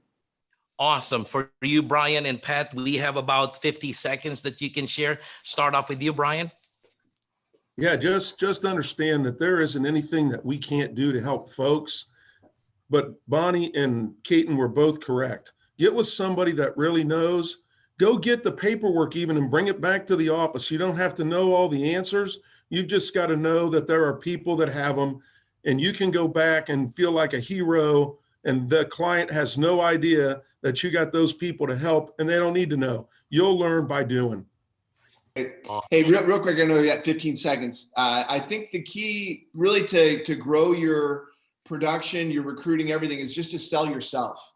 Because the reality is most people are dealing with their 401ks with a 1-800 number, right? And I call Fidelity and I'm on hold for 13 minutes and 33 seconds before we get a live person. And then I take their phone and I punch in my number and hit send, and I pick it up in 3 seconds, So that's, I think the biggest thing we can sell is ourselves. Thanks. Awesome. This is an amazing panel. Thank you very much. Back to you, Josh. Man, what a panel that was. That was like a clinic in and of itself. Just that panel, unbelievable. So really excited about this next speaker. This guy I gotten to know over the last couple of years. Him and his wife run such an unbelievable business in the great state of Wisconsin. Give it up for my man, Jim Martinson.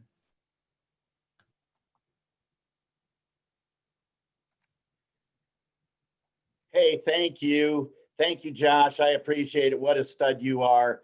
I appreciate this panel that just got done speaking. What a great panel. That was awesome.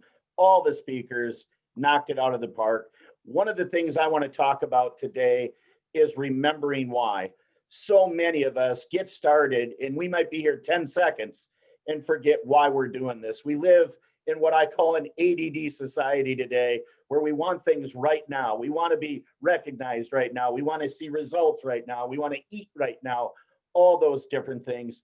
I want us to remember why. So I'm going to fly through some ideas and thoughts as I was getting ready. What can I share with you guys today? Let's remember why we're here. Look, first, all of us started for a different reason here. Every single one of us started for a different reason. But why now? And let's remember why. Here's some reasons that I think will be very helpful to everyone. Number one, you have full control over your destiny here. Full control. Isn't that what we've always dreamed of? You call the shots and nobody will get in the way of your vision. Two, we're innovators. Think of all the new technology and ideas that have come to life here just over the last couple of months and really come to life. It's not that they weren't here. but they weren't being used. You are part of a big family. This isn't just about our own families.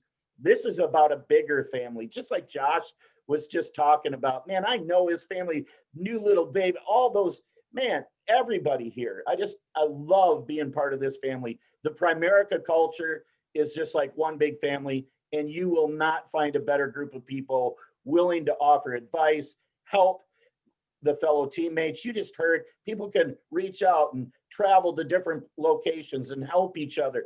That is unique in business. You just don't find that anywhere else. You control who represents your brand. We are part of Team Tenacious. We have our own brand. The team you recruit and surround yourself with plays a major role in your success. You get to assemble a team of like-minded individuals that share your same drive and passion. This place provides a rush that is hard to duplicate, guys. There's no greater shot of adrenaline than the one that you receive after reaching a goal here, knowing that you worked extremely hard to get there. Man, we got to be reminded of these whys. You get the chance to serve as a role model for people. As a leader here, people get to look up to you. You can be a role model for your family, for friends, for other agents in your own community. You're never going to be bored here. Never. There's always something to do or learn, and you're more than likely always going to have a mile-long to-do list. Every day presents new challenges and opportunities, and I know a lot of people that are just working their 9 to 5. Freedom to travel. Wow. Modern technology, remote work, and the internet really now more than ever allow us the chance to have freedom to travel while still running our business. I know during COVID, we spent a couple of months in Florida with a private pool in our backyard, running our business from there. What an opportunity. We get the chance to see the world while creating our amazing business. There's no age barrier here. We have people starting from all ages, from 18 to 90. Only you determine where you take it. The satisfaction of saying that you're a business owner. Look, it's a great feeling to step back and say, I'm proud that I'm building, to say that this is my company and I'm building my own business, and you get to keep your head up. Man, it's fantastic to be part of that. No blame game. As an agent with Primerica, there's no finger pointing when something goes wrong. Knowing every decision that I make daily directly impacts my business is the best kind of motivation. We all are hard enough on ourselves. So guess what? We don't need someone else blaming us. I love that I'm the one that gets to look back in the mirror at the boss of my life every day. I get to spend more time with my family. We have a 10-year-old Down syndrome boy. We have 2 older kids as well. I get the chance to invest more time with my kids, and I get to adjust their schedules and our schedules so that they can attend school and all the weird things that are going on right now. You get out of this what you put into it. Isn't that what we always wanted, to really get paid what we're worth? If you're willing to work harder than anyone else, guess what? You're going to get rewarded accordingly. We got opportunities for family members. Look at this. Many will say that mixing family and business partnerships is a bad idea. Not here. We encourage it. Guys, that's incredible. We got the opportunity to give back. So many of us give back of our time, our energy, our money to our communities. Running your Primerica business gives you the opportunity to support local charity events, local schools, nonprofits. Being able to make a difference in your community is absolutely awesome. Get the chance to get healthier. A flexible schedule allows you to create a fitness routine and stick to it. I love Ian's messages. Usually almost every morning he's on the treadmill. Isn't that awesome? He wouldn't be able to get to do that at a job. Wow. You get to craft a life that's perfect for you. You get to really enjoy your hobbies. If you do the work and give 100% when you're in work mode, your free time can be spent doing the things you love. You see, you get to contribute to society. You directly impact society by introducing our opportunity and services. Think about that. Think about, just taxes. We got more people paying taxes when we create new business owners, right? New agents in our communities. This will be one of the biggest challenges you'll ever face. Leading a business and team members on a growth path is a huge challenge. The obstacles you face along the way will provide you with experience you ain't gonna find anywhere else. No hamster wheel here. Imagine doing the same thing every day for as long as you work. I know I could never do that. Thankfully, as an agent at Primerica, you don't have to worry about that. The ability to pivot. Wow. Think about how many businesses just recently died because of the virus. How many jobs were lost? With the leadership here, we simply pivoted and adjusted, and we're experiencing explosive growth. I call it anchored to the rock, but geared to the times. The rock is the mission, the crusade, what we stand for. But we got to change with the times. Guys, the way we reach people has changed, and we've pivoted. And we get the chance to do that in our business. You get to work with brilliant minds. Man, I don't even want to start naming names. When I look at the panel here and everybody that's on the speakers list today, they're brilliant. They just really are. In fact, what's interesting is they might not be brilliant from an educational standpoint, but they're brilliant when it comes to people. As an agent with us, you'll connect with extremely gifted people from all over North America. You get to create a legacy.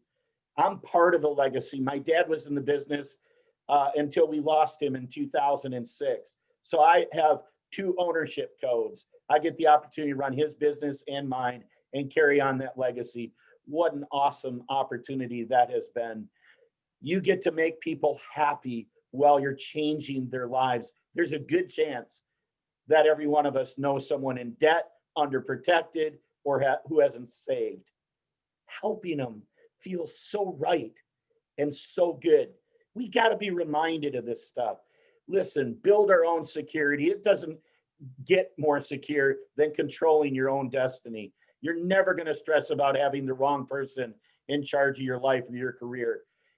You get to constantly learn.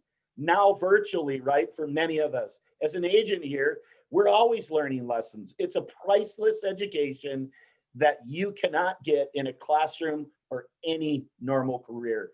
We eliminate downsizing or layoff fears. Why? Businesses make cuts and layoff of employees daily. That's extremely successful. But when you become one of us, that fear and that entity does not exist. Look, bad days could always be worse, right? I like to say that a bad day here as an agent is better than a good day working for anyone else. Listen, no degrees or pieces of paper to stand in your way. For me, that was a big deal. You don't have to have a degree from an Ivy League school to work with us. In fact, many of the most successful people here have dropped out of college or never even attended. You get to become a provider. Look at all these things that we get to do and wake up to every day. As an agent and a builder here, you're going to become a provider for so many people. Your agents are going to depend on your leadership and your decision-making, as it'll directly impact their livelihood and well-being. You get to experience personal growth. Isn't it a great feeling when you look back and see how much you've grown as a person? Most of the time, the success of an individual here is related to personal growth. Last 2 slides here, guys. Endless life experiences. You get to travel to new places, interact with different people all the time. What some might see as just a business conference today or a Zoom meeting, you and I get to see as an opportunity to learn and grow and meet people that we would have never met. And lastly, we give you the opportunity to dream big. No goal is too big here, guys. No goal is too big. Let's go after it. Let's become the people that God made us to be. Back to you, Josh. Jim, what a slide. 30 some points on how Primerica is crushing it. That was just unbelievable. So we're going to move on. We're going into another panel, but now we're going to go into a partnership panel. Partnership in Primerica is so important.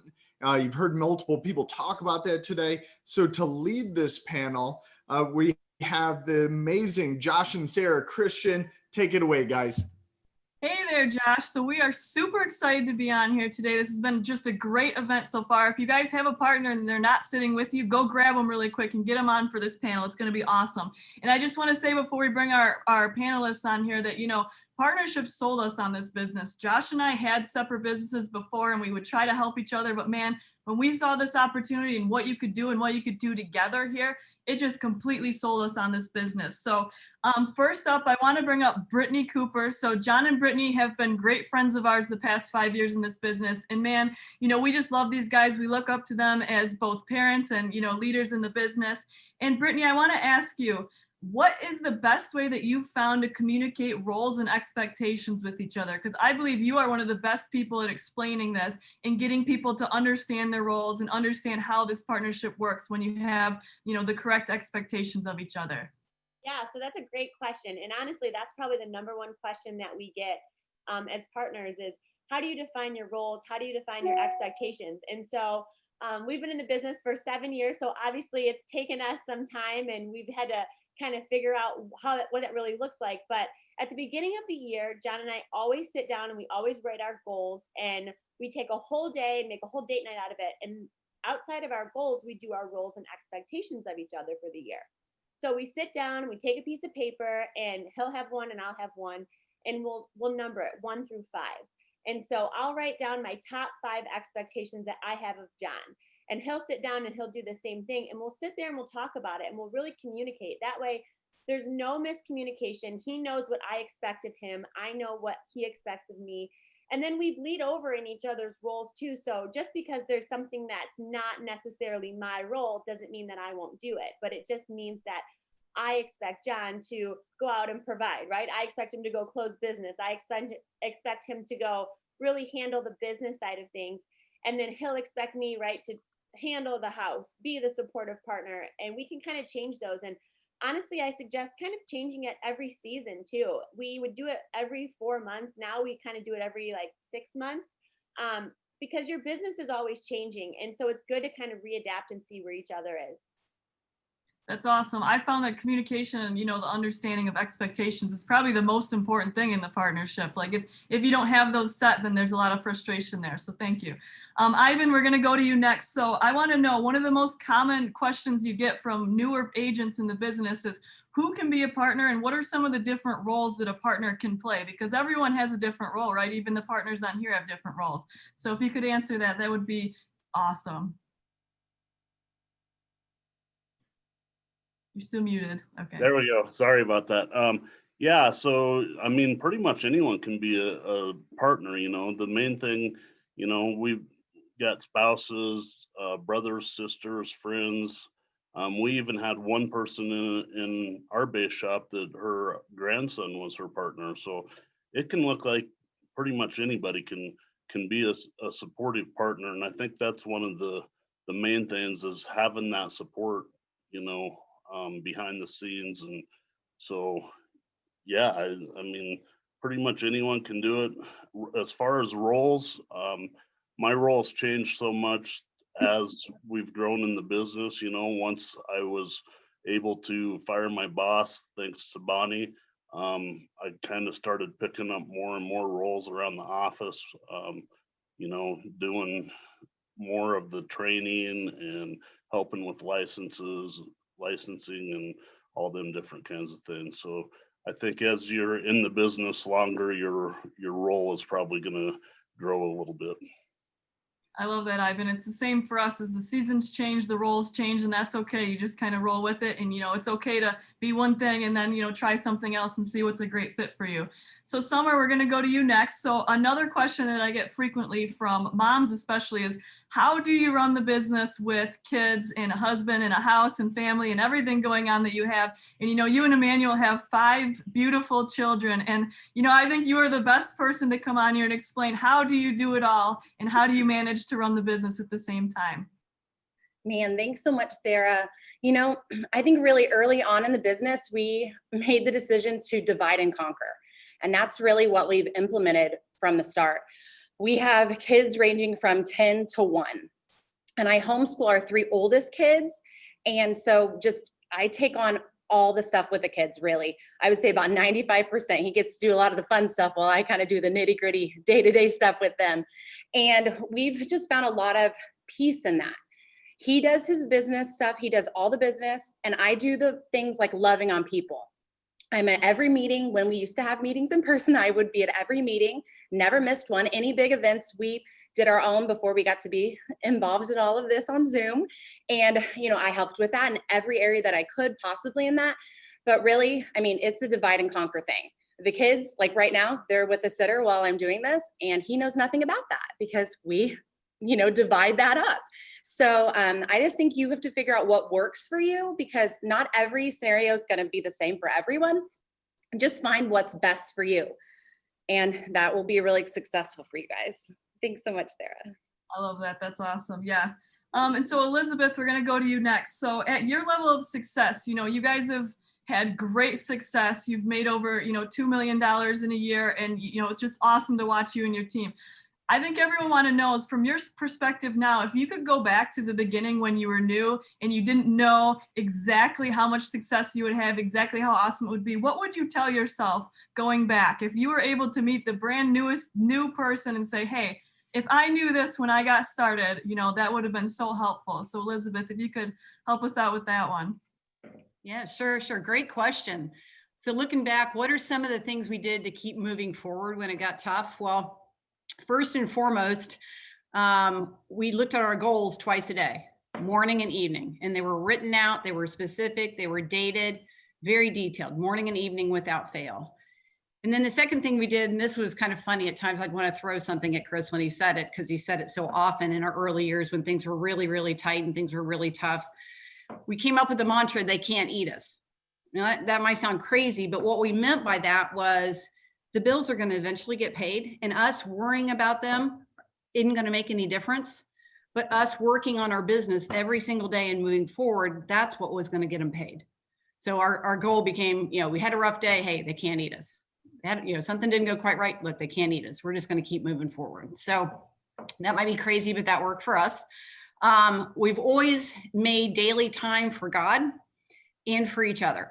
So we've been married 31 years, and that hasn't changed no matter how tough the times were, how rough it was. Not a lot of times, and even now, often we'll sit together at 5:30 or 6 o'clock in the morning because we're just morning people, and that just works for us. So also our weekly dates remained a priority. We every single week, when the kids were in school, our dates were on Wednesdays from 12 to 3. That way we didn't have to get a sitter.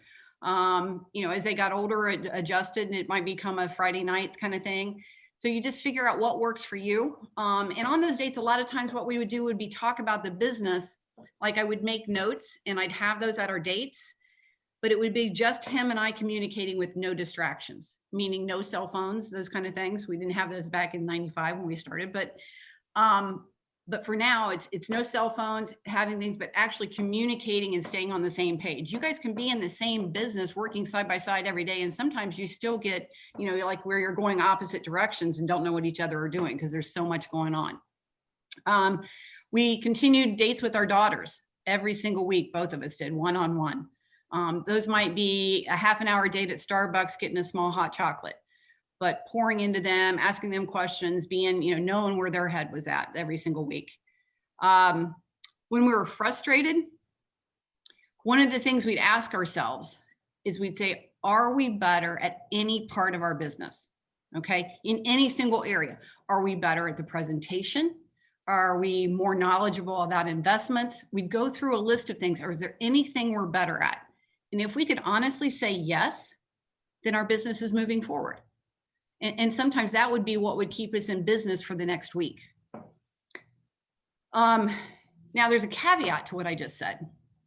If you're not working, if you're not prospecting, if you're not meeting with clients, if you're not doing the things you need to do that you know you need to do to build this business, then you're not going to have a good outcome at the end.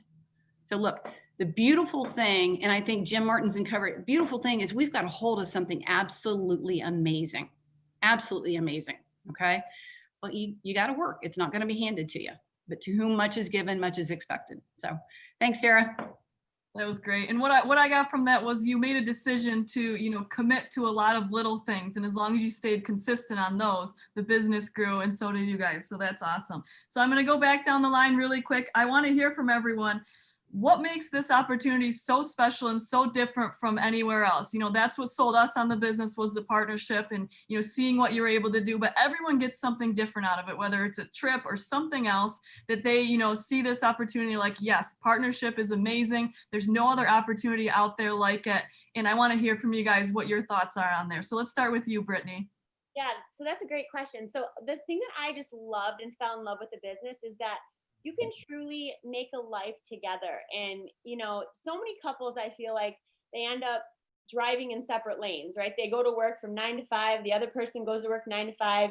You get the kids home from school. You see your kids for a few hours, and then you go to bed and do it all over again. And so with Primerica, to be able to really grow together and grow in business, grow in leadership, raise our children together, everything we could do, we realized could be centered around our family. And so we wanted to be so intentional with how we raised our children and how we parented. And we realized that with Primerica, we not only can be intentional with those things, but we can really center our lives around that. And so, you know, we have friends that work in corporate America. They go to retire and they look at the person they've been married to for 30, 40, 50 years, and they don't even know who they are anymore. And, you know, with Primerica, you are your spouse's best friend. You get to spend every day with them. And people tell me all the time, I don't know how you could work with your spouse. I'm like, that's all we know. And we love working together because we know what our strengths and our weaknesses are. I know where I can pick up where John's weaker, and he knows where he can pick up when I'm not as strong. So those are one of the few things that just totally made us fall in love, is just building a life together. Yes, I agree. It's awesome to be together all day, every day. You can drive each other nuts and have fun at the same time. Yep. So Ivan, what was it about this business that sold you? I think a lot of it was like family time, you know, being able to go on the trips and stuff and take our kids on pretty much all of them. You know, now they're getting a little more picky on the trips that they go on. If it's not tropical, then they're probably not going to go. But you know, just having that family time together. And we always told our girls, you know, the time together may not be as much, but it's more about quality time than quantity of time. So I think that's one of the big things for me. And then just like y'all have said, just being able to work side by side with Bonnie now since she got me retired has been amazing. So that's awesome. Thank you. So we're running low on time. We're going to go quick. So Summer, what is it about this business that sold you? Man, the thing that pretty much sold me, there's no business that you can go after promotions together.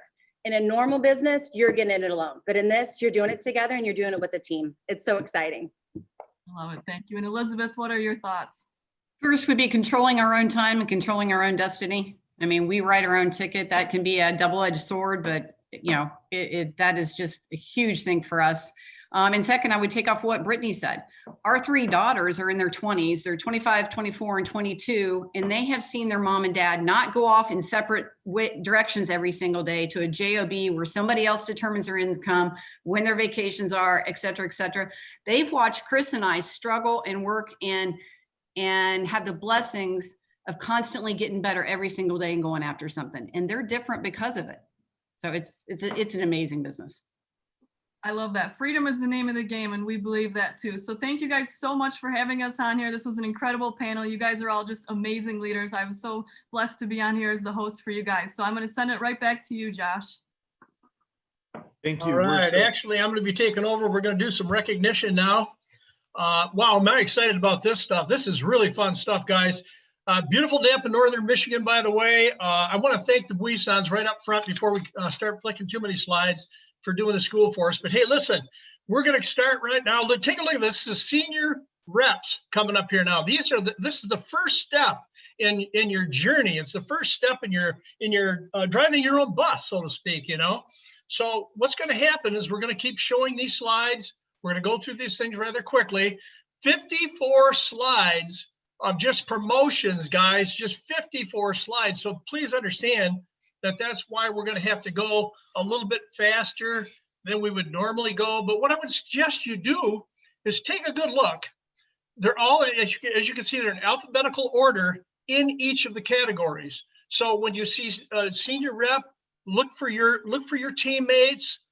We'd love to give you a hug. This is a weird way to do things because normally what we're doing is we're giving you guys all a great big hug and all that kind of stuff and so on and so forth. And so, you know, that's just the way as COVID, that's what we have to do, guys.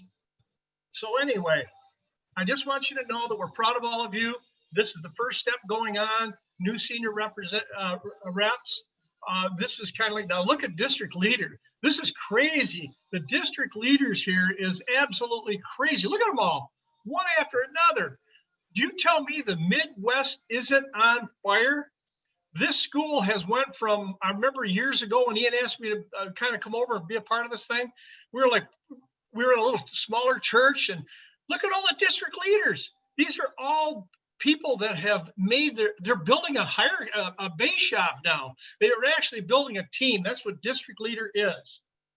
So cool stuff, man. Here's division leaders. This is the next step, guys, before you're going to become your pre-RVP program. So new division leaders, congratulations to all of you. I see some names on there I recognize. I see some names I don't recognize. But it's wonderful stuff. Look at the new senior regionals. Now we're going to regional vice president. Oh no, senior regionals. Take a look at these things. These are people positioning themselves to become regional vice presidents.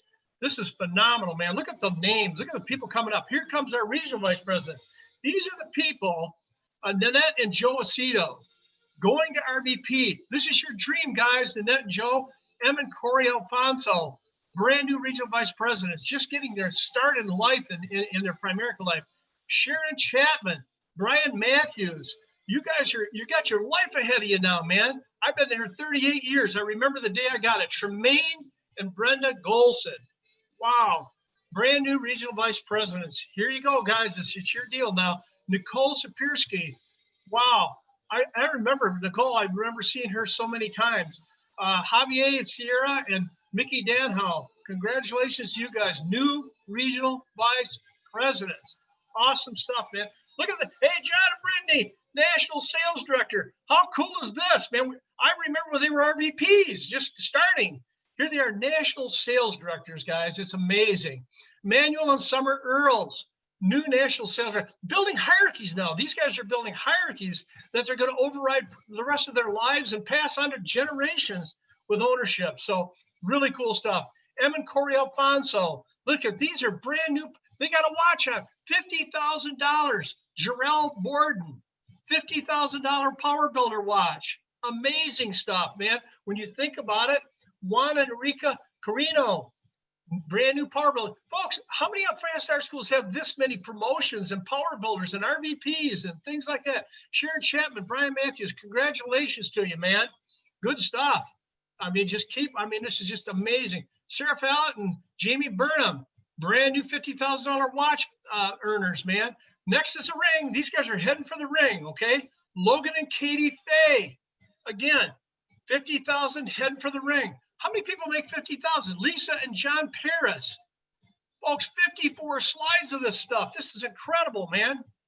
So Nicole, hey, Nicole, guess what? RVP, 50,000. Next is going to be the ring. We're all heading into hey, look, Karen and Mike Stridle. These are people of mine on the Rhino team. Congratulations to Karen. Awesome gal. Started part-time, rolling on. Amy Krakatola, man. Amy, I remember seeing you so many times. Here you go, girl. You got a ring on now. It's amazing. Danny and Ashley Emer, $100,000 ring. How many people make $100,000 in the United States, man? Brian and Jamie Bodverica. Unbelievable, man. Ring after ring. Look at this. Glenn and Denise Abone. $200,000. They got a diamond, probably a third diamond by the end of the year. I don't know. Who knows? Who knows in this deal, right? Pat and Jill Moore, second diamond. Unbelievable, guys. Just unbelievable. And Andy and Brittany Onstead, you guys have been such a wonderful, wonderful leadership for our whole operation in Midwest. 200,000. Brian and Jeanette Stark, 200,000. Second diamonds. These are second diamonds, folks. 300,000. John and Brittany Cooper, 300,000. We want to get them up here. This COVID thing has messed us up. We're gonna get them up here. Teresa Taylor, Jennifer Baki. Listen to this, man. 800,000, Teresa. That's amazing. You're such an inspiration to all of us. We love you to death, man. Ian and Jessica, another diamond, man. They just keep coming if you build a hierarchy. Wonderful. These are our leaders here, right? These guys are our leaders here. So, man, give them a hand for sure. And then Team Unstoppable. You will not find any givers bigger than the Coobs. Never in your entire life will you ever find people that give more than the Coobs. They're just awesome people. Another diamond for the Coobs. Now, here we go with second runner-up tickets. Second runner-up tickets sold, Glenn and Dace Above. Congratulations, you guys. Second runner-up on most tickets sold. First runner-up, most tickets sold. I know Jeff and Rachel aren't happy with this first runner-up stuff, man. They're coming after us for the October, whoever's number one here. There it is, Jim and Julie Martinson. By the way, Jim, you did a great job, buddy. Awesome stuff. Colby and Jania Ross, second runner-up below our MVP. Now, hey, that's rare air, and that's still really cool, guys. First runner-up, Christopher and Sheila Leo. Okay, now you take a look at that. First runner-up. These are the people that are going to be running for October for our school. Big time stuff, man. And below our MVP is Jarrell Borden. Congratulations, Jarrell. Way to go, big fella. That's a good thing, man. Beautiful stuff. Absolutely beautiful. So those are our MVPs. Second runner-up, RVP and above, Curtis and Nancy Miller. Second runner-up. Now, this is big stuff, folks. RVP and above, that's rare air. Andy and Brittany Onstead, first runner-ups. Andy and Brittany, you guys are awesome, man. What leaders you are. You inspire us unbelievably. Congratulations to your first runner-up. And obviously, RVP and above, there's our leaders again. The Proctor Bay Shop has been a standard.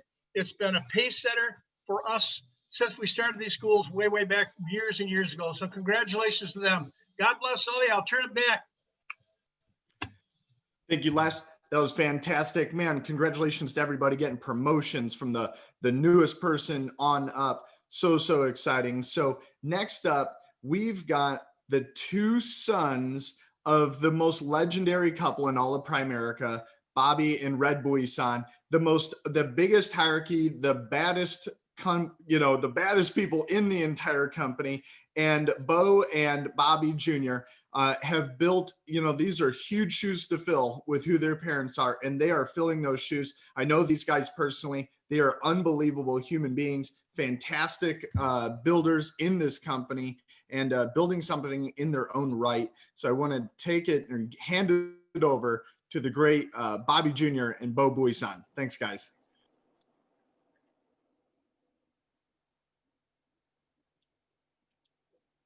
All right, guys. I don't know if you can hear me. My video doesn't seem to be working. Yeah, we can hear you all right. There Bobby. we go. Okay, you can hear me. All right, so great. I really appreciate you guys having me on. Super excited to be on. What an incredible meeting. I love you, Josh. Great to see you, Ian. Everybody, man. The only thing I hate about this is I can't give you guys a hug, man.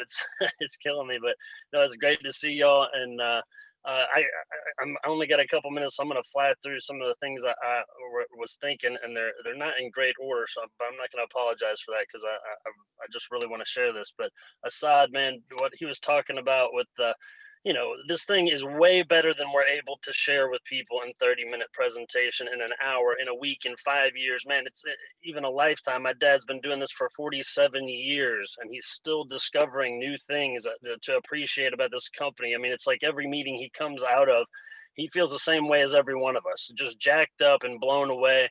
I mean, he'll tell you, you see it in his eyes too. It's unbelievable what we have here. And I thought Assad did a great job of talking to some of the details of the things that we just don't get to share. It really is pretty mind blowing. But the way my dad's always talking about this, and I repeat this all the time, the closer you look at this thing, the better it looks, the more you're going to fall in love with it. There's no way, if you're newer on this in this meeting, if you've only been here for a few months, you think you got it. I mean, you can make money pretty quick here. People are showing how unbelievably fast you can make money here, but but really to get the bigger picture and the vision of what you can really do with this thing, it takes time. And it's unbelievable what we have our hands on, all of us, whether you're like me, second generation, or you're brand new and you just found out about this business. It's just it's an unbelievable thing. I wanted to I was thinking about what Jeff Seagraves also said. It was really awesome. The bamboo. Are you the bamboo or the body? Man, is that powerful?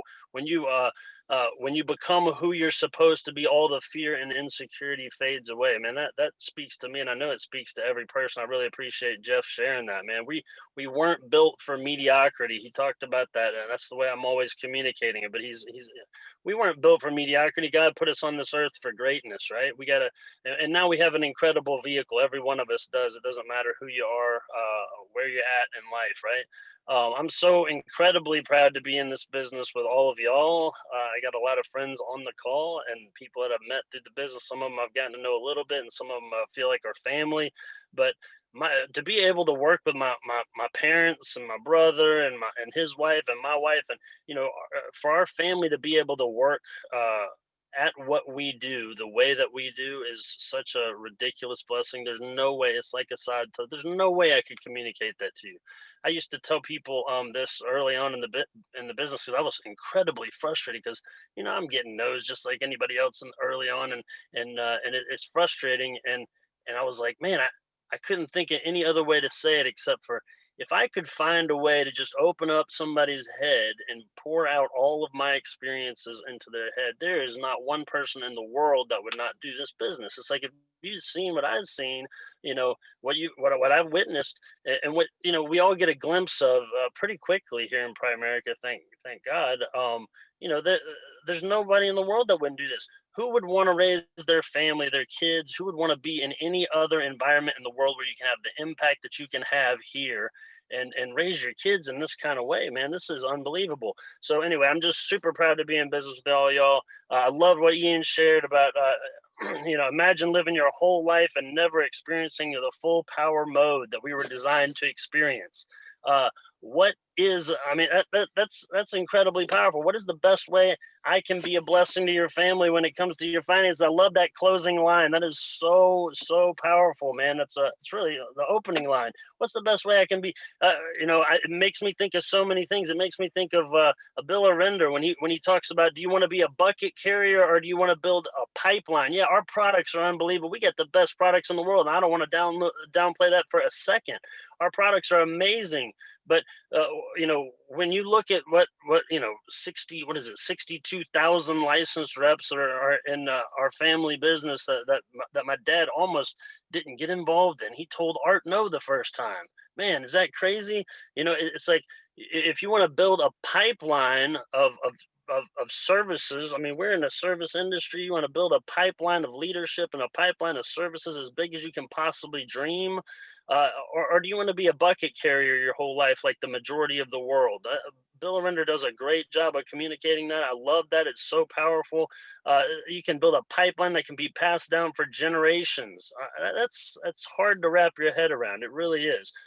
We got to do the best we can. And the last thing I really wanted to share was our two last quick little thoughts. My mom, I hate to steal her little closing line from her talks because she's probably going to use it, but I don't think I'm taking anything away from it. She closed out a lot of her talks by saying that she wants to thank my dad. She introduces him a lot of times. She says, I want to thank Bobby for saving me from a life of mediocrity. Man, I'm almost in tears every time she says that, because I know how much she means it, and I know how powerful that is. Man, he saved our family from a life of mediocrity. He saved countless lives from a life of mediocrity. And the thing that's crazy, you say, well, what did he do to save lives? Well, what he did, the biggest thing that he did is he developed a mentality, and he transferred that mentality to so many people. And thank God he's my dad, and I get to grow up around that mentality. And he's worked his whole life my whole life to transfer that mentality to me and my brothers and sisters. And man, what a blessing that is. But that's how you develop the pipeline that Arinder's talking about, and it's such a huge thing. You're investing in people like their family, man, and that's what it is.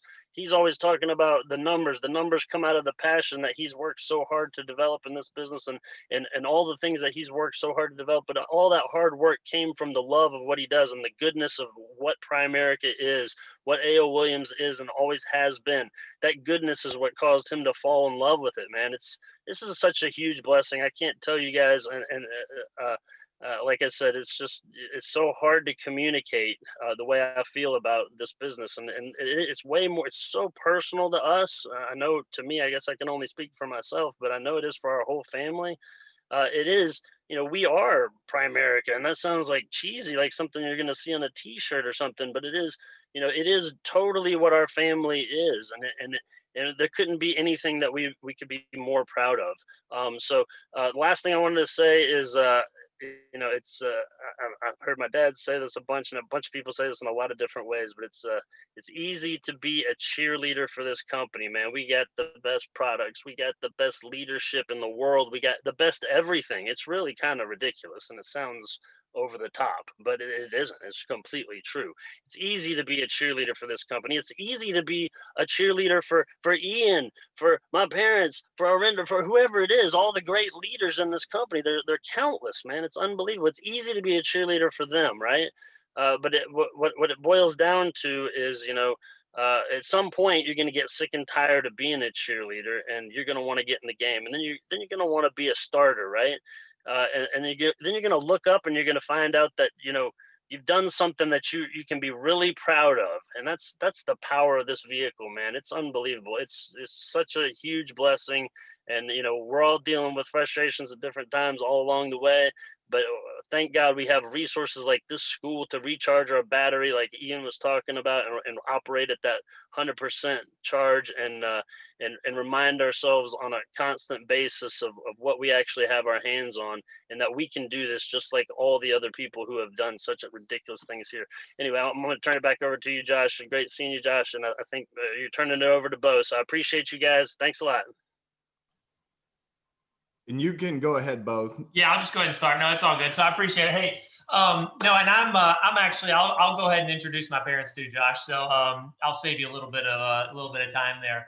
But before I do that, I just want to, I want to share with you a little bit of this, and Bobby was already kind of talking about this, but just the unique perspective that we that he and I share. It's a different side of the business than I think you're used to hearing. But but I was, we were raised in this environment, right? So you guys are, I know there's some new people watching this today that, you're seeing all these crazy people and all this talking, and this was the environment we were raised in, right? And so I believe that the value this environment brings to your life is immeasurable. All right. See, when you're a kid though, you don't really appreciate that uniqueness, right? It's all right? You get used to it. It's normal, all right? And it's not just kids that do this though, all right? The longer you're around this business, I see it, right? We all do this. We start to take this stuff for granted, right? The leadership that we have access to, just today, like I get so fired up, just everybody willing to pour into us and, show us, teach us what we got to do. Right. So, but anyway, a little story. I know you guys have all heard, people say something like this, right? They'll say something like, or they'll tell you a story about how they were the first ones in their family to graduate high school, or the first ones to graduate college, right? People, they take a lot of pride in these things, and they'll say like, I was the first one to, travel to Europe, or I was the first person in my family to make $100,000 a year, right? I know we've all heard people say stuff like that. All right. But my story is a little different, right? I wasn't the first one to do any of that stuff in my family. I mean, I'm the youngest of 4 kids, and everybody in my family had already done all that stuff, right? But what I was the first one to do, and I like to tell this because it's kind of funny, it gets a chuckle from people. I was the first one in my family, at least in my lifetime, right? In my immediate family, I was the first one to ever go get a real job. Okay, like a real corporate job. Okay, like I had no experience with this, right? I wasn't so ignorant, but none of us had ever had that, right? And so, it's just so important because the people you surround yourself with, they shape the way you think. See, I grew up in this business, grew up in Primerica my whole life. But when I went to college, I went to a small college, and everybody I knew, all my friends, they were all talking about, I'm going to become an accountant, or I'm going to go work in IT, or I'm going to, be a nurse. And in college was all about like, what job I'm going to get when I get out of college, right? And at that age, when you're in your early 20s, that's kind of the point in life when you kind of rebel against your parents' teaching, right? Like that's kind of what everybody does, right? So I'm like, I'm gonna do it on my own. I'm gonna be my own man. Like I'm not gonna go work with my dad. That's crazy, right?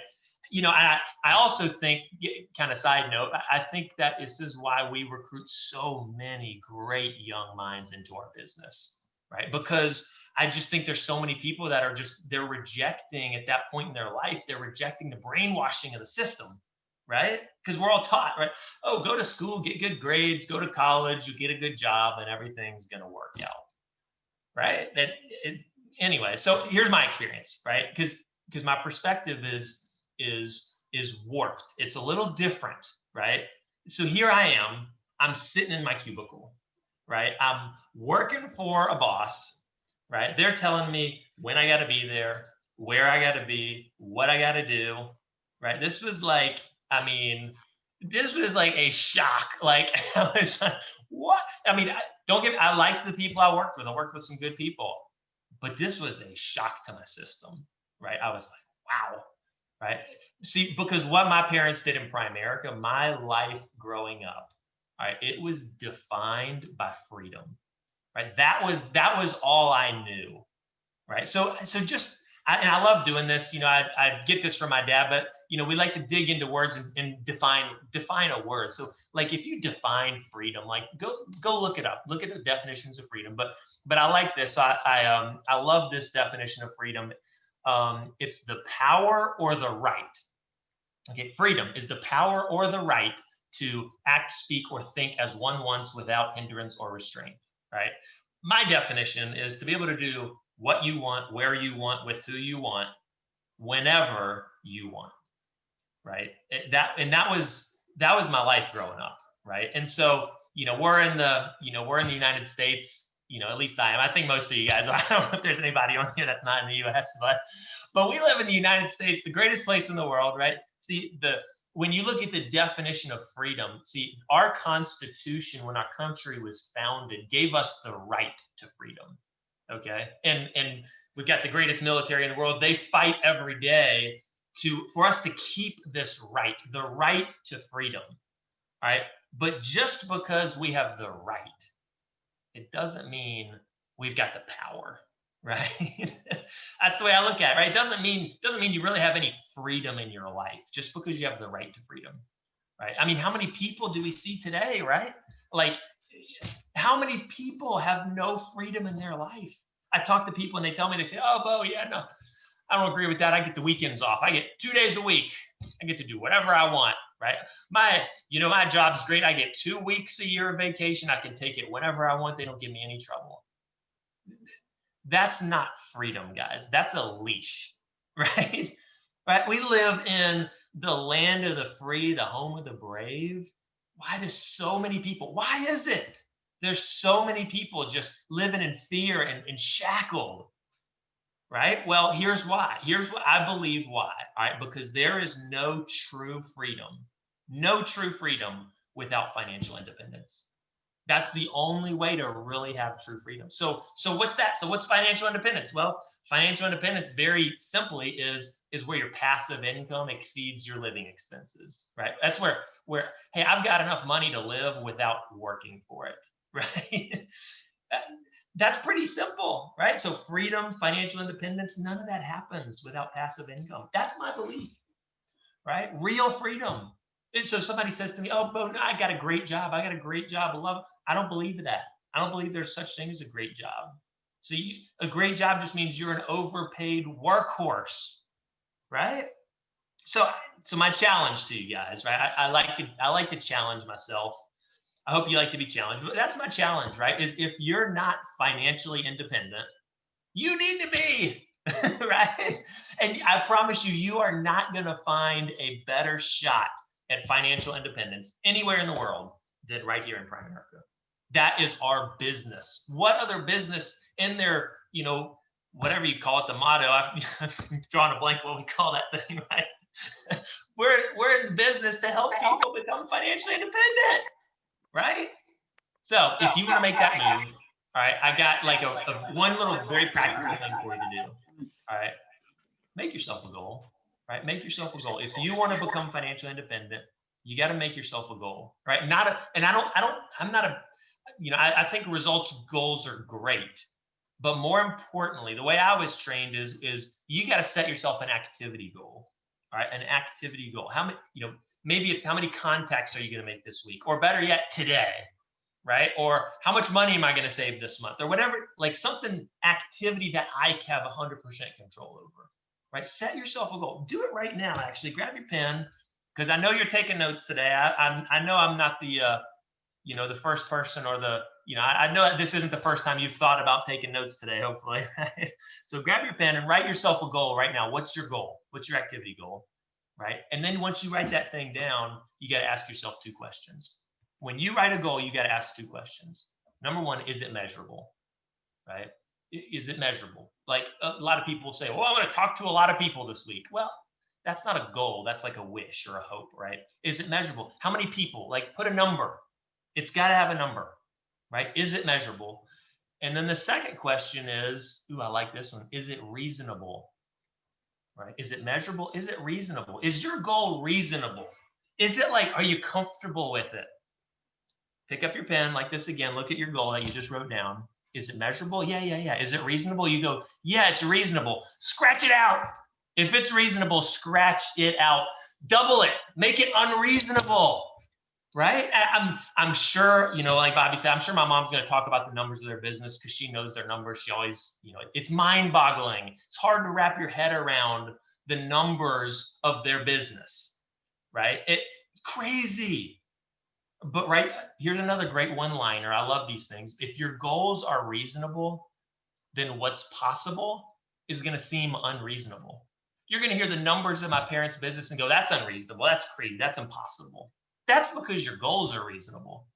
See, if your goals are unreasonable, if you're pushing yourself and you're setting unreasonable goals all the time, see, what's possible is going to start to become reasonable. It's going to become reality. I mean, just look at what's going on right now in the company-wide, in the middle of a pandemic. It's crazy, right?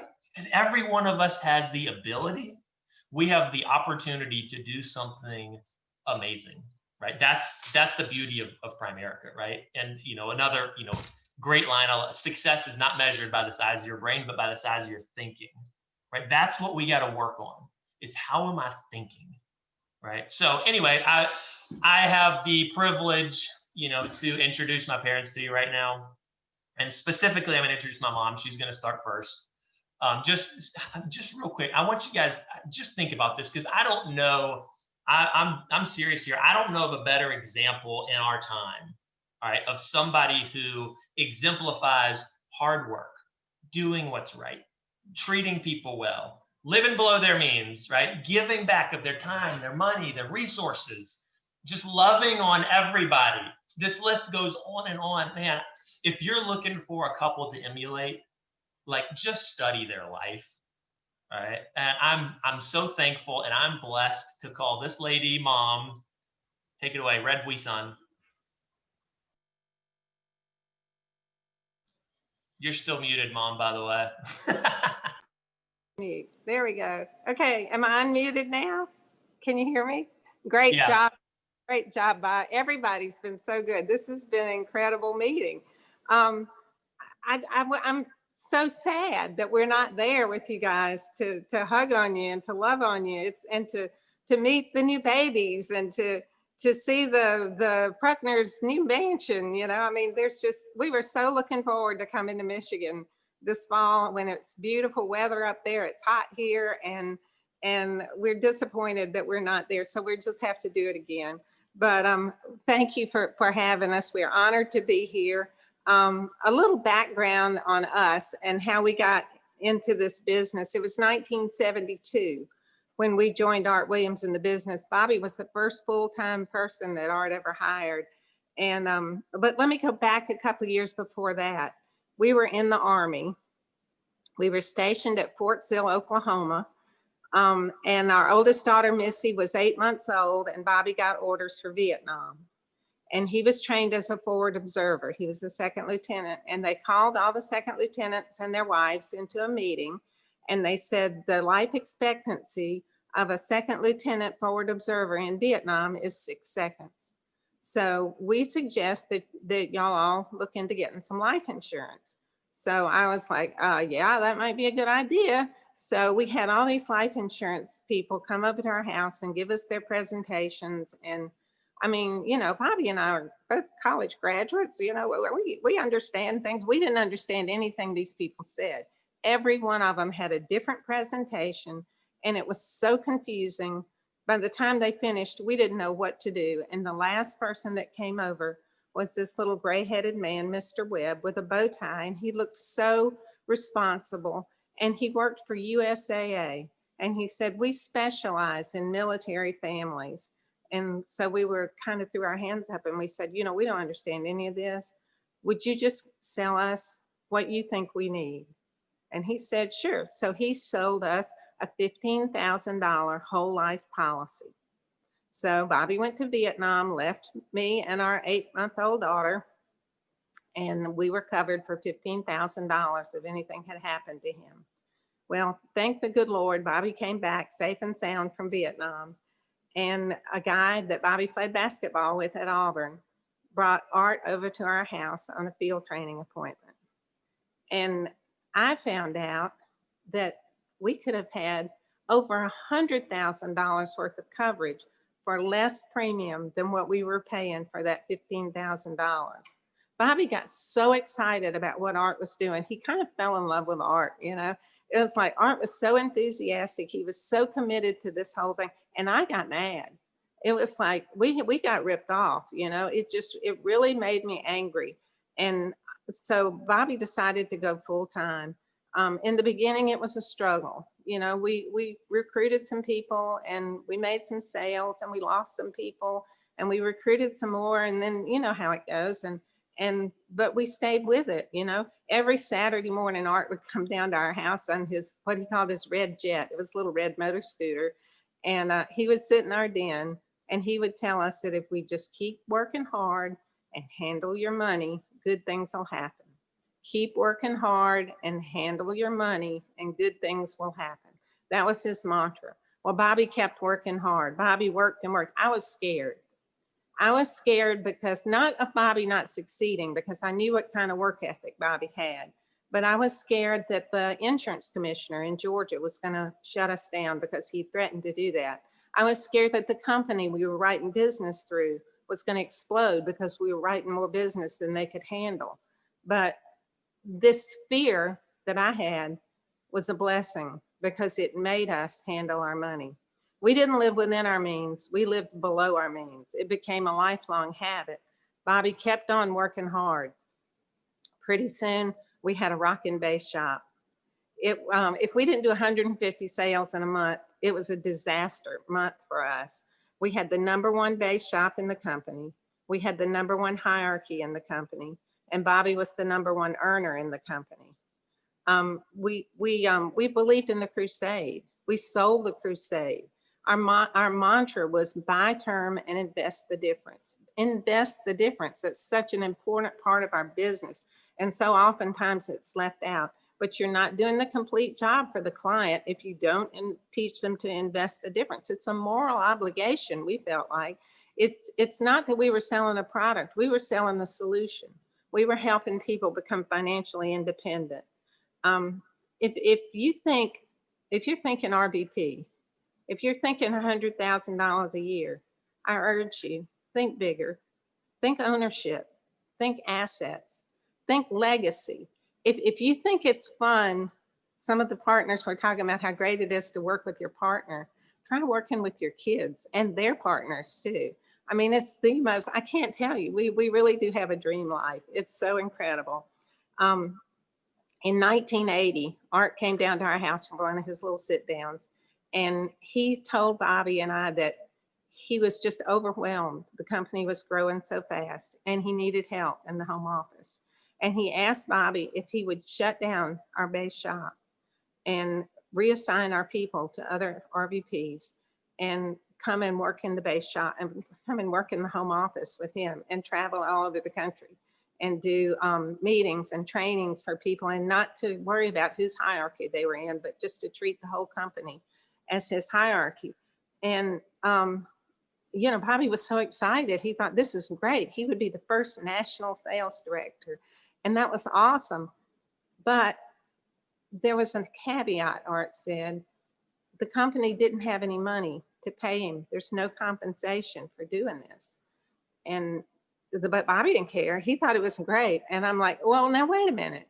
We're going to shut down our base shop. We're going to stop growing our hierarchy, and there's no compensation for it. This is not going to work. But Bobby was excited, so we did it. And from 1980 to 1991, when Art left, Bobby worked out of the home office. But you know what? Our income never went down. We still have the #1 hierarchy in the company. Bobby's still the #1 earner. We have 2,562 RVPs in our hierarchy as of this morning. We have $55 million earners. We have over 63 life insurance licensed agents. We have over 11,000 securities licensed people. In July, because the August numbers aren't final, our hierarchy wrote over $21 million in premium. We have almost $30 billion in assets under management. To be exact, it's 29.7 billion. We have almost $400 billion of life insurance in force. Actually, it's 397 billion. And this is more than Farmers, more than the Hartford, more than Mass Mutual, more than a whole bunch of companies. Our hierarchy has paid out over $9.5 billion in death claims to families. And I'm not telling you this to intimidate you or to impress you, but so that you can know that what happened to us can happen to you. But you have to work hard and you have to handle your money. You have to build a hierarchy. You have to treat this like a business. You have to make good decisions. You have to make good business decisions. You have to make strong promotions. You have to get good replacements. Don't build a house of cards because it'll fall down. This business has truly changed our family tree. So I'm gonna turn it over to Bobby, the #1 earner in Primerica, the leader of the #1 hierarchy in Primerica, my hero, truly Bobby Jr., the man who saved me from a life of mediocrity, saved our family from a life of mediocrity. I married him for his body. He had a rocking body, but I kept him for his money. So y'all welcome Bobby. Bobby. Unmute this, does that work? Can y'all hear me? Yeah. Yep. All right, hey, God, what an incredible meeting, man. Yesterday, Red was, Monday, on the Monday show, Mika Saunders got went over the $1 million a year income mark. And she did it in what, less than 6 months, or in 6 months, right? 6 and years. Red over there, huh? 6 years. 6 years, I'm sorry. I mean, I'm old. And anyway, Red's sitting over at the chair, and she's got the iPad, it's connected to the TV set, the big screen TV. And she says, "Poor Miguel." I said, "What do you mean, poor Miguel? Illage?" He says, "He just broke the world record in Primerica for getting to be the $1 million earner in the shortest period of time a month ago. And now he's getting kicked out of the seat by Mika Saunders. She did it in less time than him." I just feel so sorry for him. In fact, I think he's still at home today under his covers, probably crying because he got beat. But he's still making $1 million a year, right? I'm sure he's crying, right? He's having a ball.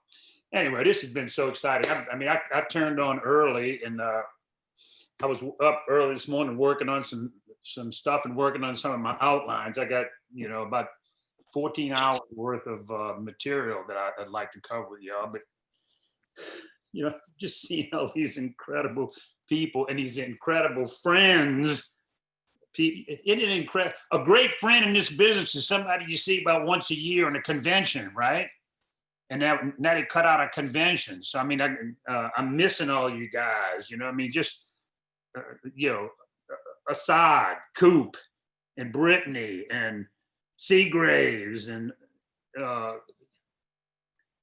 Bonnie and Ivan, and, just great friends. And, that every time I see them, I always see the four of them, Kimberly and Kylie, they always look us up, and we always look for them, and we get to visit with them at these conventions. So I'm anxious for all that to come back, some of the old stuff too, but just anyway, the Coobs, and this has been one hell of a meeting. In fact, the reason I'm stuttering around is because y'all ain't left nothing for me to say.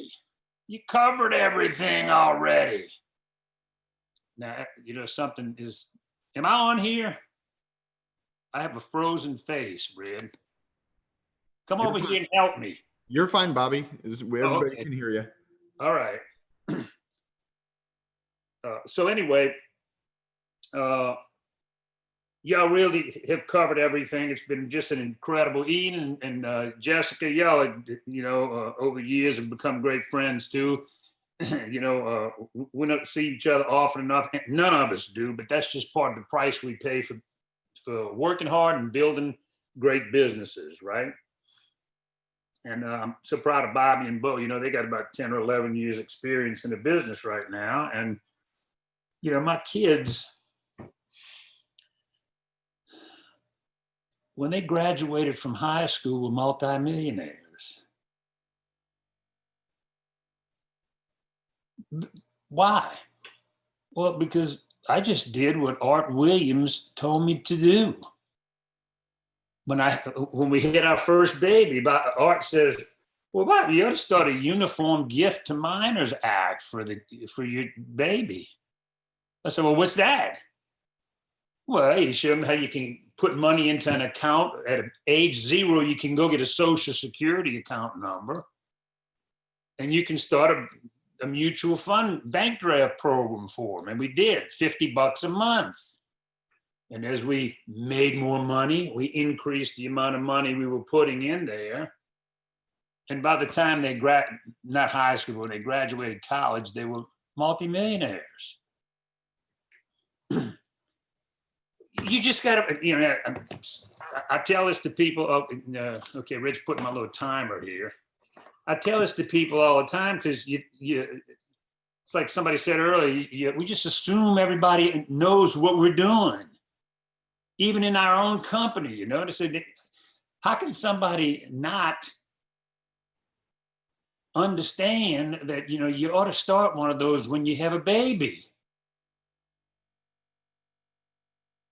It just seems like that would be so obvious to everybody, Well, it's not. And so I encourage you, hey, look, when Art Williams hired me, this is in 1972, and Bobby said 47. I've actually been in my 48th year since June of this year. Oh, actually, a little earlier than June. Right before Rusty Crossland.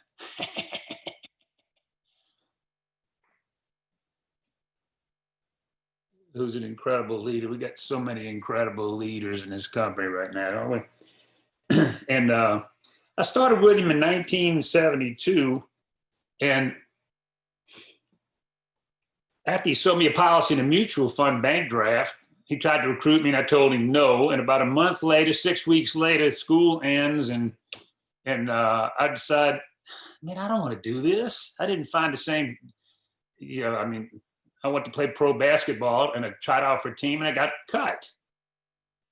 And I didn't find the same thrill in coaching that I found my first year of coaching. On top of that, coaching a JV basketball team. And it was not the girls' team like Whittle always accusing me. It was the JV boys basketball team. So He's just being a smart aleck. Bet you your friends do, right? And I was making $560 a month take home pay, folks. My first year, I came full time with him. Well, why did I come full time with him? I mean, well, he came over to my house and he sat at the dining room table and gave this little presentation on a yellow pad. And, you know, so to me, I heard a lot of this today, but, you know, this is a simple business. And so that's sort of the overall theme I want to talk about for the next few minutes. I got, 36 minutes left. Okay. So I want to, all you new people, I mean, this could be a very intimidating, this thing could run some people off who are kind of new and looking at this, because I mean, I know how I felt. I don't have the personality to be a salesman. My dad was in sales, but and everybody told me when I moved to Georgia that I got this weird New Orleans accent and I cuss too much, and you're never going to make it in this thing. And all that did was reinforce some of the insecure feelings I had, right? But for the new people and for some of the older people who are stuck someplace and they can't seem to move, we need to get back to the simpleness of the business. And so look how simple our business is, okay? Watch this. Can y'all see this? That's a whole life policy. Now I got to work on my visuals like some of you guys have done, okay? I got to learn how to do all that stuff. It's a block of protection tied in with a savings account. It gives you $15,000 worth of protection if you die between now and the time you buy it and the time you got an $8,000 savings program in there, which they are going to steal from you when you die. Because you can't get them both, right? And so all our company does, and we built this company doing this, just going out and telling people, separate the two. Buy a block of insurance if you want 15 and save you money. Instead of having $8,000, you'll have 15, 20, 30. If you continue saving money, you might have $100,000 someday if you can get a better return. Separate the two. That's hard. But we don't believe in that philosophy. We got a simple concept we believe in, right? Buy a lot of insurance now when you got 2 kids or 4 kids, and you don't need any at the end if you start saving some money. And I started a $20 a month mutual fund plan with Art Williams when I was teaching school because I thought that's all I could afford. And he created for me $100,000 estate. He says, most of it, if you die, is going to be in insurance. You ain't had a chance to save a whole bunch of money. But look, if you start saving money at some point, if you die, as that insurance goes down, 50 grand is going to come from insurance and 50 grand is going to. Now, some of you people that have been around for a while, this is kind of simple, but the new people haven't heard it enough yet. And if you're clogged up, you ain't heard it enough yet either. And so we need to be reminded, right? Art tried to hire me on a part-time basis after he did this for me. And I told him no. Why? Why does anybody ever tell us no to this? It's part-time. You can work your own hours. You're an adult. If you don't work it, if you're not putting in time in this thing, you ain't gonna make no money. Well, I've heard one speaker after another today, and you hear it all the time, just talk about, man, you got to believe in this stuff. You got to get excited about this. You got to, well, just by you telling me, a new person, that I got to do that, that ain't going to work.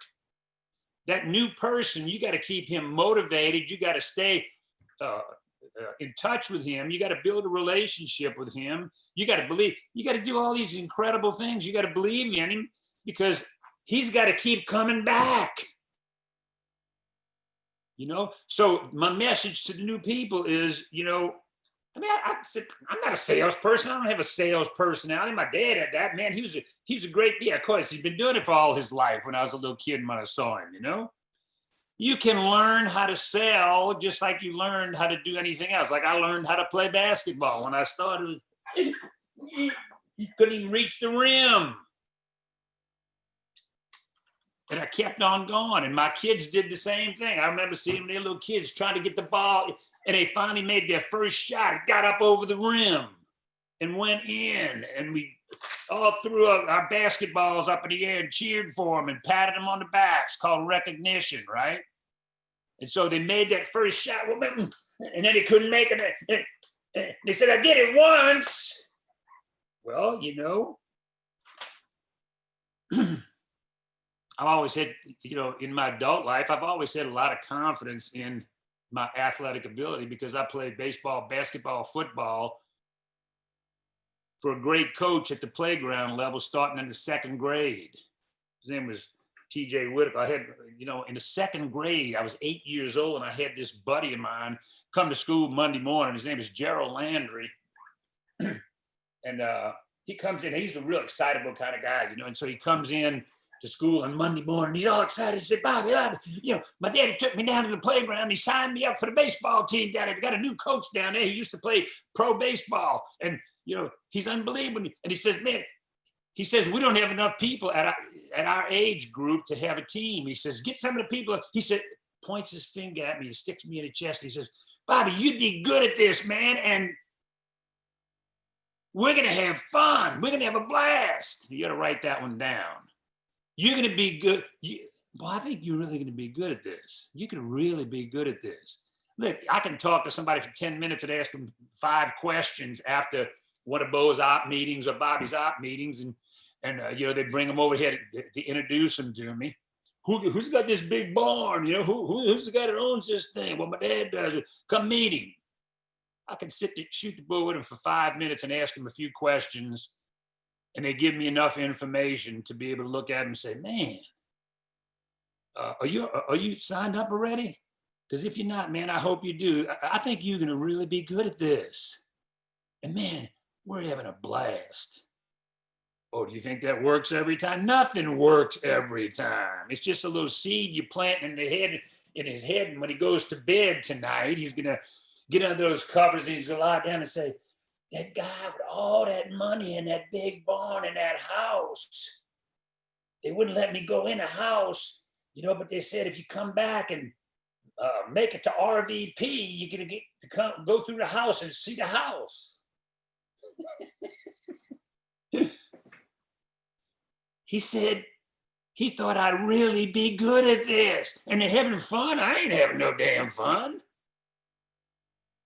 Those kind of things are going to go through his head when you point your finger at him and say, man, you know, because he said something about his background, answering my questions. And I said, you know, I really think you're going to be great at this. I mean, you're looking right at my eyes, you know, when we talk. Most people don't do that. They're looking down and, you know, you're looking right into my eyes when you talk. And I said, you know, that tells me you got some confidence. You can learn how to do this. Just like you learn how to do anything else in your life. I think you'd really be good at this. And man, we're having fun. I had all this confidence when I started, though, in all my athletic. Somebody came to me one time and said, Bob, you had to take up tennis. Well, my whole attitude about that was, all right, give me a racket and give me 15 minutes worth of instructions and I'll be competing with your butt. See, in athletics, I had that kind of confidence, but in business, insurance and investments, I'm going, hey, thanks, Art. No, but I mean, this is my first year coaching. I'm going to be a coach.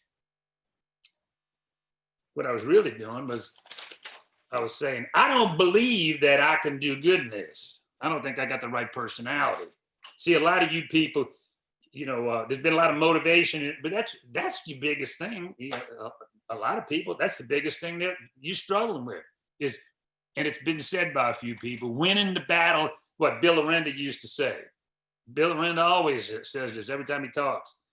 The greatest distance you can ever travel is the distance between your own 2 ears. The greatest distance you're going to travel in this business is the distance between your own 2 ears. You got to win the battle with yourself. You ain't got to beat me to become $1 million earner because we just open it up and make room for number 100, number 101, and 102. A few weeks later after meeting Art, I I quit my job, but not to go to work with him because I already told him no, because I didn't believe I could be a salesman. I went out and started interviewing a bunch of people, and the guy that had brought him over to my house called me up to go fishing, and he says, and I said, I can't, I got 3 interviews this afternoon. He says, what do you mean? I thought you signed your contract. I did, but I got out of it. They let me out of my contract. And so I went out and had about 50 attempts at getting another job. And then again, to cut it a little bit short, I joined Art full time. No part-time. I went full time immediately. Why? Well, first of all, I saw some things in Art Williams that I saw in the really outstanding coaches that I played for, you know, and again, some of this stuff I'm short term, and when I do my all-day seminar, I cover a lot of these things in more detail, but you know, we won 3 city championships in Little League and kid baseball.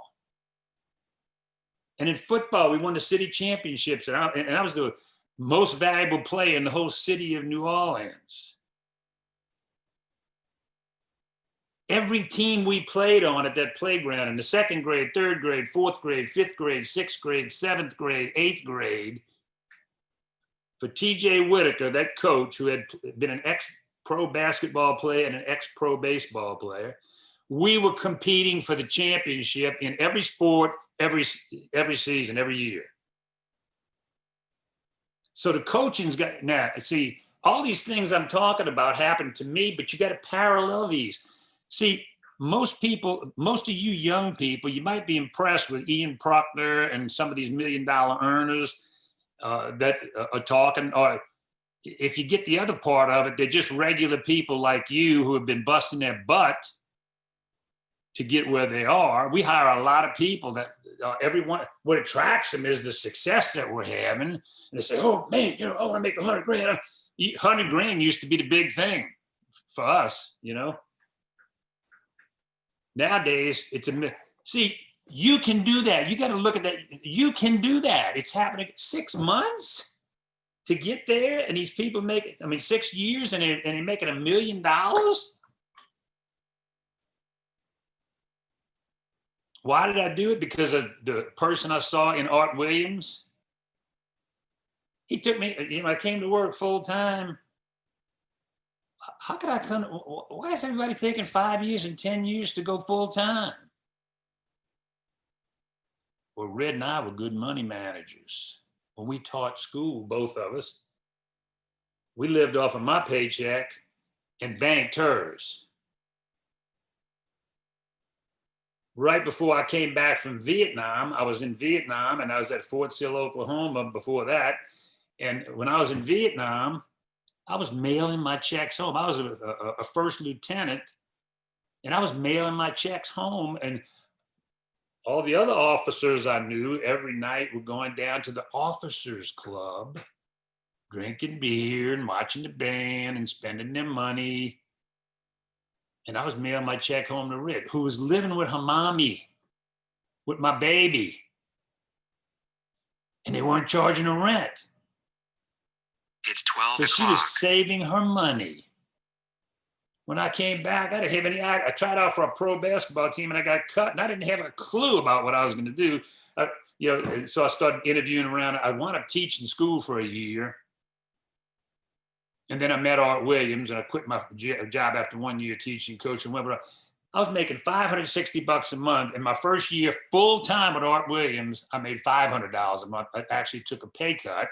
I didn't take no pay cut because I wasn't talking to enough people. That's why I made $500, less than I made when I was teaching and coaching. But you see, we had saved Red's money and we had saved my money when I was in Vietnam. And because of that, I was able to make a move to come full time with Art Williams. And I didn't even give a rat's butt about whether I made any money that year because we had enough money to live for a year or two, the way we were living. You see, so there's a lot of things that we talked about today, but you know, now the practical stuff, see, this deal I showed you about what we do, that ain't hard. Art Williams took me out. I was full time. He said, before you got to go get your life insurance license. Oh, okay. The company that we were with at the time said, you're part-time. Yeah, we were hiring part-time people too. If you were part-time, you had to go get your life insurance license before you could even set up an appointment. So I came to work full-time. I'm studying for a few days. I go take the insurance test and I passed. And he says, now you got to go get your securities license. So I went to get my mutual fund license. And some people taking, I heard a bunch of speeches today about people getting that red pounded on it a little bit too, but man, get those people mutual fund. Come on, man. We got to get those licenses. It's buy term and invest the difference. I mean, I remember when I came to work, I'm sitting there and I says, you got to go get your mute. I said, oh, really? Because I mean, I was so impressed with the concept of him taking about $20 a month and pooling it with everybody else's $20 and $50 a month back in 1972 and turning it over to the best professional money managers in the world who don't always win, but they do a better job than us, who try picking stocks. And he said, I said, oh, you mean I could sell one of these? Yeah, you got to get your license though. All right. I've had people recently, after 5 years into business, they just recently went and got their securities license. I mean, I don't even know, how do you train somebody on a field training appointment if you don't have your securities license? I don't get that, because I guess because Mark told me I had to get it to begin with.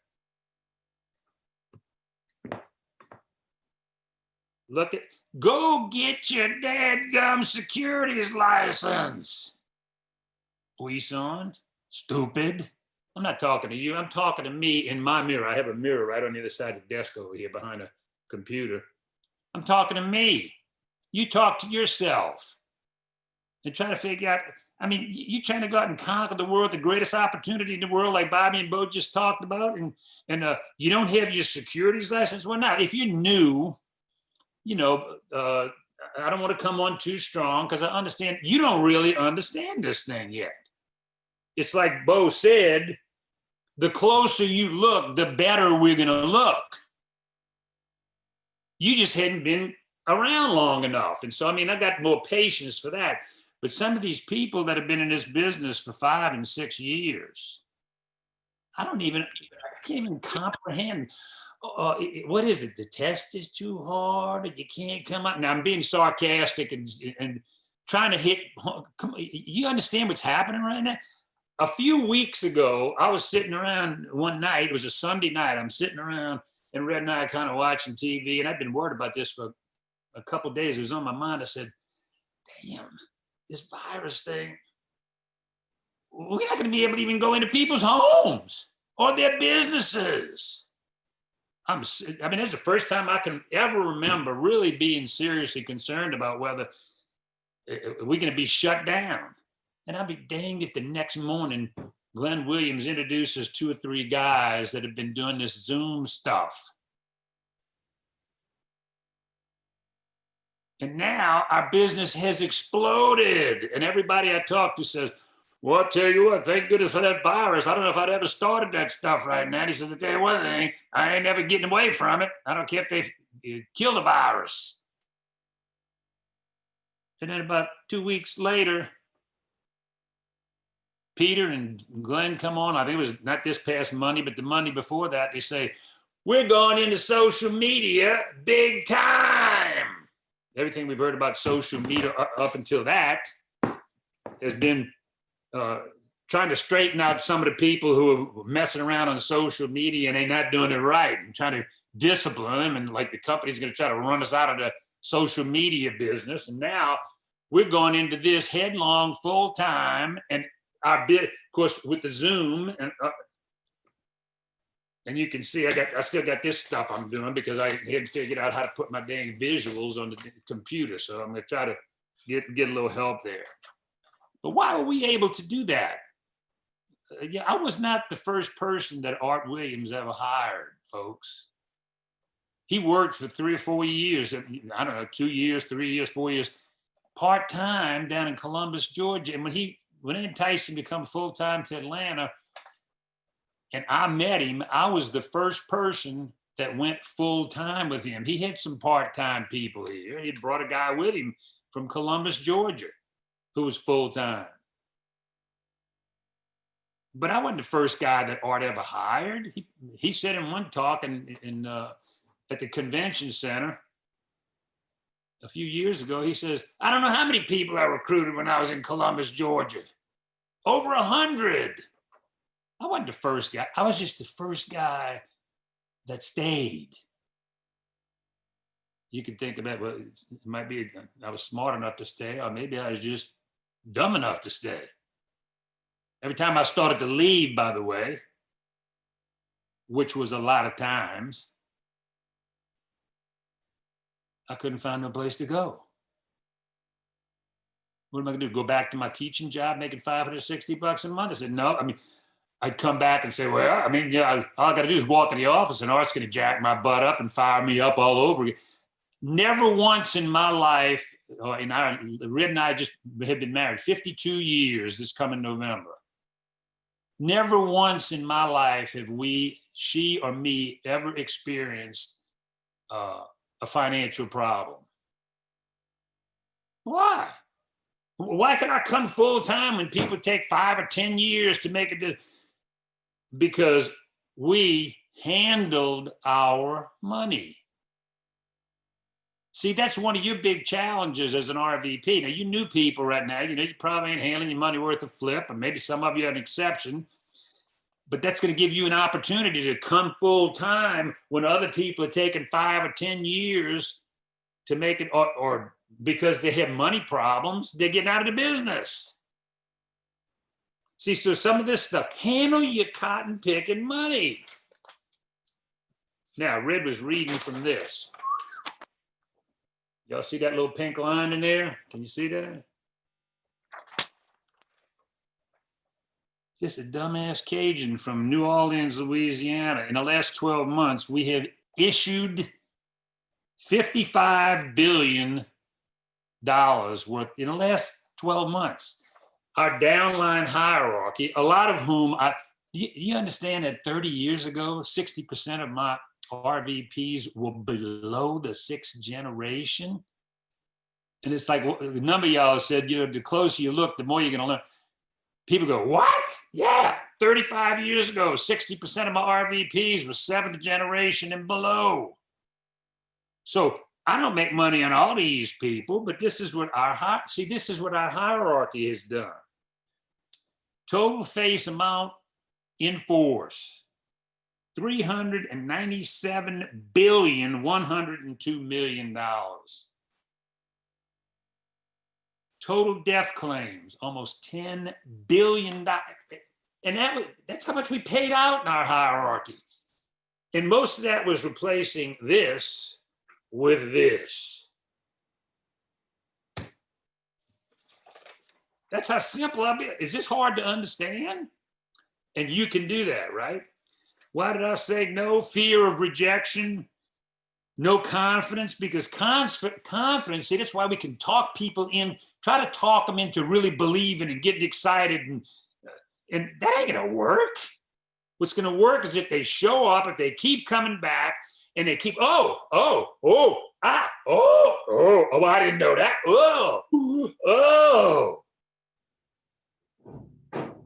So we got to keep pumping them up and motivate them to come back and plug in, right? I see you, Coob. I still got 13 minutes. Fear, rejection, no confidence, because confidence comes from experience. Show your butt up, you young people. I mean, don't be offended by my approach. I'm just trying to get your cotton picking attention. We got to get that lackadaisical. They talk. First of all, we talk most of the people into trying this against their will. And they say, okay, well, I'll try this. Well, by you building those great relationships and spending time with them and working with them is how, you got to come in and get excited. Copy all the stuff you see. You're never going to be Art Williams, but copy all the things you see him that attracted you to the business. The guy had me pumped up and fired up, and I didn't know what the hell he was talking about. But I didn't, I was looking for a job, and everywhere else I went for interviews, they had horn rim glasses on. Some nerd was making me sit in the outer office for a half hour to intimidate me. When I come in, and his whole approach was, what is it that you have to offer our great company? You know what a bird is? I don't think I can shoot the bird on it. But I walk out, and then I walk in Art Williams. Hey, Bobby, how's it going, baby? Yeah, man, okay, baby. They got people in this bit. He pointed his finger at me too, just like Gerald Landry did. He hits me across the desk. He says, Bobby, they got people in this business making 50 and 75 and 100 grand a year. I'm making $6 grand a year. Take home pay. He says, we can do that.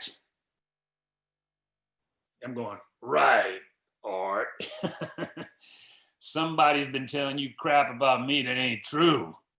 They paying me $6,000 a year. There ain't nobody ever gonna pay me no 100 grand a year. Did you go to the convention? In my career with Primerica, they paid me over $100 million. And really, a lot of the leadership in the company is just coming around and start understanding that's a lot less than I'm worth. Just kidding.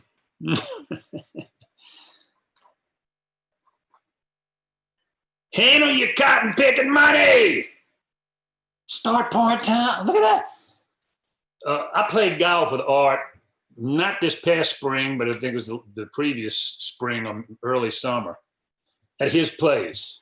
You know, and we're driving around in a cart, and he's pumping my butt up and motivating me just like he did when he was here. You know, oh, man, we really did something special. We did, you know, we go from one hole to another, and so we get in the cart, and we drive into the next tee box, and he's talking like that, and then all of a sudden he hits the brakes right on the path. We weren't by the tee box yet. Boom, and he just hits the thing and stops the cart like that real fast. And he said, Bobby, the thing I never got over was they let me do this part-time.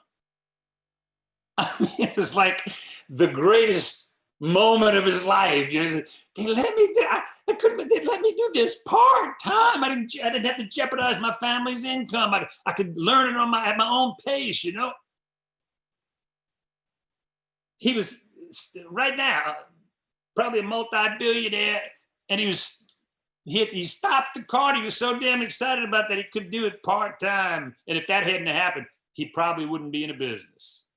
So you don't have to rush. I went full-time because I had money saved up and this kind of thing. And I drove a 6-year-old Volkswagen for a couple years. And we continued our lifestyle. And you know as well as I do that if you're into a lot of people's homes, most people do not handle their money worth damn. So we got to keep preaching it. We got to keep setting the example. I started a $20 a month mutual fund plan. And I'm going to tell you right now, folks, that I've made more money off of my investments than I've ever been paid by A.O. Williams and Primerica. When I was making $4 million a year years ago, I was making $10 million a year in dividend income. Dumbass Cajun.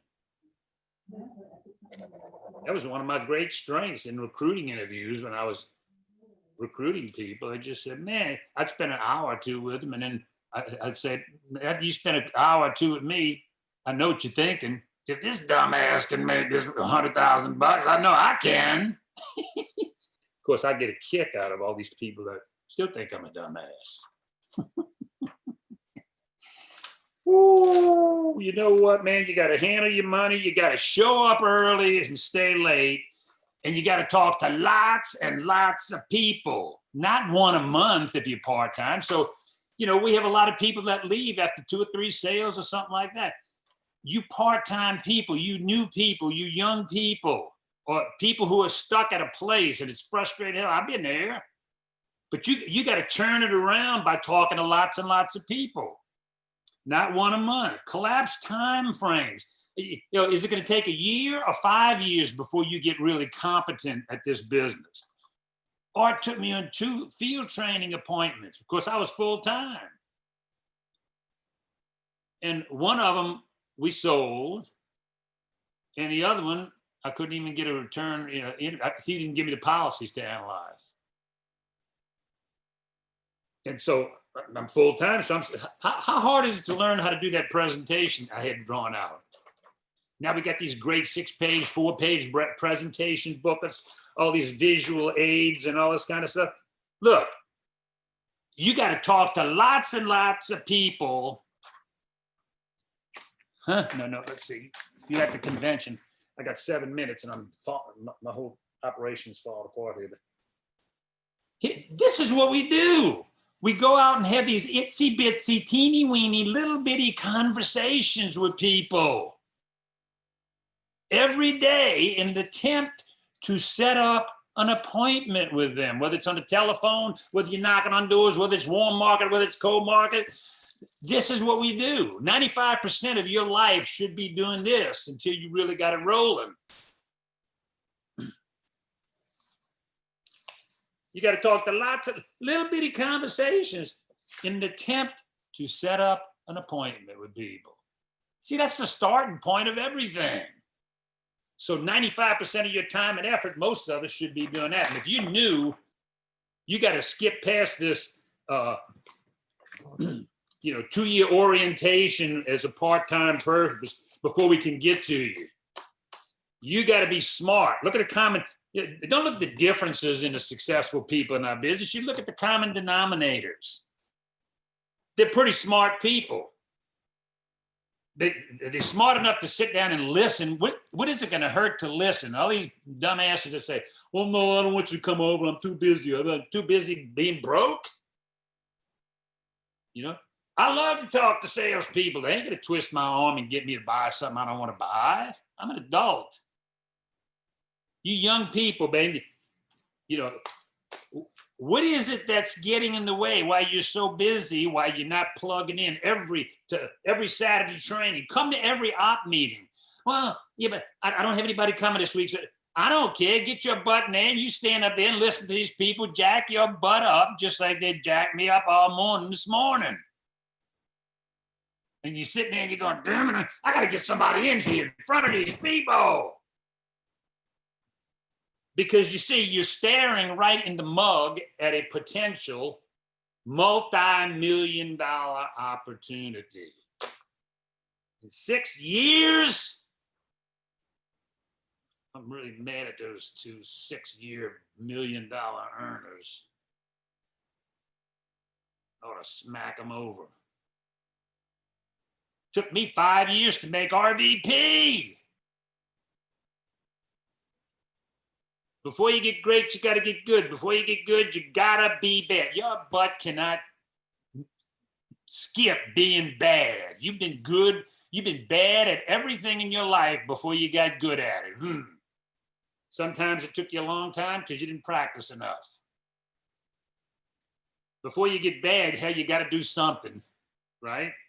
You decide, you determine how long you're going to take to make $50,000 or enough money to go full time. You show up early, you stay late. I believe you and we are all staring right in the mug at the greatest business opportunity on the planet Earth right now. It's so simple to understand, as we just looked at. What's hard is, like Bill Arenda says, is the distance you're going to travel between your own 2 ears. You got to win the battle with yourself. Plug into this thing.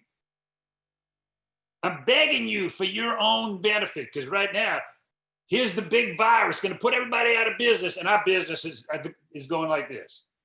If you take care of your business, see, Art Williams started this company. He says, I want to start a company with, for a relatively small amount of money, people can join the company and have an opportunity to build an unlimited business, an unlimited income, and become financially independent. For a small amount of money. What, tell me, y'all write down on a piece of paper before the day is over, some of you young people that are new at this and have been around a while and you're stuck. What is it that's getting in the way, that's so important, that's getting in the way of you going out there and talking to a whole bunch of people and getting getting more no's than you ever got, so you get more yeses for an appointment where you can get a chance to tell you a bigger story.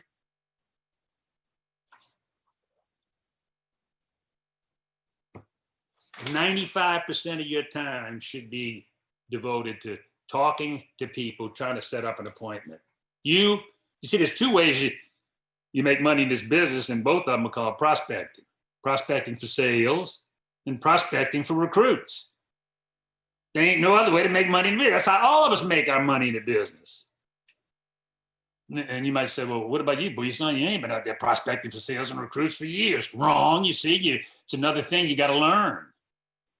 You see, there's two ways you do it. There's two ways you prospect for sales and recruits. You either do it personally or you do it through your organization. If your organization, I don't care if you're a district, division, or RVB, if your organization is not prospecting for sales, talking to people to get an appointment to make a sale or to get, I think my time's up, my clock stopped, so I'm gonna wind up with this. If your organization is not doing enough to provide you with the income you're happy with, you gotta supplement it with personal prospecting for sales and personal prospecting for recruits until you do. My thing still shows I got 6 minutes. Ready? You listen to this. Do you know if I think my thing slowed down. Anyway, look, I'll show you this real quick. Look at this. Simple business. See that line? Can you see it? Start over here. That's your beginning. You should be shooting for district. And then when you get district, division, and then regional leader, and then become an RVP. See, right here's your focus. You got to find out what you're going to do to be a district. And then once you become an RVP. You had 3 minutes. I don't know what happened. Oh, okay. Well, it keeps falling down there. Oh, you stopped. It's probably your fault for some reason. You got 3 minutes, so cut it off. All right. Now, look. You got 2 minutes. All right. So Art Williams says you got to do this. Go for, if you're a new person, go for district. Look at these incentives they talked about today. Then go for division, then go for regional leader, then become an RVP. It took me 5 years to become an RVP in this industry. Okay. And Art Williams said, all you need, once we learned all this, all you need is 7 to 10 RVPs now. See, my number one job as an RVP is to promote more RVPs, build a distribution system. And Art said, all you need is 7 to 10 good RVPs. So boom, watch this. Watch this. See these little pink guys? That's 7 RVPs. Can you see that? That's 7 RVPs. Here's me, the RVP, and all I got to do is promote 7 to 10. That's 7.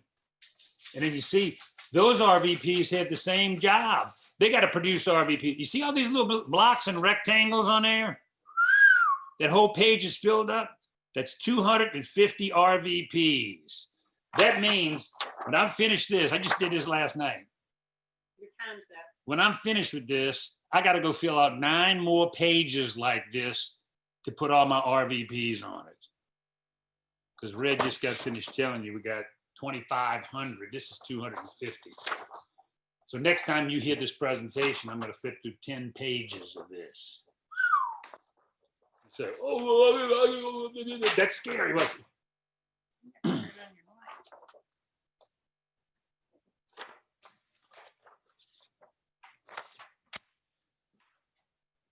All right. So anyway, I got to stop there because you said I had 3 minutes, so I'm finished.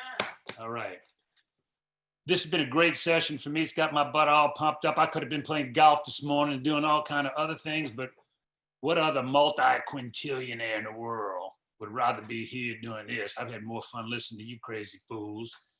And it just makes me feel like my future is so secure because I look at all the people that are the winners that are on here right now, and we're exploding, folks. Our future is, anyway, I love you. Appreciate you, Ian. Y'all are incredible. You and Jess are incredible. And all these leaders, it's been so much fun just listening to all of you this morning. Love y'all.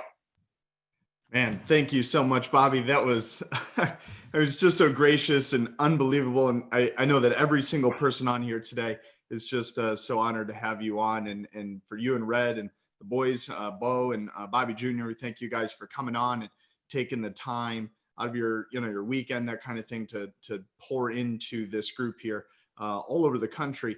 And to talk about, we're moving from Georgia now, where Bobby's at. That is at whatever house he's at right now, up to Ohio, to talk to the $2.1 million earner, senior national sales director, one of the most amazing balanced companies in all of Primerica. Give it up for the amazing Chris Koob.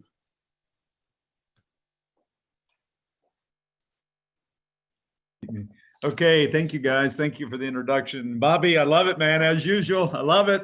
I'm fired up. I can listen to Bobby forever. By the way, for those of you that to Bobby's reference of 6 years and making $1 million a year, I made 30,000 my 6th year, not a month, the whole year.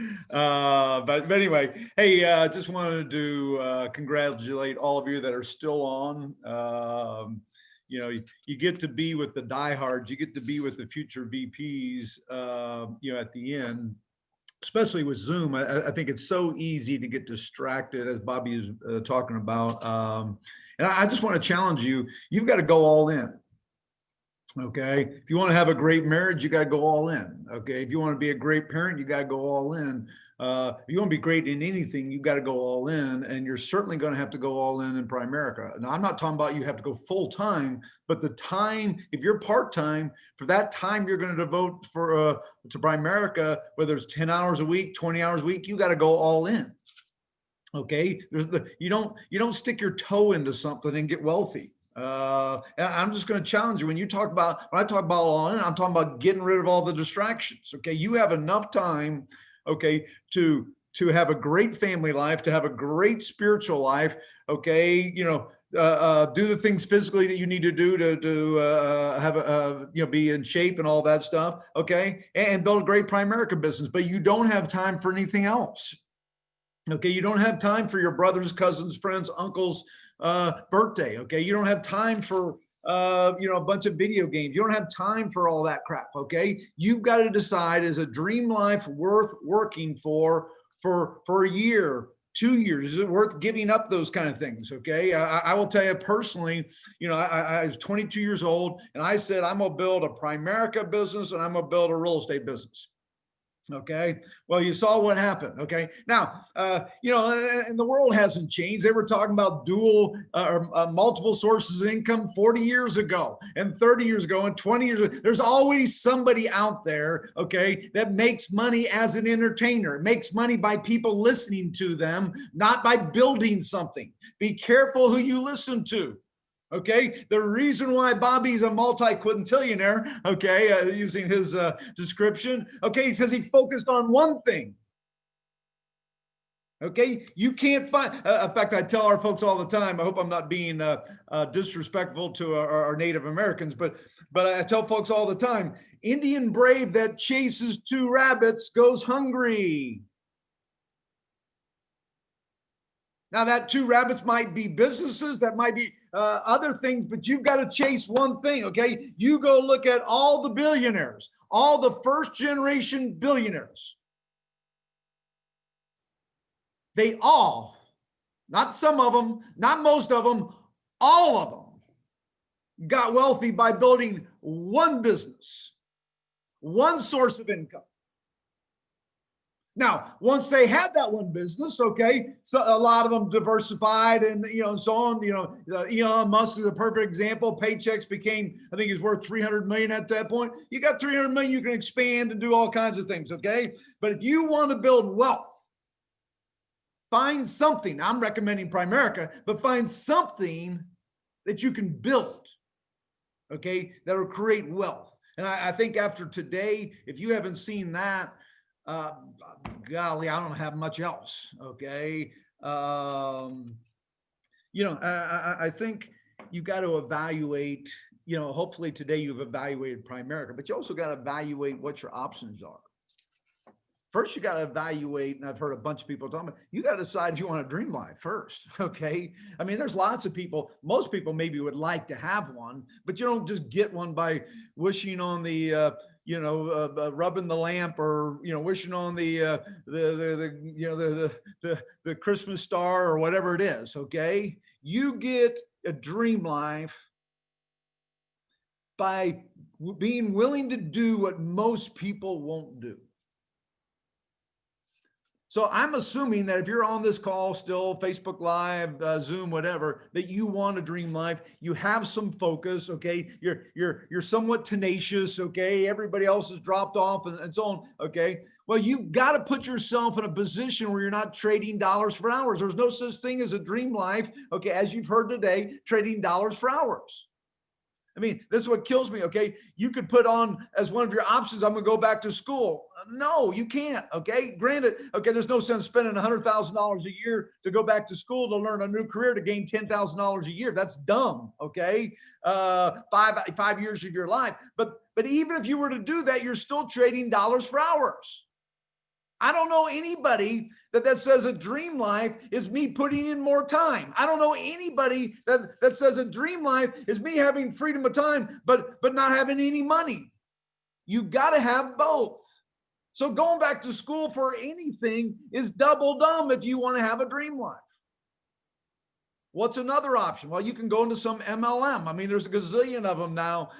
With COVID, you can do all kinds of silly, crazy things.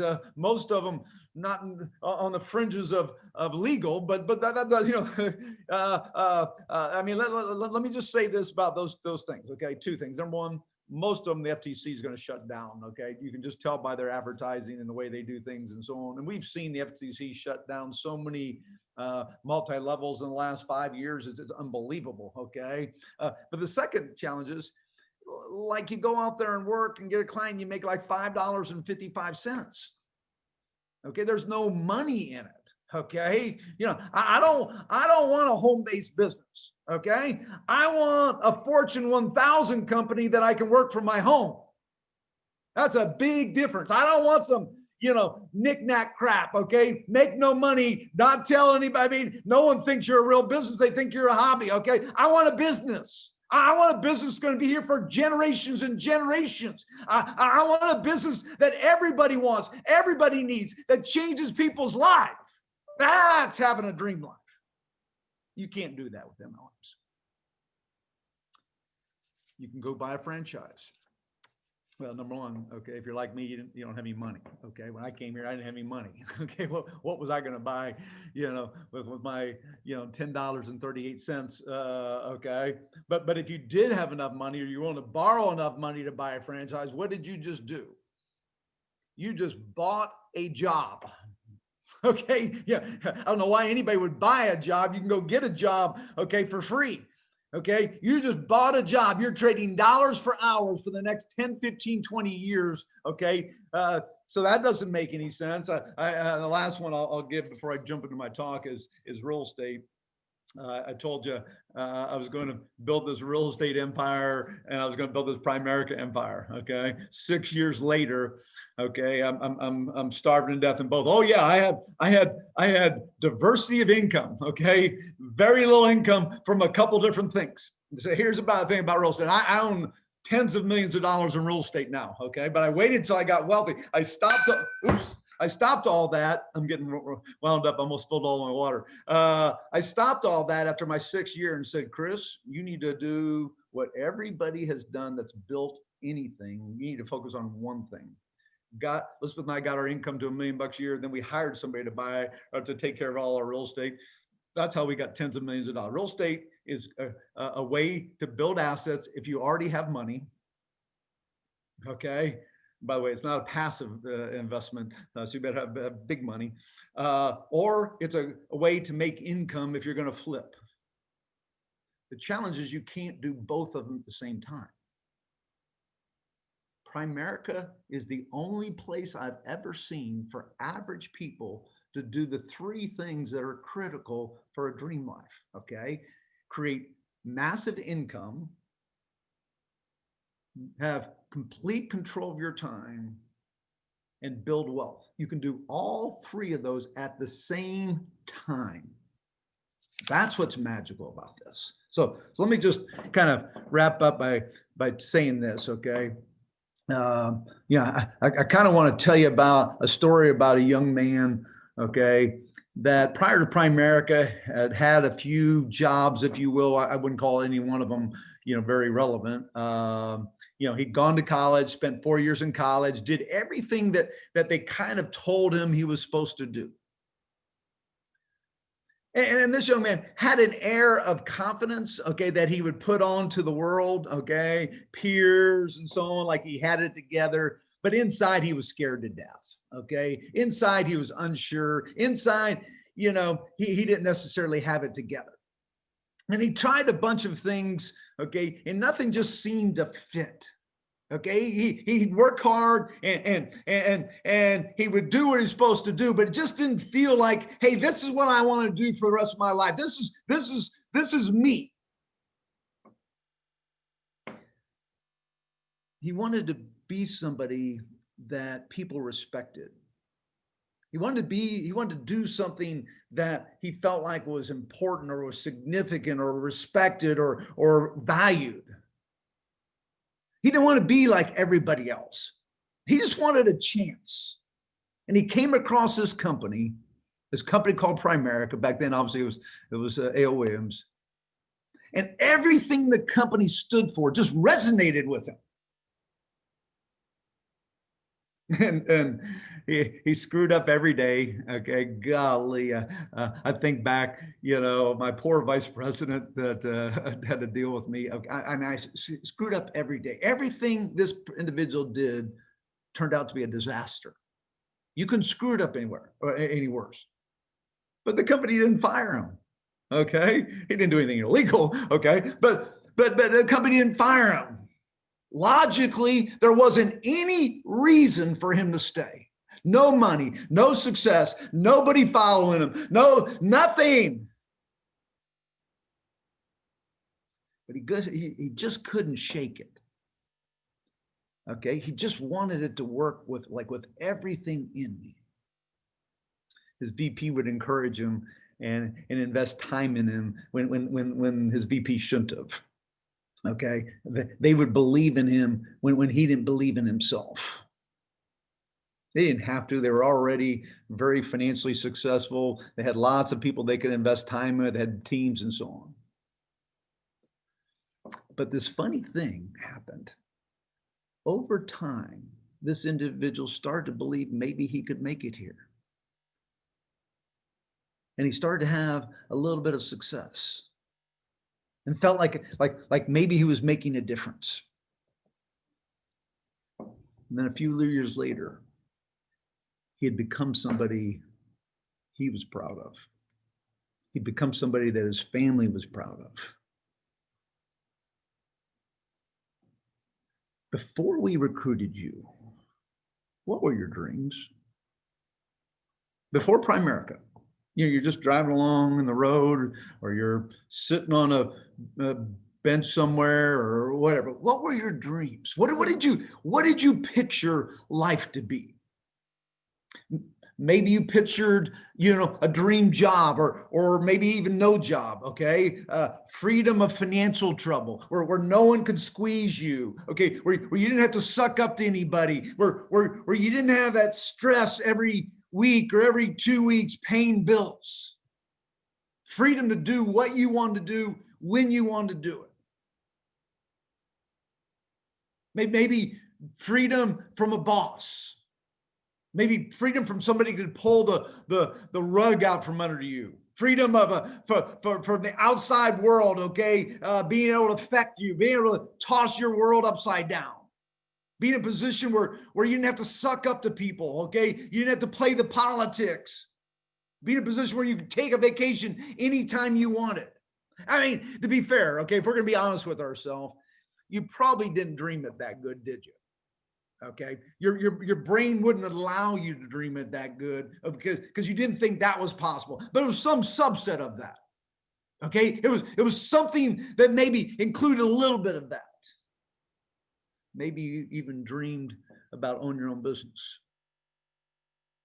And I know a lot of the speakers have talked about this, no franchise fees, no inventory, experts that will train you. I mean, think about this, okay?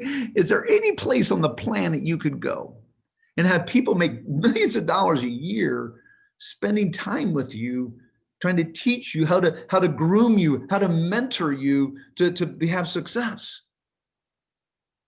You start part-time. Okay. I mean, think about being able to do something significant. I don't know about you. Okay. But I don't know of a lot of people that are worrying, that are staying up late at night worrying about what little scent they put in their house. Okay. You know, they plug it in and it smells the house. Okay. I don't know of anybody staying up late at night worrying about, you know, kind of like what fingernail polish they're going to buy. Okay, or what grocery store they're going to go to, or what diet drink they're going to. No one worries about that crap. It's stuff you peddle. Okay, here's the deal. If you don't change people's life, if you're not dealing with something they worry about, if you're selling something they don't worry about, you're just peddling crap. I'm not saying they won't buy it. I'm not saying, okay, but it doesn't change their life. I don't know anybody in middle income that doesn't worry about money. I remember my first death claim. That was a lady named Susan. She had 2 boys. Her and her husband lived about an hour north of where I'm from. And her husband died age 34. And I'm sitting at that kitchen table. Same kitchen table I was at 4 years previous. Tears in her eyes, okay, worried about money. She didn't know. I mean, she was there obviously when we did the app and so on, but she'd forgotten all that, especially in all the events of the previous couple weeks. And when I told her we had $300,000, now this is a long time ago. Okay, this is 30 years ago. You imagine that's like $600,000 today. Words cannot describe how that changed. Changed her life, not only right there in the moment, but in the future.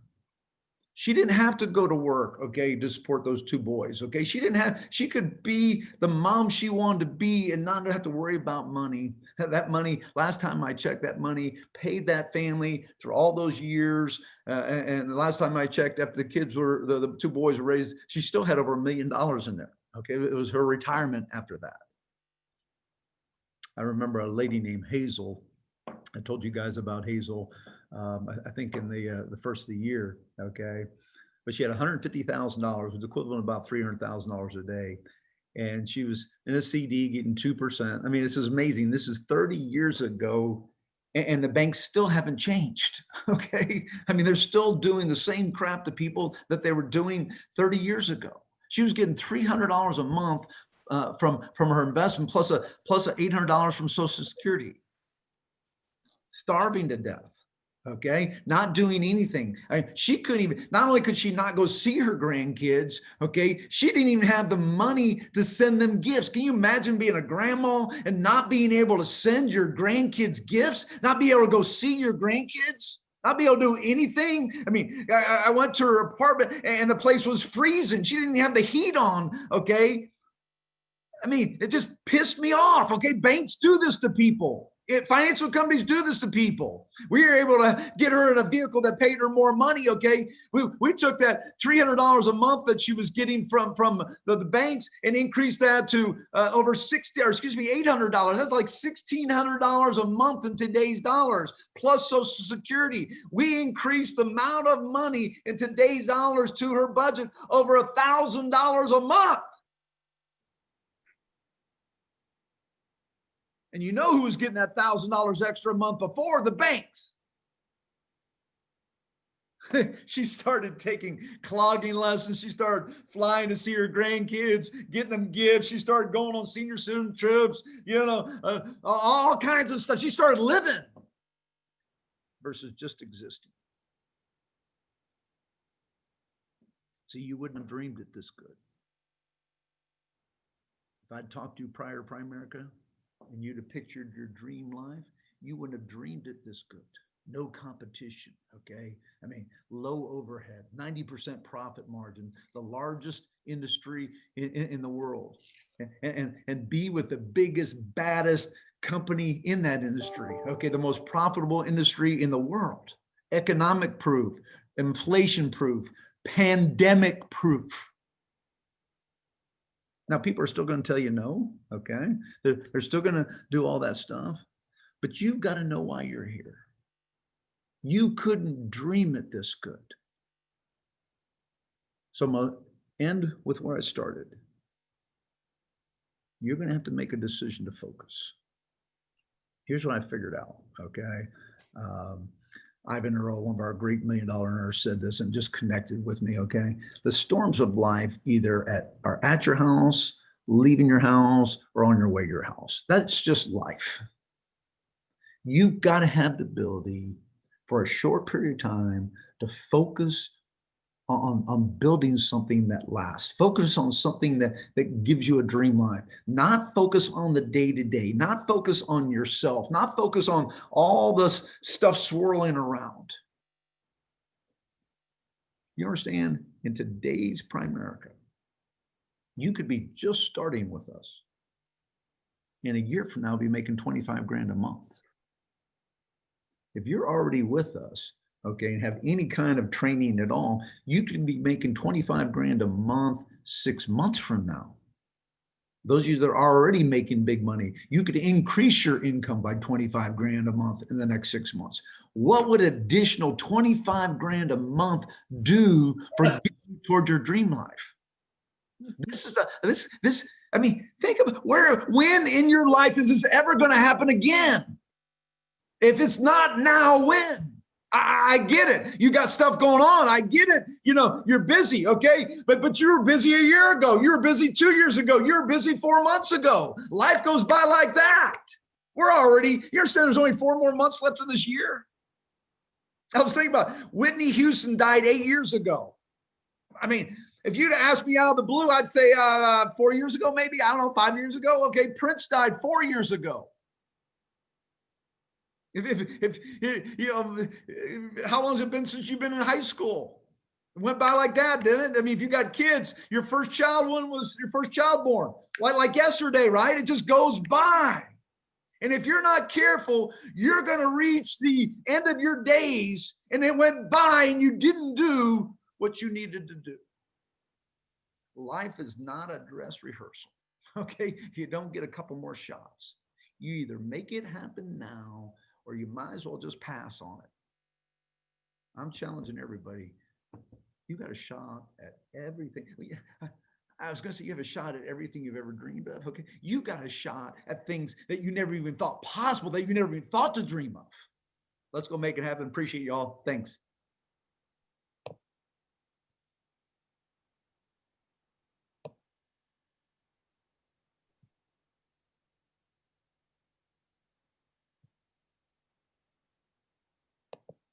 This event changed my life.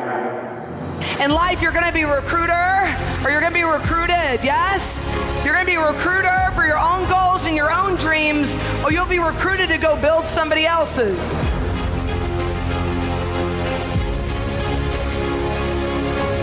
I think it's just going to be one of those years that literally thrusts you to a completely different level than anything you can think, dream, or imagine.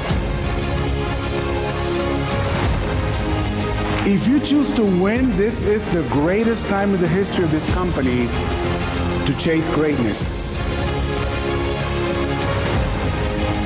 When we all started at Primerica, we bought into the why of Primerica. Doing something special in your life is different. The why for our families. Creating financial independence is different. The why for our clients. Taking your family to a great place in the world is not normal. And it was the why that gave us the power to endure the struggles of building a business. We gotta go, guys. Let's go build an RVP factory. Man, it's been over 10, almost 11 years now, and she's just as excited, just as positive, just as motivated. And it changed my life, it changed her life, the lives of our families, our children, our future grandchildren. Our team. Do you know what you have here? The most important sale you will ever make in this business is selling yourself. Selling yourself on why it's important to win. It starts with me. Selling yourself on the importance of the crusade. Selling yourself on the importance of the vision. It starts with me. Selling yourself on why you deserve to win here. And it starts today. Pumped up and so motivated and so excited. We control the ability to develop the skills here. Thank goodness this is not a talent business. Would you guys agree? This is about us. This is about our time. We're going to do this together. You see, you got to remember what you're fighting for. It's about money and time. Freedom of money and freedom of time. A job will never give you both. Your choices can make or break your business, and this is your business. Please make the right choice. We are gonna do it and do it and do it and do it until the job gets done. Ahoo! I love you guys. All right, guys, October 24th. Make sure that you text in today to get those tickets and get yourself involved in that event, guys. It's going to be here before we know it. It's going to be, I mean, the year 2020 has been flying for us, and this event today has been incredible and just flying through the speakers. So big thank you to all the major speakers throughout the day. And to close this out, to wrap us up, to just put that bow on the end of this incredible event, give it up for my man, Victor Zancudo. All right. Thanks, Josh, man. That's this event has been absolutely incredible. I've taken so many notes. This has been awesome, but as awesome as it has been, and all the speakers have absolutely killed it.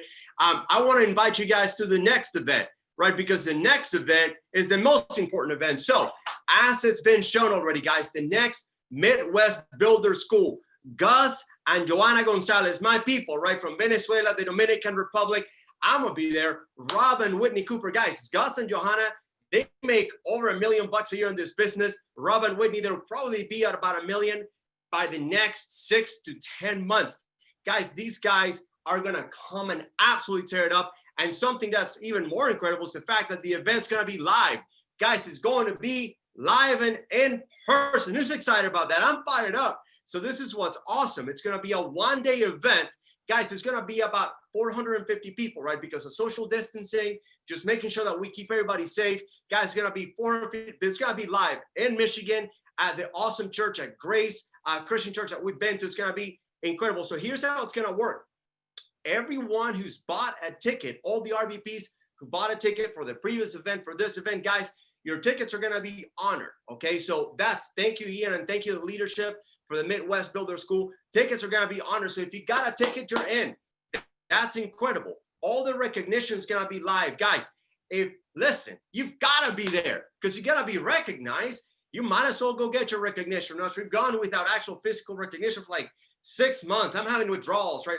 I'm like the picture that Proctor put up there. Instead of that Chappelle, I got that Jerome Biggums, right? I got some recognition. You know what I mean? Like, you gotta be there. It's gonna be absolutely amazing. So everyone who has tickets, who had tickets for the previous events, you are in. So that's gonna be absolutely amazing. Again, that's gonna be honored. Now, here's what's awesome. For the regional vice presidents, guys, your ticket, so you gotta buy them today.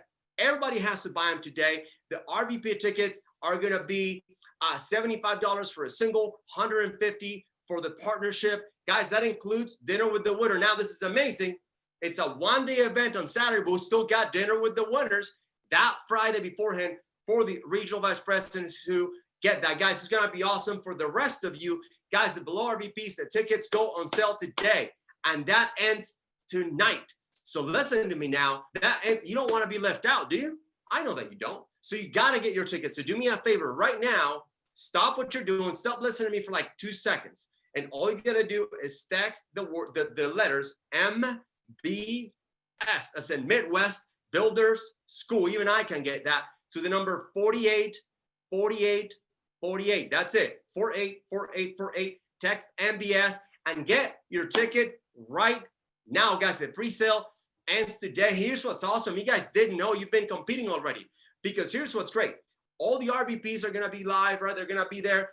Everybody who bought a ticket's gonna be there. but the rest of the spots, we got to compete. Guys, there's a competition going on that you didn't know about, and I did, but you didn't. It's got to be so awesome. The rest of you, guys, you're going to compete to be live. Guys, the contest period's going to be July, August, and September. And here's what's great. It's going to be based on recruits and premium. That's it. Guys, recruits is $1,000, premium is $1 per point, and they're going to add them up. Guys, it's builders premium. You compete to be there. Listen, you have got to compete the next, guys, August ends in the next 2 days, right? 3 days. And the month of September, absolutely kill it to be there and in person. So once again, the regional vice presidents, you attend, you got to have an RVP ticket, dinner with the winners the night before, top 100, approximately 150 people. It's going to be builders premium, guys. It's going to be premium plus recruits times 1,000. Guys, text that number. The early bird ends in 24 hours. I got 2 minutes left, and here's what I want to tell you real quick. Guys, you found the mother lode. I don't know if you know this or not, but you found it. If you were looking for it, this is it. This is the right opportunity. This is the right time. This is the right you. You are the right you. Guys, I'm going to tell you what I did after my first big event. And if this is not your first big event, it's your second or third, it doesn't matter. I'm asking you to do the same. Guys, I got my ticket for the next event. I did that right away. By the way, make sure when you get your ticket, make sure you do it under your solution number, because that's how they're going to be able to get your builder's premium, right? Your builder's point. Make sure, guys, people who, I know that we all love to buy tickets in bulk. If you do that, it's going to be difficult for your teammates to get recognition. So get your ticket and encourage, as a leader, encourage your team to get their tickets as well. Guys, number one, again, text MBS to 484848. Guys, I made some major decisions. After my first BTS, after my first school, I saw an RVP promotion. And I made the decision that I would not be an engineer anymore. I wouldn't have somebody have their finger on me. Guys, I made a decision that I would be a regional vice president, that I would earn $100 grand a year. Guys, I made that decision. I'm going to ask you to do that too. Guys, condense all your notes today into one page and take massive action. Get your ticket and take action, because I want you to be promoted. I want you to be recognized at the next BTS. But right now, as soon as we close this, guys, I'm going to ask you for a big, huge favor. Set a record number of appointments. Guys, we have the whole day Saturday. The month doesn't end until Tuesday. I'm begging you, your family, the families whose lives are going to change, are waiting for you to call them right now, as soon as we hang up, for you guys to set a record number of appointments. We have a record amount of activity for you guys to make this thing happen and kill it. Get your ticket. Let's set some records. We love you guys. And this has been an awesome, amazing. Can't wait to see you all in person in October.